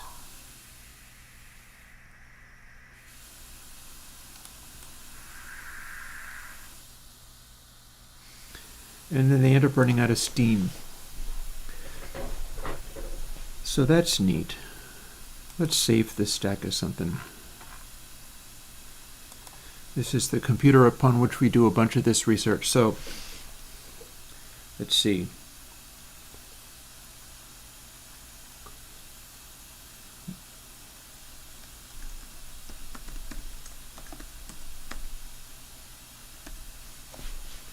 Poly Deluxe.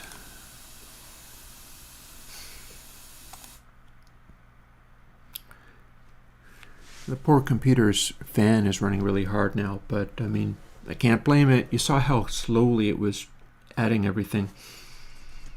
It's struggling.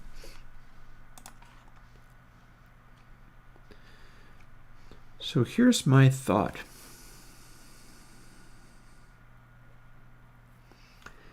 Maybe we simply do not use the top and bottom controls at all.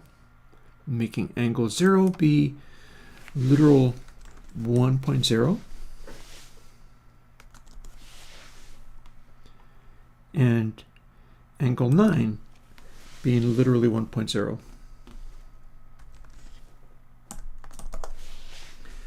And then these other ones, these are just the other filters.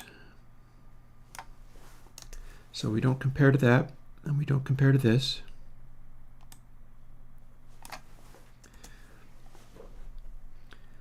Because these are the ones on the outside edges. Oh, Jazz, do you think I'm streaming off of this antique? I mean, I don't know how to tell you about that. I am live streaming with like my camera and stuff, and that is not being live streamed off a Snow Leopard. No. And I'm running Chromium, and I'm running OBS. No. This is bringing an additional screen, which is the antique computer. And the live streaming is being done on a computer which would be also able to do making music in Reaper, etc., while also streaming. Or indeed playing Minecraft while also streaming, which I have also done. So, yeah. No, I was checking on that actually quite recently. I wanted to see how well I was... You know something?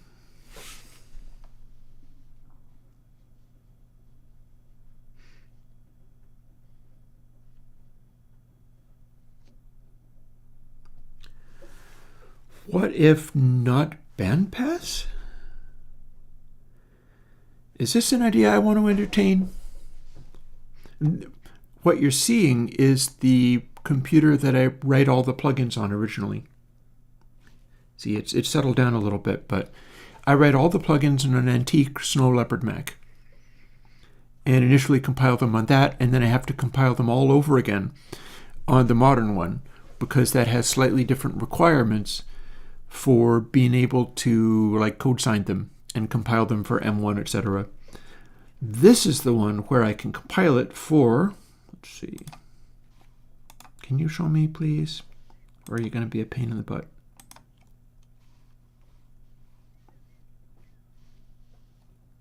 Build results, all results, latest results. Targets, Pointy Deluxe. There we go. Detail. Build settings, maybe? I'm trying to find something that I know how to find on the modern computer, and I'm struggling to find it here. That's just instructions. Don't care about that. Okay, project. Haha. Check this out. Base SDK 10.6. Oh, hi. What's up with this? Why are you not saying PPC? Swear to God, I thought I was building for a PPC. Well, that's a bummer.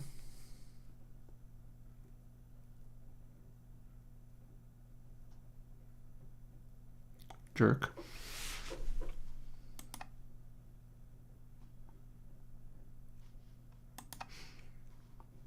Okay, now I'm sad. I've been saying for some time here that I was doing all of my builds also for PPC. And it seems like maybe that's not true, although it's technically capable of doing it. Tell you what, if anybody is in fact running PPC and wants to ask me for a special build of anything, I will go and do it. I'm feeling a little hesitant about going and rebuilding like all 400 or something plugins just to support PPC when nobody is making a noise about it. I'm not sure how many people are even running them.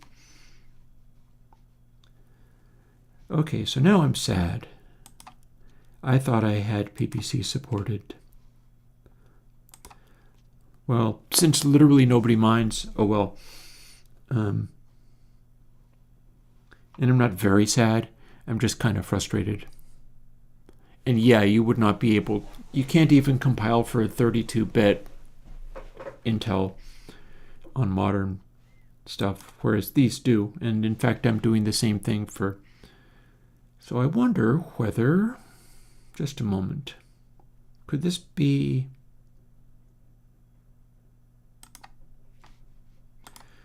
let's save the files and close firstly.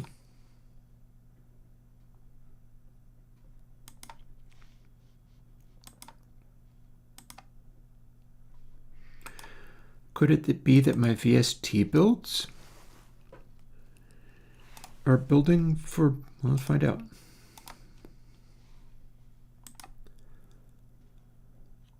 View, edit, delete, file, where do we find? Build results, no. Run, also no. Project settings. See, we do have the ability to do that architecture. Edit project settings. Oh, and that one's Xcode 2.4 compatible. No, the architectures seem to be standard. That's a bummer. I thought I had PPC supported in all of these, because at this point it's really, it would be kind of horrible to go back in and try to put that in. So I'm not going to let it ruin my day. I might go on my website and edit that. PS3.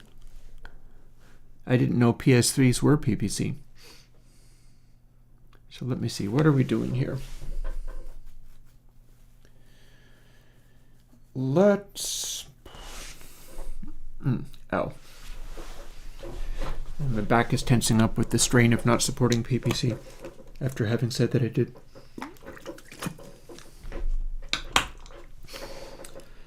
Let's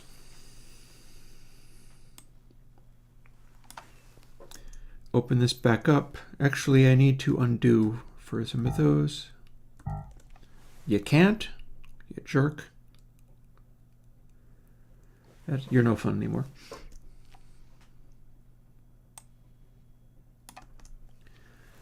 No matter, I know what to do about that.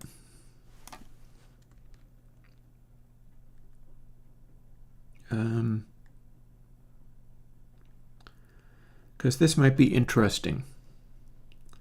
So let's see, copy, paste and change the numbers.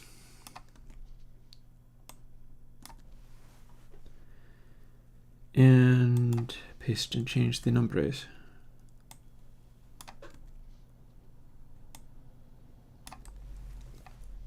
Then these get canceled out.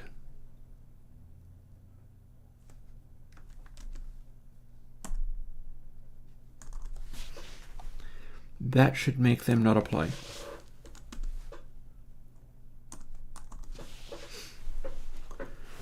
So now we are only doing the Pointy Deluxe thing, and we're not applying the bandpass, which technically means we're not applying cabinet simulation, although it's still there, but I could make it go away quite easily.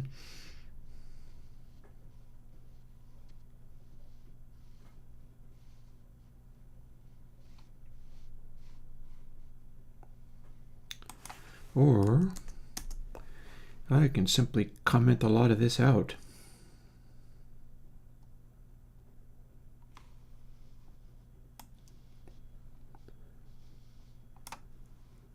These do in fact do their thing, but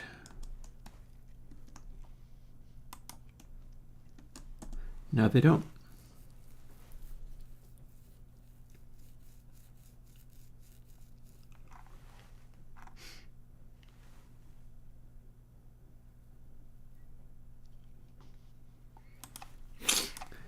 This is maybe weird. Also, drive is 1. See? We're not using that. We can comment it straight out. Nothing else is using it.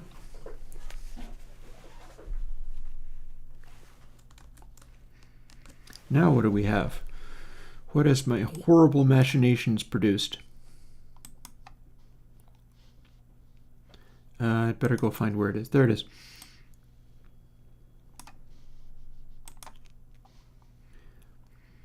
And we'll fire up the noise just so that we can study it. There. And effect stacks, pointy deluxe. There we go. And now we make these be centered because they no longer are the function of a bandpass. See, now it's much flatter. What do we got? We've got a 20K boost and a much more intense cut, although some of that is because it can cut the volume down. That worked. What do we got here? Oh, we got a subsonic boost that is extremely aggressive.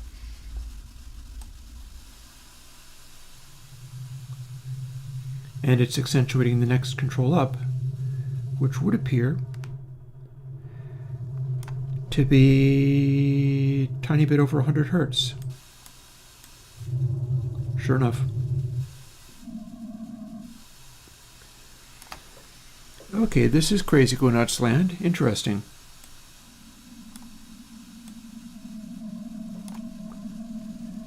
We can add a whole bunch of boostiness and distort incredibly hard too.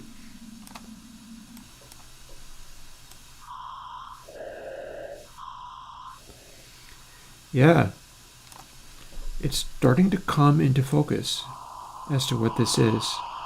The trouble is that with the extra boosts, you wind up with these series of frequencies. 1K, 3K, 5K.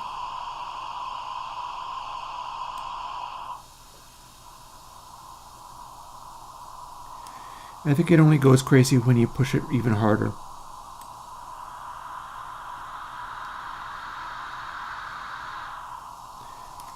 And you must use them in conjunction with each other in order to make anything happen.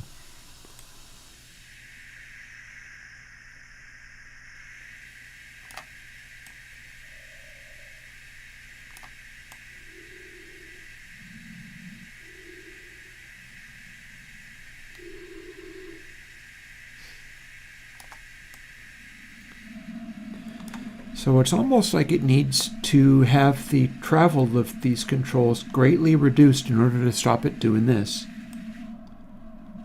Mind you, we want to do this, it's fun. So never mind, but in order to make it behave itself, you have to do it a certain way. Otherwise, you get this behavior.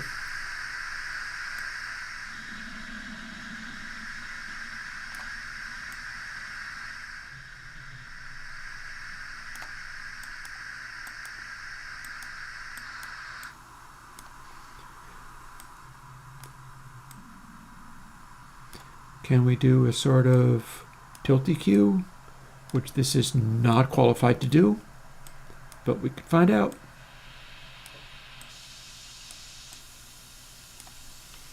That did not make a tilty cue. It looks like it should, but it didn't. What if we dial it way back?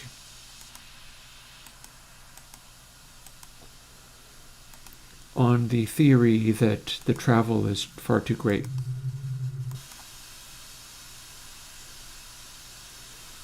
Well, it sounds a little bit like a tilty cue, but not over a very big range, is it?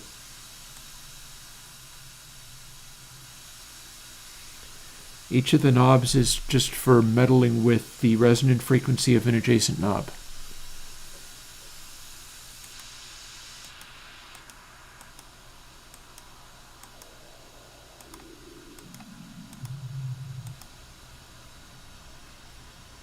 And again, doesn't seem to function as a tilty cue, does it? even if you try very hard to persuade it to be one. Although, with this, we do have a much greater ability to cut highs. We can do a really aggressive high cut. So there's that. That is something it can do. Although it will pull back the volume because it's unavoidable.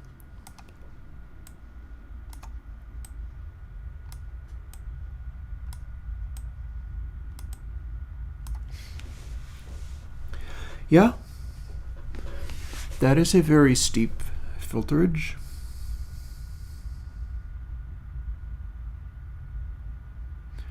You also don't hear the clipping at all.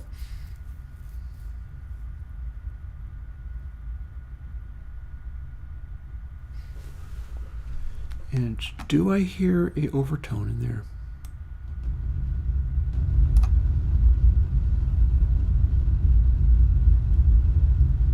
No, that's not louder than it was. Yeah, I'm hearing a camera or the noise of the computer itself.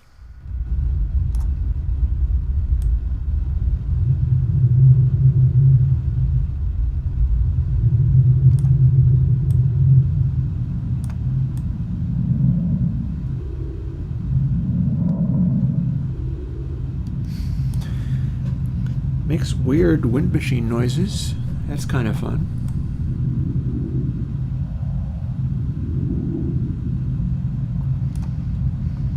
It's always adjusting things kind of in pairs. So that's neat.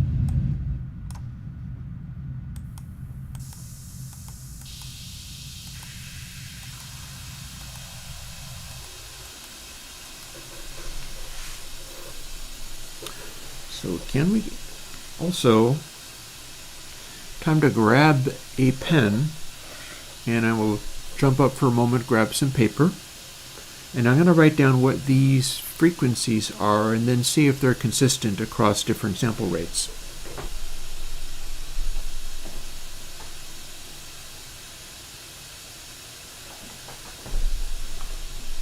Because I don't think I should trust that they are consistent over different sample rates. Firstly, A, C, D, E.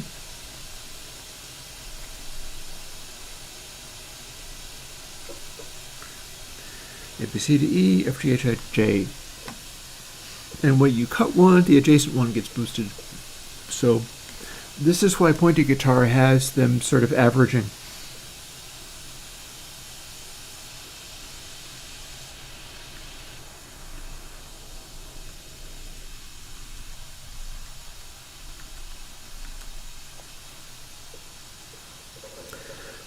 Top one,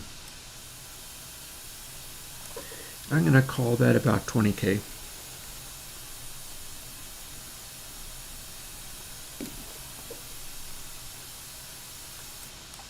Also, it'll be interesting to see whether I could tie those to, I might be able to tie them to unity gain and just run it as that. Meaning I would free up two controls for the band passes and I could put them back. What's the second one?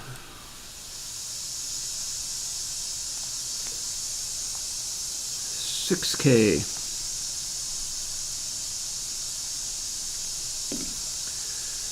Also, does this boost the 20K when I cut? It kind of doesn't. It boosts this high up frequency very effectively. And it does end up converging on 6K, but it's really not doing a hyper boost up higher. That's handy.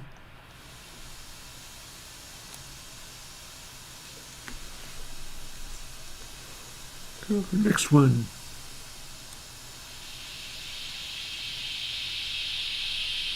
There we go. Here's our pointy guitar mid. That is a little bit over 3K.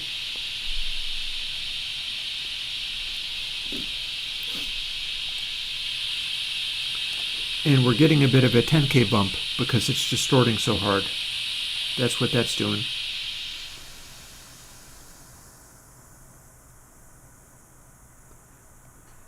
That's actually making a glorious 6K dip. That's a really interesting pattern. Look at that.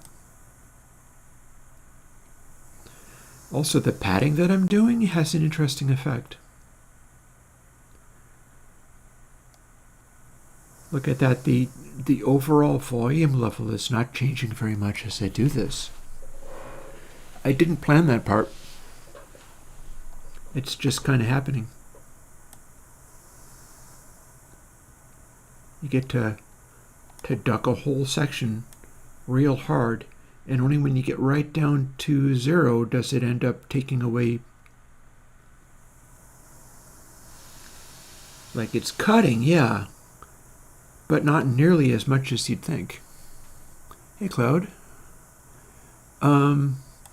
Get something to compile and play with it. That's what I'm doing. So that was 3K.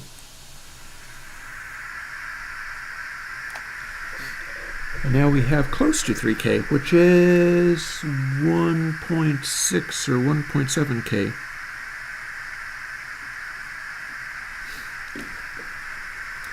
And again, if we distort it hard enough, we're going to start seeing harmonics.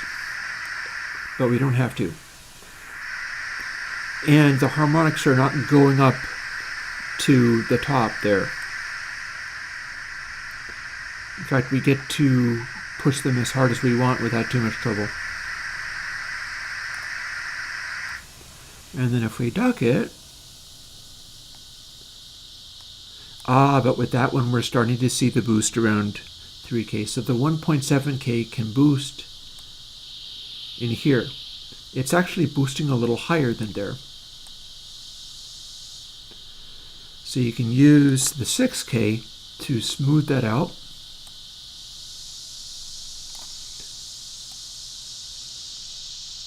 And then maybe soften the very top.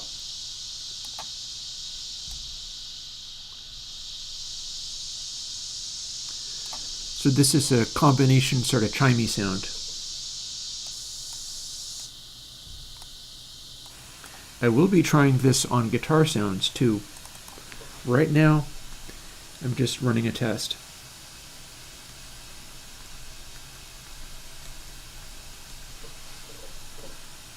So that was 1.7.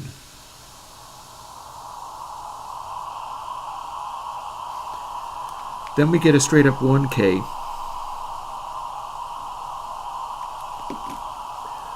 That's cool. And again, like what we have with pointy guitar as you know it is if you boosted this, these would automatically go halfway.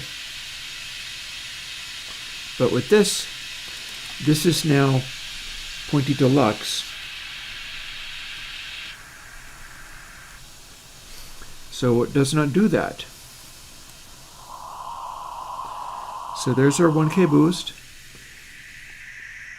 And then the cut is capable of doing a 2K peak, which is interesting because that's not quite the same as D.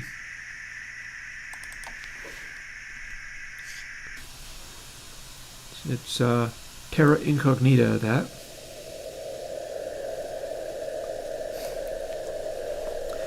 Then F looks to be about 600.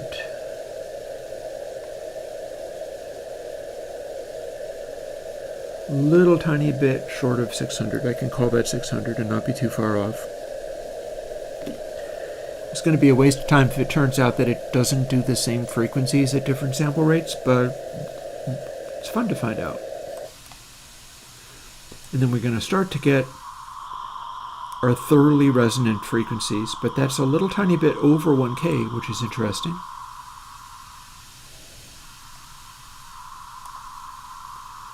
And then if you duct both of them together,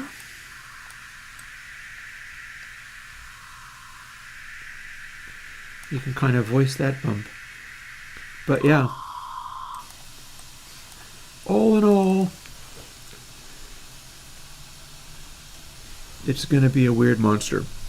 And yay for weird monsters.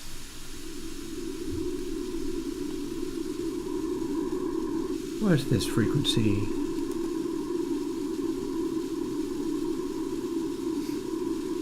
A little bit over, it's like 330.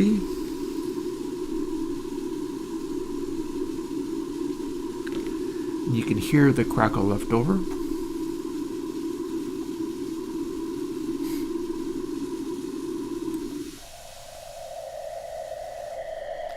And then here we can start getting our real feedback notes, and that is a clean up, straight up 600.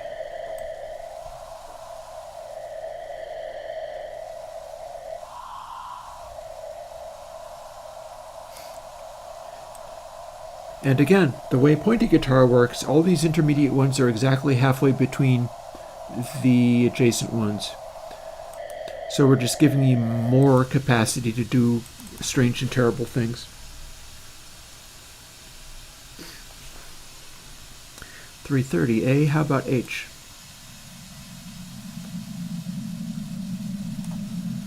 That looks like 200, except for maybe it's more like 180. It's interesting that this is all voicing in weird places in the mid-range. Like it's just really isolating itself. That's interesting. And we've got a dip, looks to be exactly an octave up. I'm comfortable calling that 200.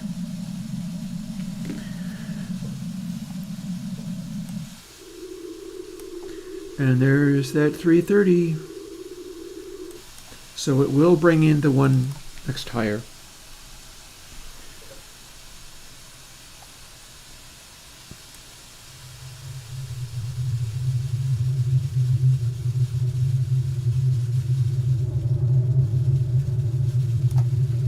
What have we here? 100 and I'm going to call that 120.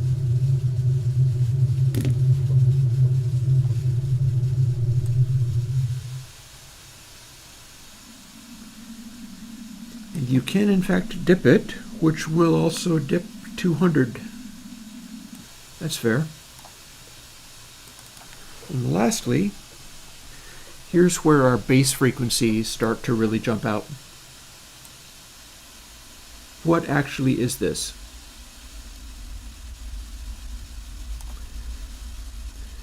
It's completely lower.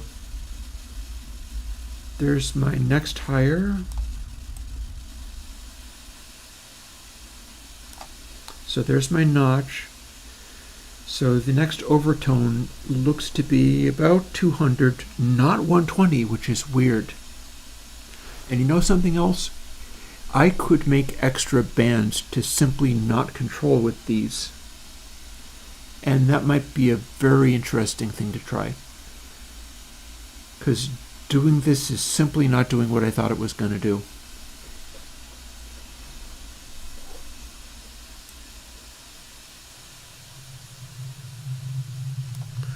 Although that is giving me a boost at 120. So let's stop this. And let's get into a little bit of more wild hacking because we've got some experiments to do. Although I would actually like to cross-check. This is now at 44.1K.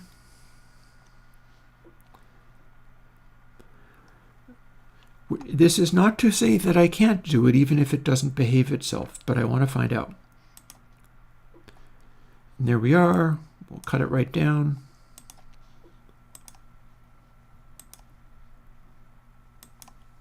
Here's how we have it normally set. So 20K boost.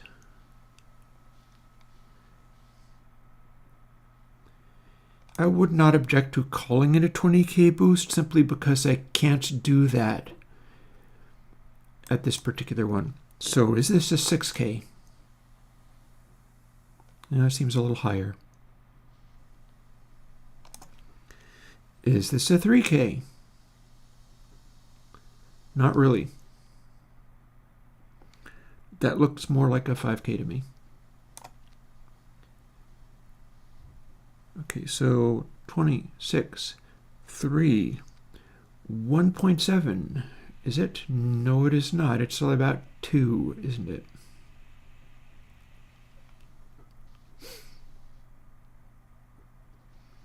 Which is kinda close, but not.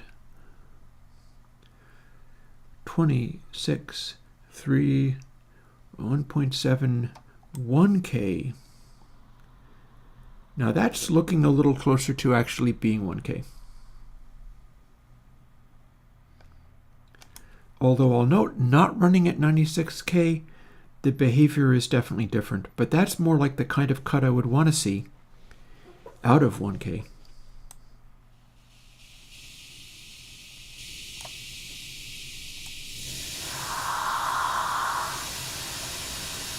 Then 600 do we have?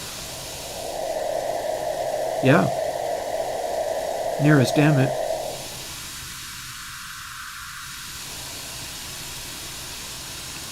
$330? Yeah.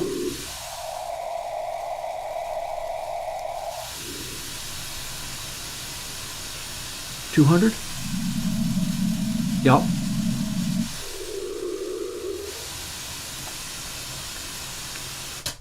Okay, so here's the deal. The voicing of it shifts up at the very top if you're running it at an inadequate sample rate, because it's a weird, strange monstrosity, and I never said I designed it to work at all rates. In fact, this is one of those ones where it clearly can't.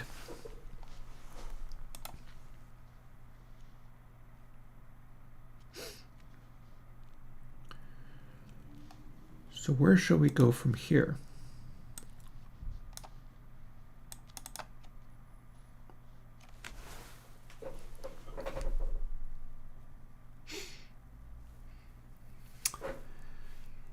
Some of this is the number of poles we have in there.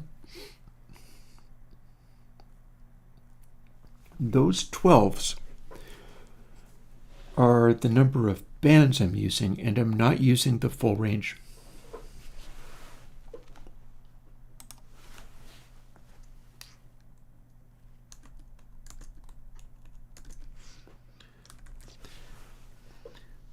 And then this is the band passes. So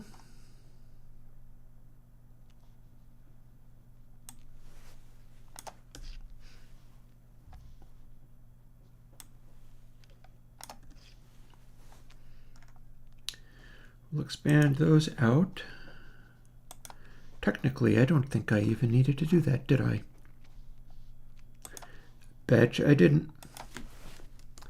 Let's put it back. I don't think I needed to do that one bit. I think I just needed to add some more bands on the end. So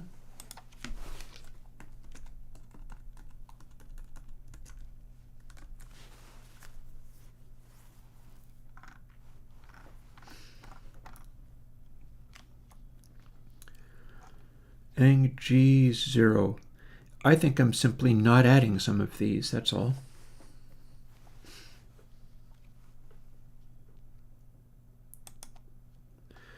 So G0 has to be applied.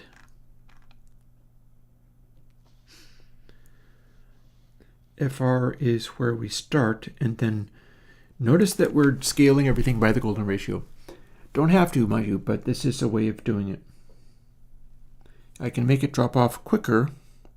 I could probably also make it drop off slower.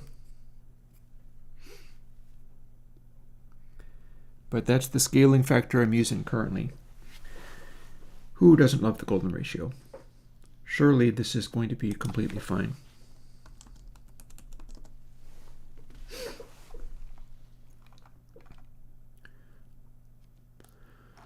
So poles, that's my total number of, like, how steep we're making it all. So we're maxing that out just cause. Although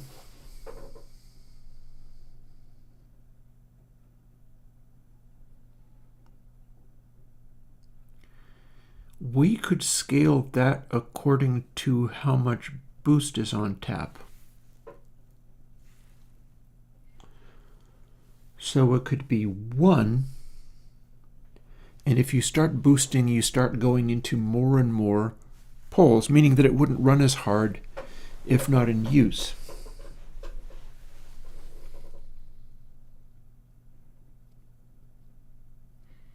And the thing is, like, if I can figure this out, then I can make a chimey deluxe and a punchy deluxe that will also work in the same way. Oh, also it is 4:09, so you got to give me a moment. I have to go and defrost some taco makings. Be right back.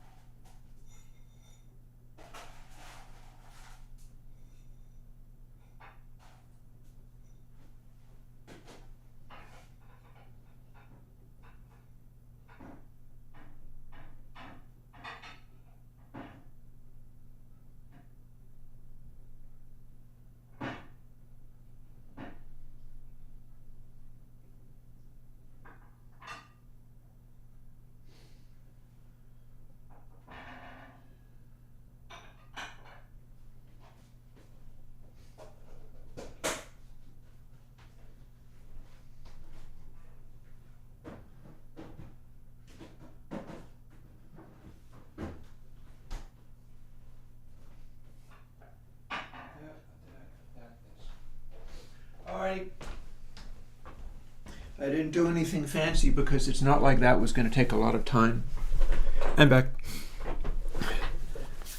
Back and ready to try a thing. So, all I need to do is say ang G10 equals 1.0, or perhaps even 11. How far are we going with all this?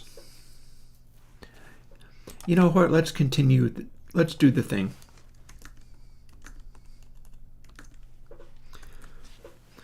Go up to 15 or 16 or the... Let's make it confusing. This has 16 elements, so we'll make this have 16 elements too, even though it's not for the same reason.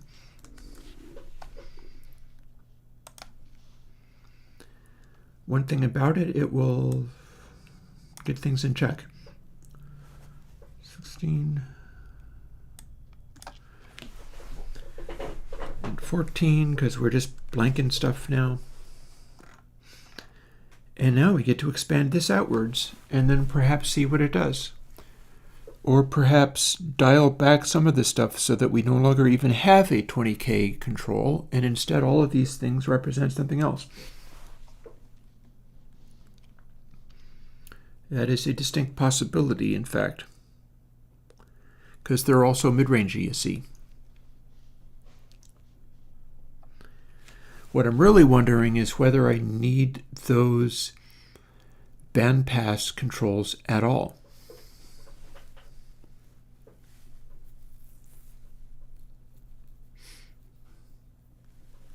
I'm also wondering whether using the golden ratio for that increment is really what I want.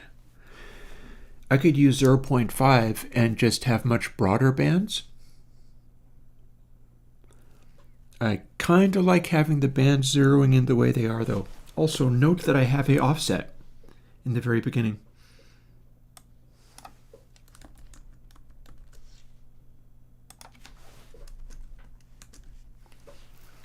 Okay, so if I do this, then ang G12, these bottom three are 1. That means I can expand this outwards to, say, 12.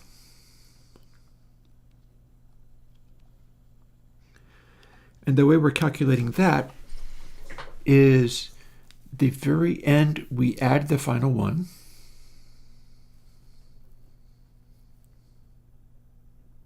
Where are we manipulating that, though? Oh, no, band is being adjusted every step of the way. So that's kind of how that's working, is we're doing this elaborate sequence. So, okay, first of all, let's bump that to 12, because we're doing stuff up to 12. And then this is one fewer. But then some of these aren't actually being used, and that's the only part of the algorithm where it even gets used. So we can build the new thing.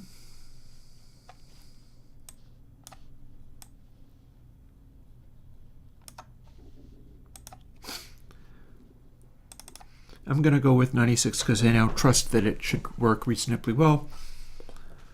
I'm contemplating not using that top band. I'm contemplating having this be basically just running within. I'm contemplating many things. Never you mind. I'm going to see whether I can't get a result out of this by the end of the day. Because you know we don't have to stick to the golden ratio there. That could be any ratio. Pointy Deluxe. Hit play. Oh, let me resave this without that.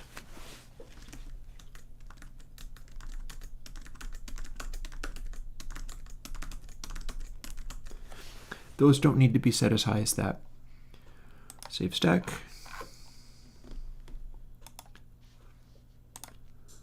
There we go. Yeah, because I wanted to start out as flat. That was when I was trying to hear what it was doing with the band passes there. Okay, so back to where we're at. It's kind of like a 20K boost, but it's really not. Although it does a very effective cut.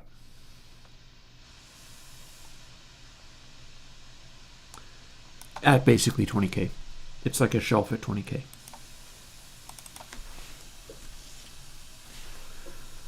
Come to think of it, I wonder what would happen if you moved them in with each other. There's our 6 or 7K.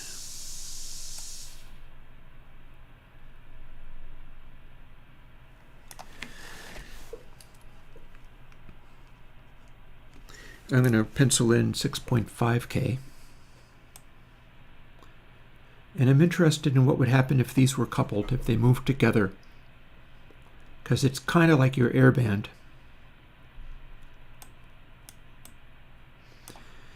If these move together, the cut is very effective. Like that's taken down all the highs very effectively by like 40 dB plus. And if we move them in conjunction like this,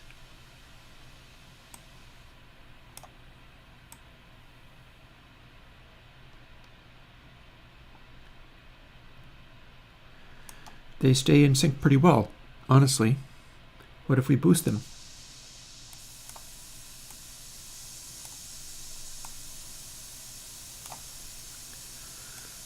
They stay in sync pretty good. That said, that's not necessarily what I want out of this particular thing. I would like that peak there.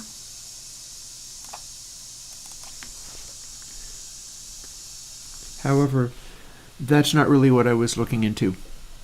What I was looking into was these lower ones, because now we have it extending further. Like, there's our big boost at 600. If even that, maybe it's more like 550. In fact, I'm fine with calling it that.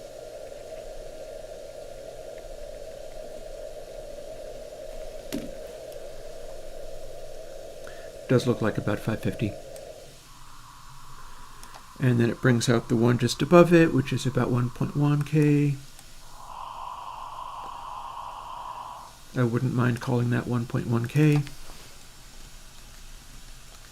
Here's where things start getting interesting. Do I have control over all these really low frequencies properly? 330? Yup.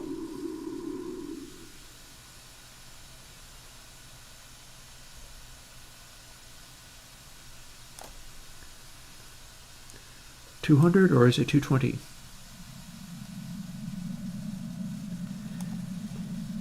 I could call that 220 and not be too concerned about it.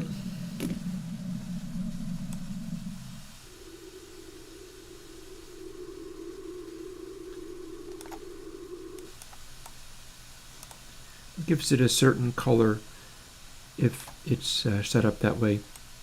This would make this 110. And my oven's warmed up. That looks a lot like 110.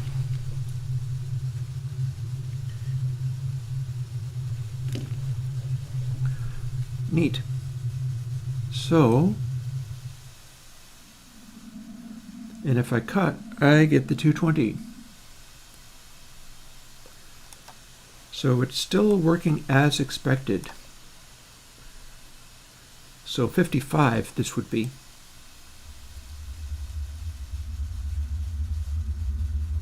Yup. I think that's 55. Neat.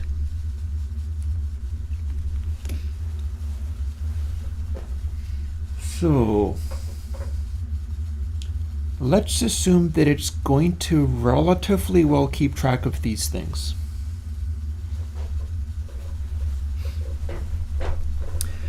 If I scaled everything a little bit, and let's see, the 3K,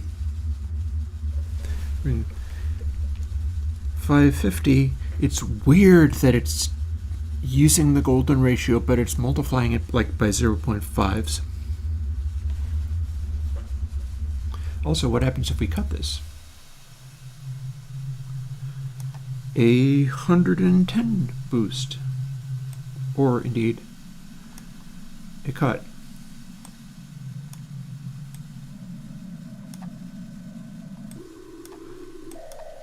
Yeah, if you keep them like this, you just end up stepping it up each time.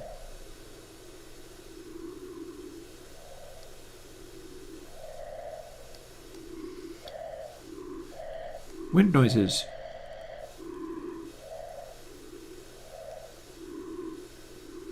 So that's kind of cool.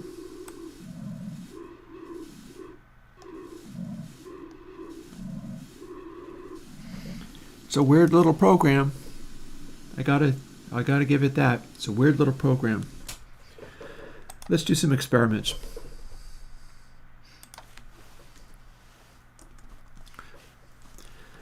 What happens if the frequency is just exactly halved? So in theory, that should make it not drop down as fast. I wonder what frequencies I'm going to hit this time. Because I had something that was acting fairly well from around 20K down to 55 Hertz, which is a useful frequency for sub-bass boosting. That does actually kind of work. There's also the possibility that I can shift these. It's like having it each time. So one of the concepts here is use this. Hang on, we're not doing that. We're doing the noise. I can whip it out on actual musical noises later. It's doing that pointy guitar thing. Remember, this is still pointy guitar. It just doesn't sound like it. Pointy deluxe. It is flat. Here we go. So this is now exactly half each time, which should translate to acting like it's octaves.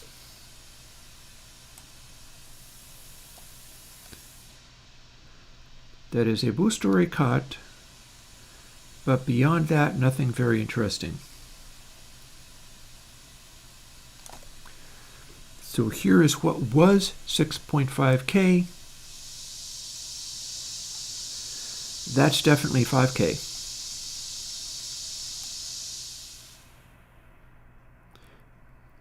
And it's acting exactly the same, except for it's arguably even better behaved.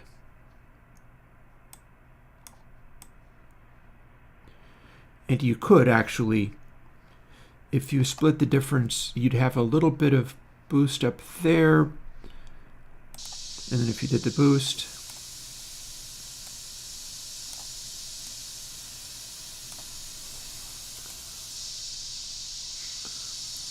although I would kind of miss not being able to have this really focused boost here.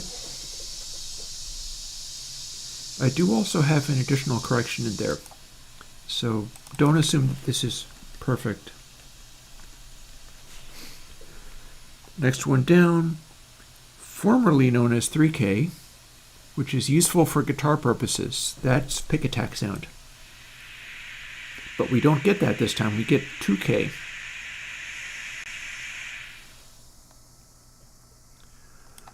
Or a very clean cut. Very clean cut around there.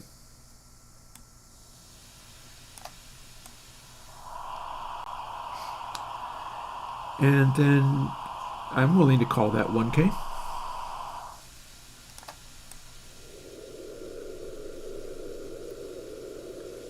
$500. That would in theory be 250.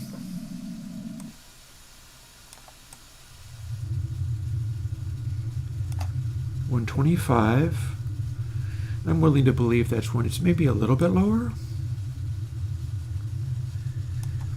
Whereas the thing with the golden ratio one is that's a full-on 330 at that point. Using 0.5, we are getting control over a bunch of bands, but not in the most helpful way.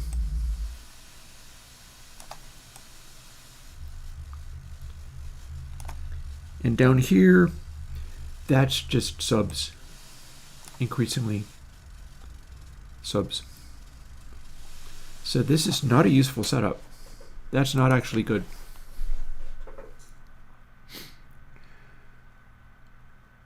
Well, you know how bands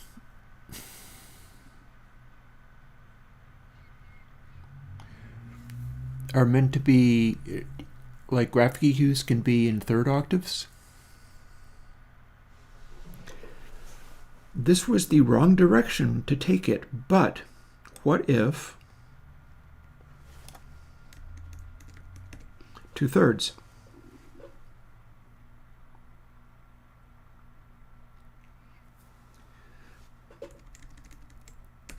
And all of the decimal points. And let's see where this goes. Because here's the thing, we could shift everything over and then have the top band be like the 6K band. In fact, shall we give it a try? Might be worth doing. Might just be worth a shot. So that would mean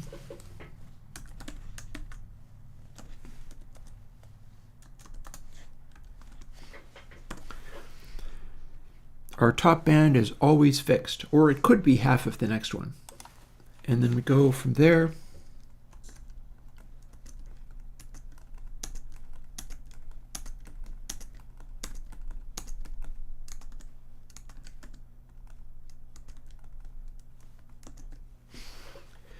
And then fix the remaining bits. Namely,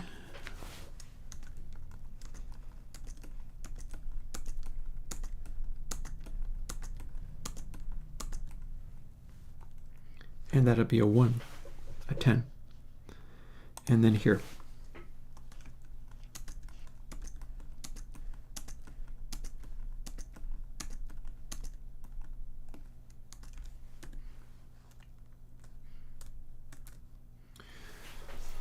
Alrighty, so we have now got the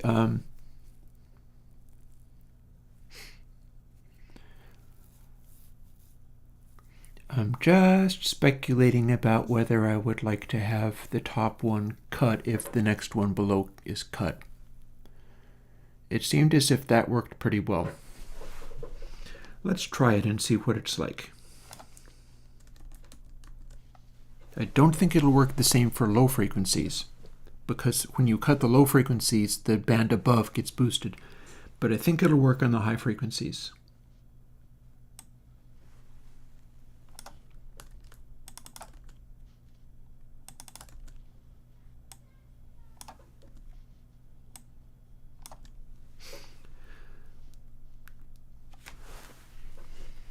So if Ang G1, the top band now, gets pulled back, then it'll pull back the very top. But if it gets boosted, it's not going to boost the very top because it will not be larger than. It will be less than still. So that's probably going to work out fairly well.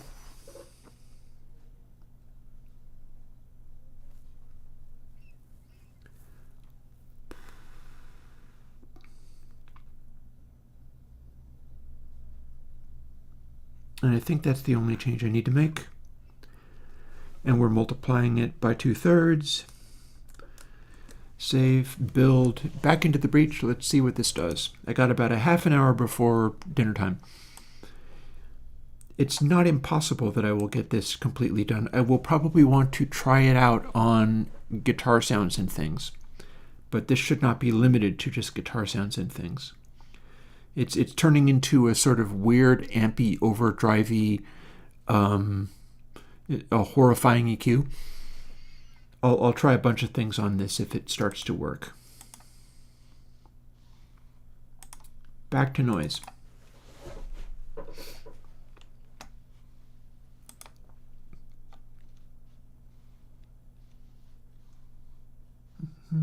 Where to find it? There it is. There we go. Okay, new frequencies. Top one.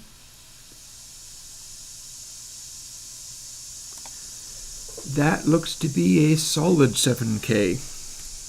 I'm going to relabel these things now. See, I'm going to want to focus this in on guitar-like sounds. And then if you cut, yeah, it cuts real good. That's a lot of attenuation. So you can take the 7K out real effectively. Just sort of pull it back as needed, and you can go back as far as you want. Next up, that's 4K. Or is it 3.5? Looks a little more like 4 to me. Weirdly, the next bump up is looking to be like 11.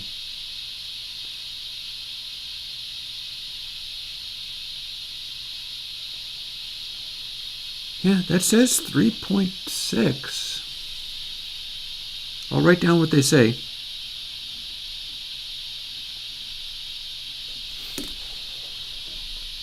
Might as well.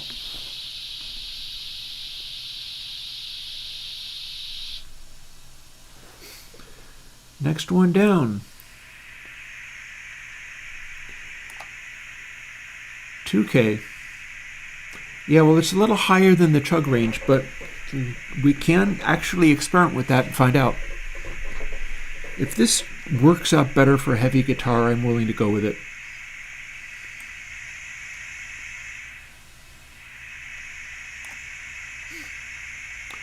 Although I don't have a cab built into this one. But, you know, we shall see.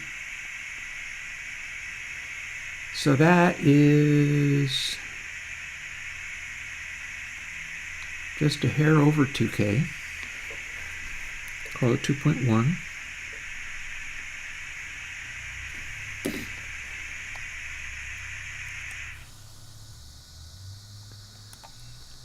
If you cut it, you get a 4K boost. Might be that I get a nice crunch zone out of one of the cuts. That could well be. Next one down. D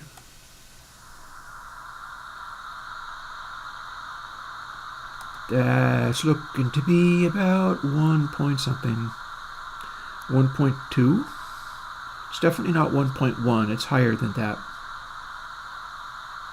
Interesting. Because I don't have to do the 2/3. I can make it be even more mid-rangey focused. We shall see. We shall see how useful that becomes. So, I'm going to call that 1.2 or 1.3. That's closer to 1.3. And also the lower sample rate ones will end up getting more accurate as the frequency drops. E, rather than being 1K, is now 830 to 850. Or is it simply 8? That's kind of close to just plain 8. And look at how that is. That's not a neatly harmonically related thing, is it? If it was, it would be here. But it's not, is it? That's interesting.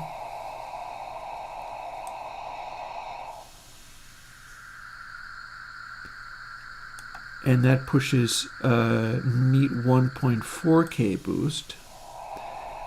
But yeah, that's like an 800.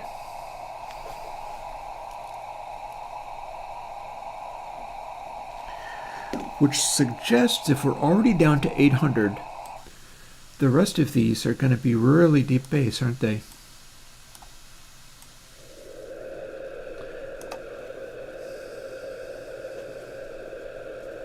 $500? Huh. Starting to look like the middle controls on a dual rectifier.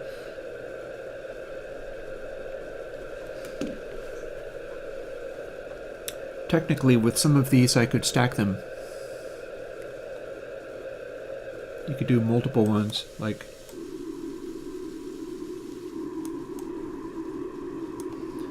the combination of those two things is about 400.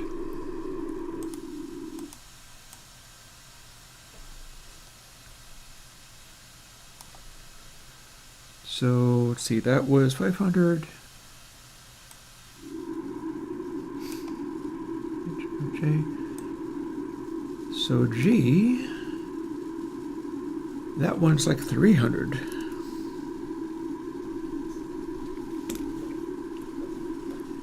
We're definitely getting control over the lower midways, that's for sure. The lower middies. That is straight up 200. Yeah, I think this is too much. We're not even going to get down into the subs. Not even close. Although it could be fun trying this on an actual guitar to see what it does. Oh, no, we're starting to get lower. That'd be 150.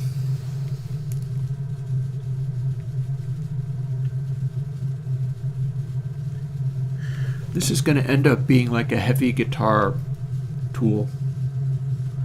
The granularity of this, especially if I can dial it in just perfectly. And then lowest is not a subby frequency at all. It's like 86 or 90. 90, we'll call it 90.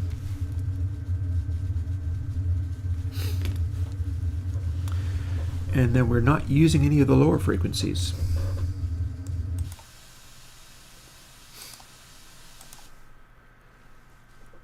So that's interesting. And the poor computer's a little stressed out by doing that, but I tell you what.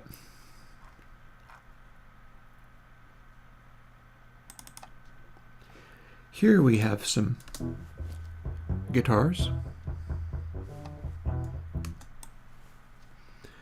Let's throw it at that. Let's see what happens. because if it's too much, we can always turn any of these knobs down lower than middle, meaning it will pad everything. What do we got?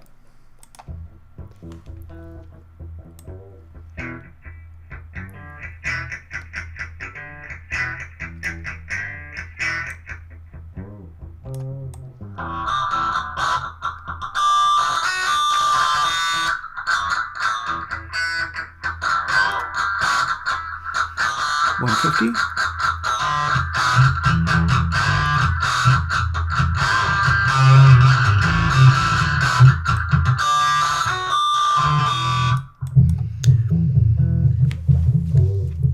So it's 7K, 3.6, 2.1. There's our 7K.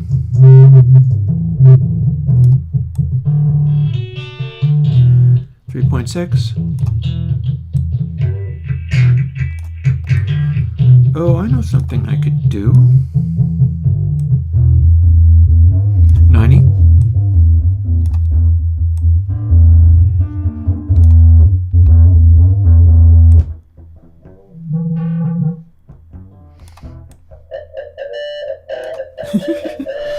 Okay, so this is all good fun.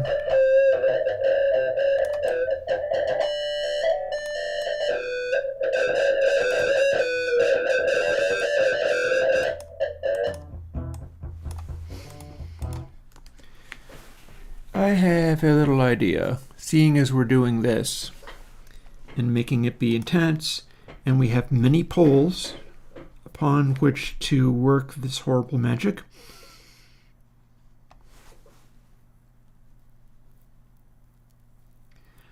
I do wonder what would happen if I didn't apply the final band. But it's probably cool. Also, we're not applying drive at all, and that concerns me a little bit. But what I'm thinking of is just, if we're going to be doing this in thirds, and finding out what happens when... Oh, I know what something else I could do. This is going to offset everything down just a touch, because the higher this number, the closer to 667, the higher the frequencies will be, whereas the lower, the frequencies will all drop down. So we're not doing 618. We're doing the frequency modulation of the beast, apparently because it's going to be a metal thing somehow. And if I go into this,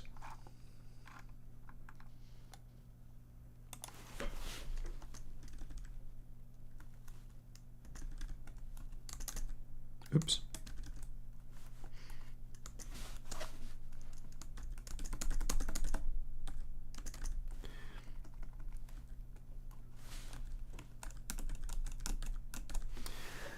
So this is the point of harmlessness. They now default to that. And then all of these things now go to ×3, which is going to put a whole big pile of additional boost in the bands where the boost exists. And let's just find out what terrible things we have accomplished in our last 20 or 18 minutes of stream. Boop.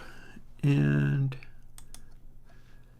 save and build it and use it.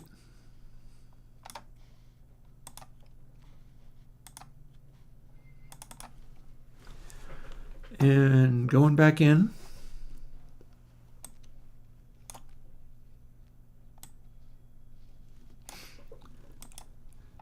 So this doesn't have all the features of the previous one. But one thing it does have, is too much gain.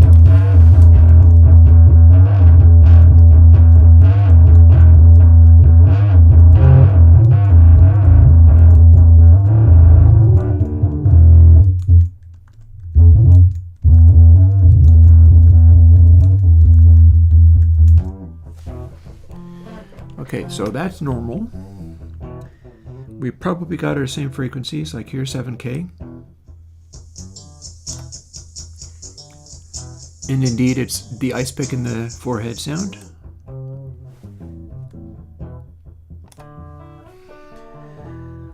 .1 and 1.3.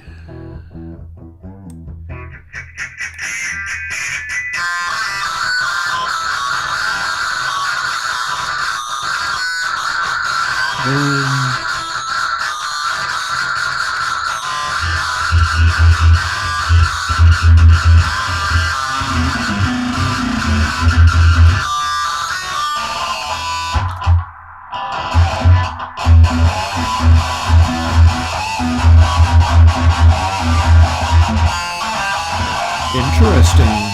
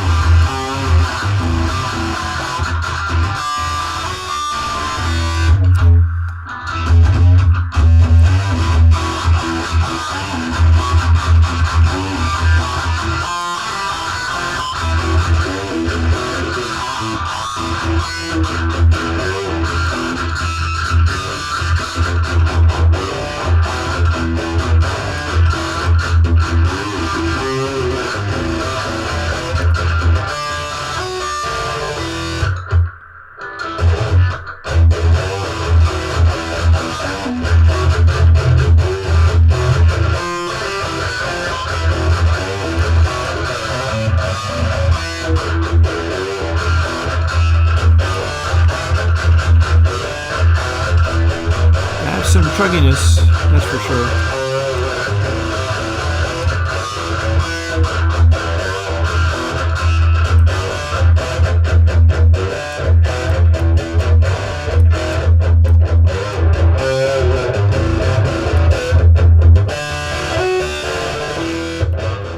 Adjusting this just changed the volume level of things rather than simply the highs only.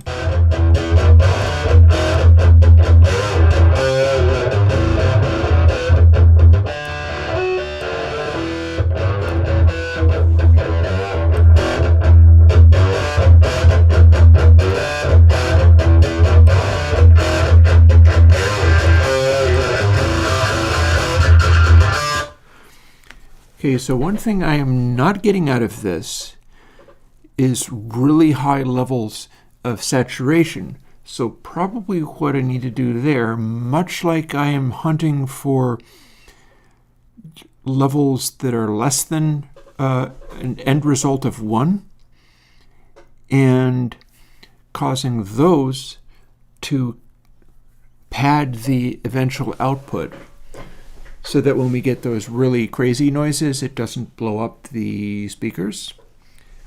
What this needs to do is start putting on a degree of boost based on either the average of or the loudest of the controls. And I'm not sure which it wants.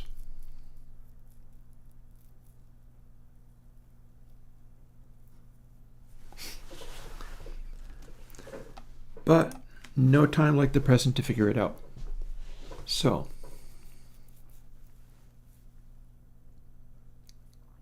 oh, hang on a second.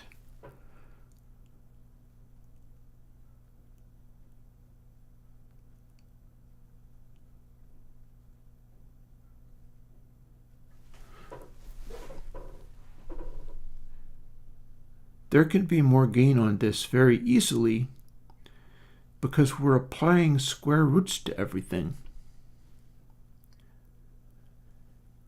Now that makes a certain kind of sense, but what it also means is our boost values are very much not going as hard as they could.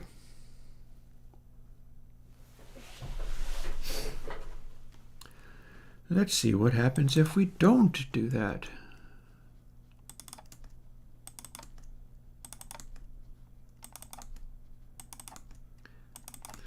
My concern has been not getting enough chug in there, but having it go to the square root, I was thinking for a second there that I was going to the square of it, which would be a very large amount of boost, but apparently not.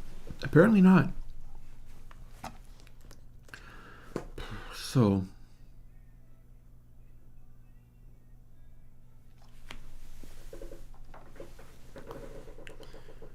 take a quick moment and look at what the square root of 2 was. So 1.41. Square root of 3 is 1.73, which still was not all that much gain.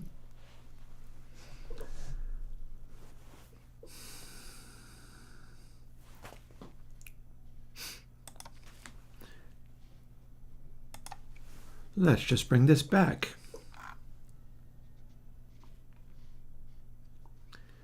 And this might get messy, but in the best of ways.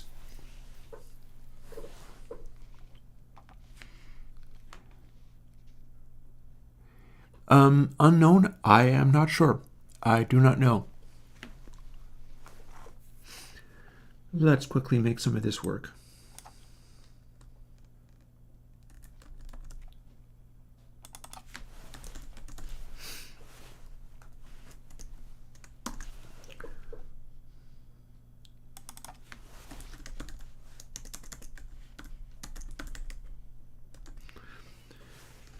This is actually going to get intense very quickly. Fair warning, this is going to get messy.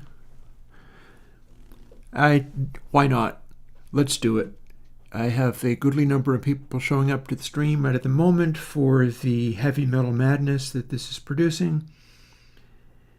And let's see. So that's a special case just for the top one.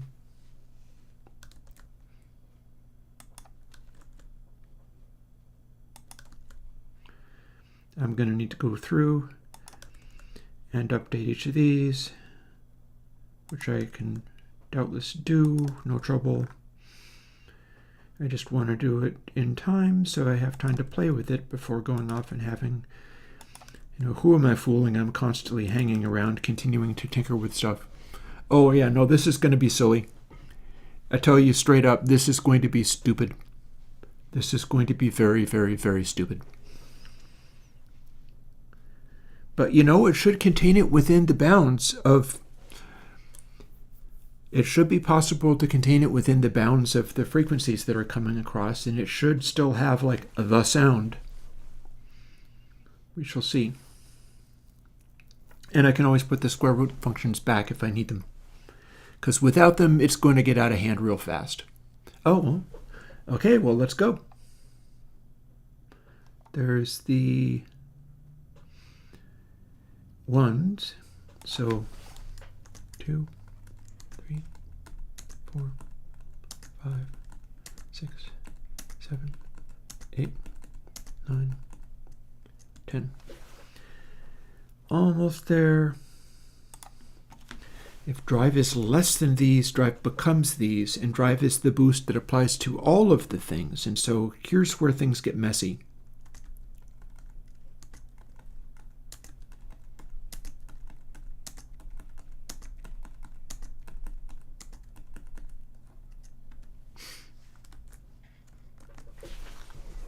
You ready? Although I could also make poles be a factor of all of this, and maybe that's a good idea. We're doing 16 poles at the moment.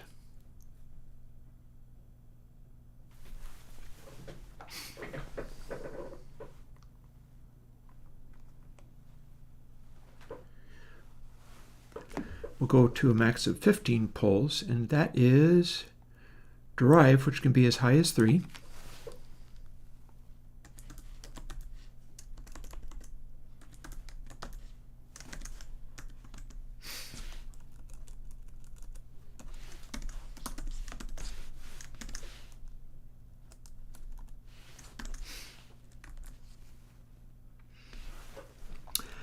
That should do it. And it will be slightly less messy, but it's still going to be messy. This is going to be messy.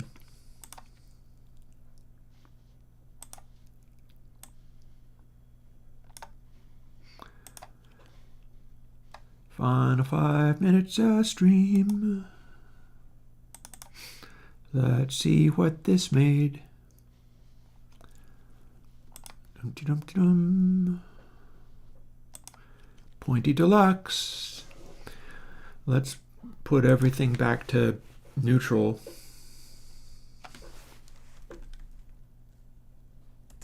Except for I'm going to have it before, just so that we have a little in tap. Here's our little chuggy section, such as it is. It's not really a good section for this kind of thing, but it's the best I got. Okay, so a little bit of push.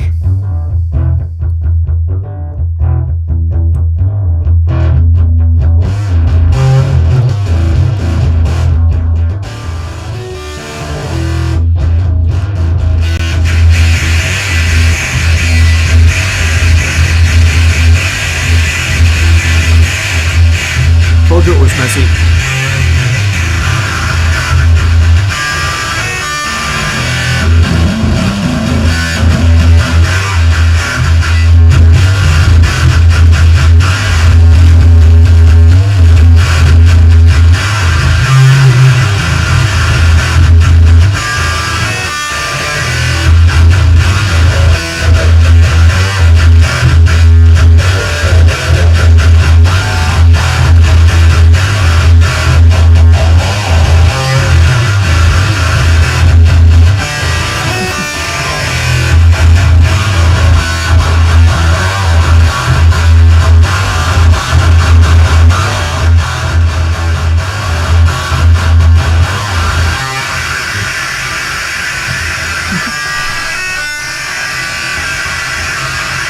I warned you this is messy.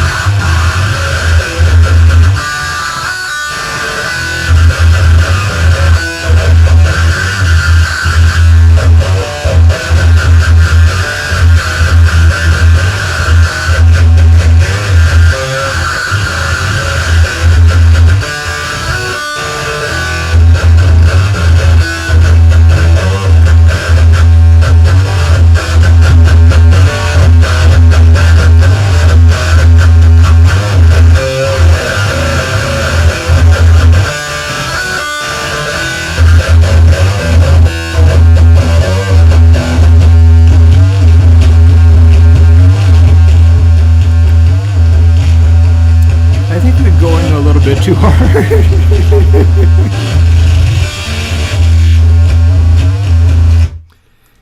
I tell you what I'm going to do.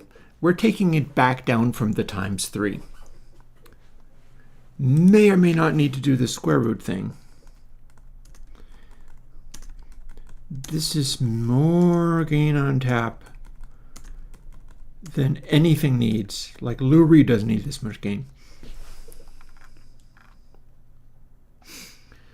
Poles drive is maximum 16, so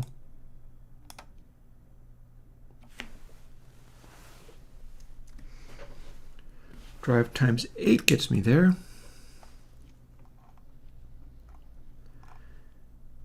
These end up going up to 2, which is presumably going to be fine. All that still appears to be set up properly. I need to go back to the H file. And then we'll play with this a little bit more, and then I'm going to go and have food.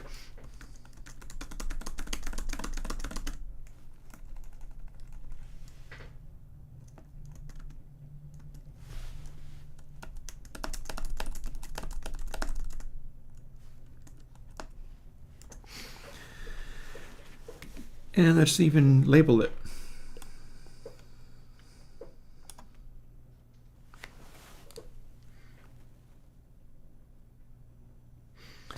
I'll start at the bottom. 90.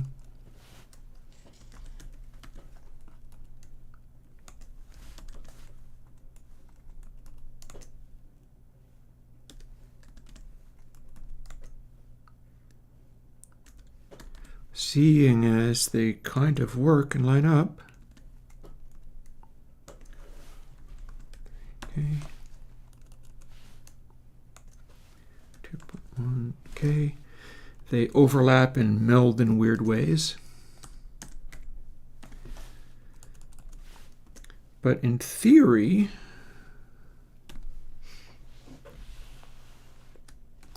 it might even work. Build.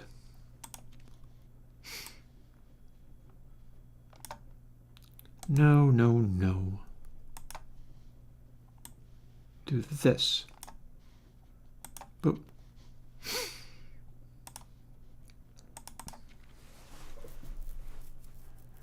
Alrighty, so quick little burst of this, then I have dinner. What's a good section? Not that.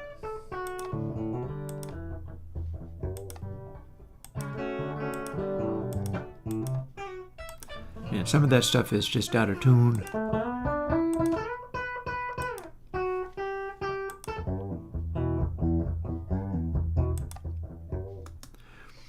This is honestly a better chug, I think.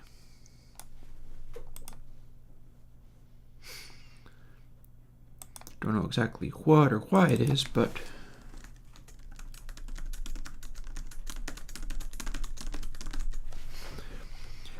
now our default is like this. We've got everything labeled.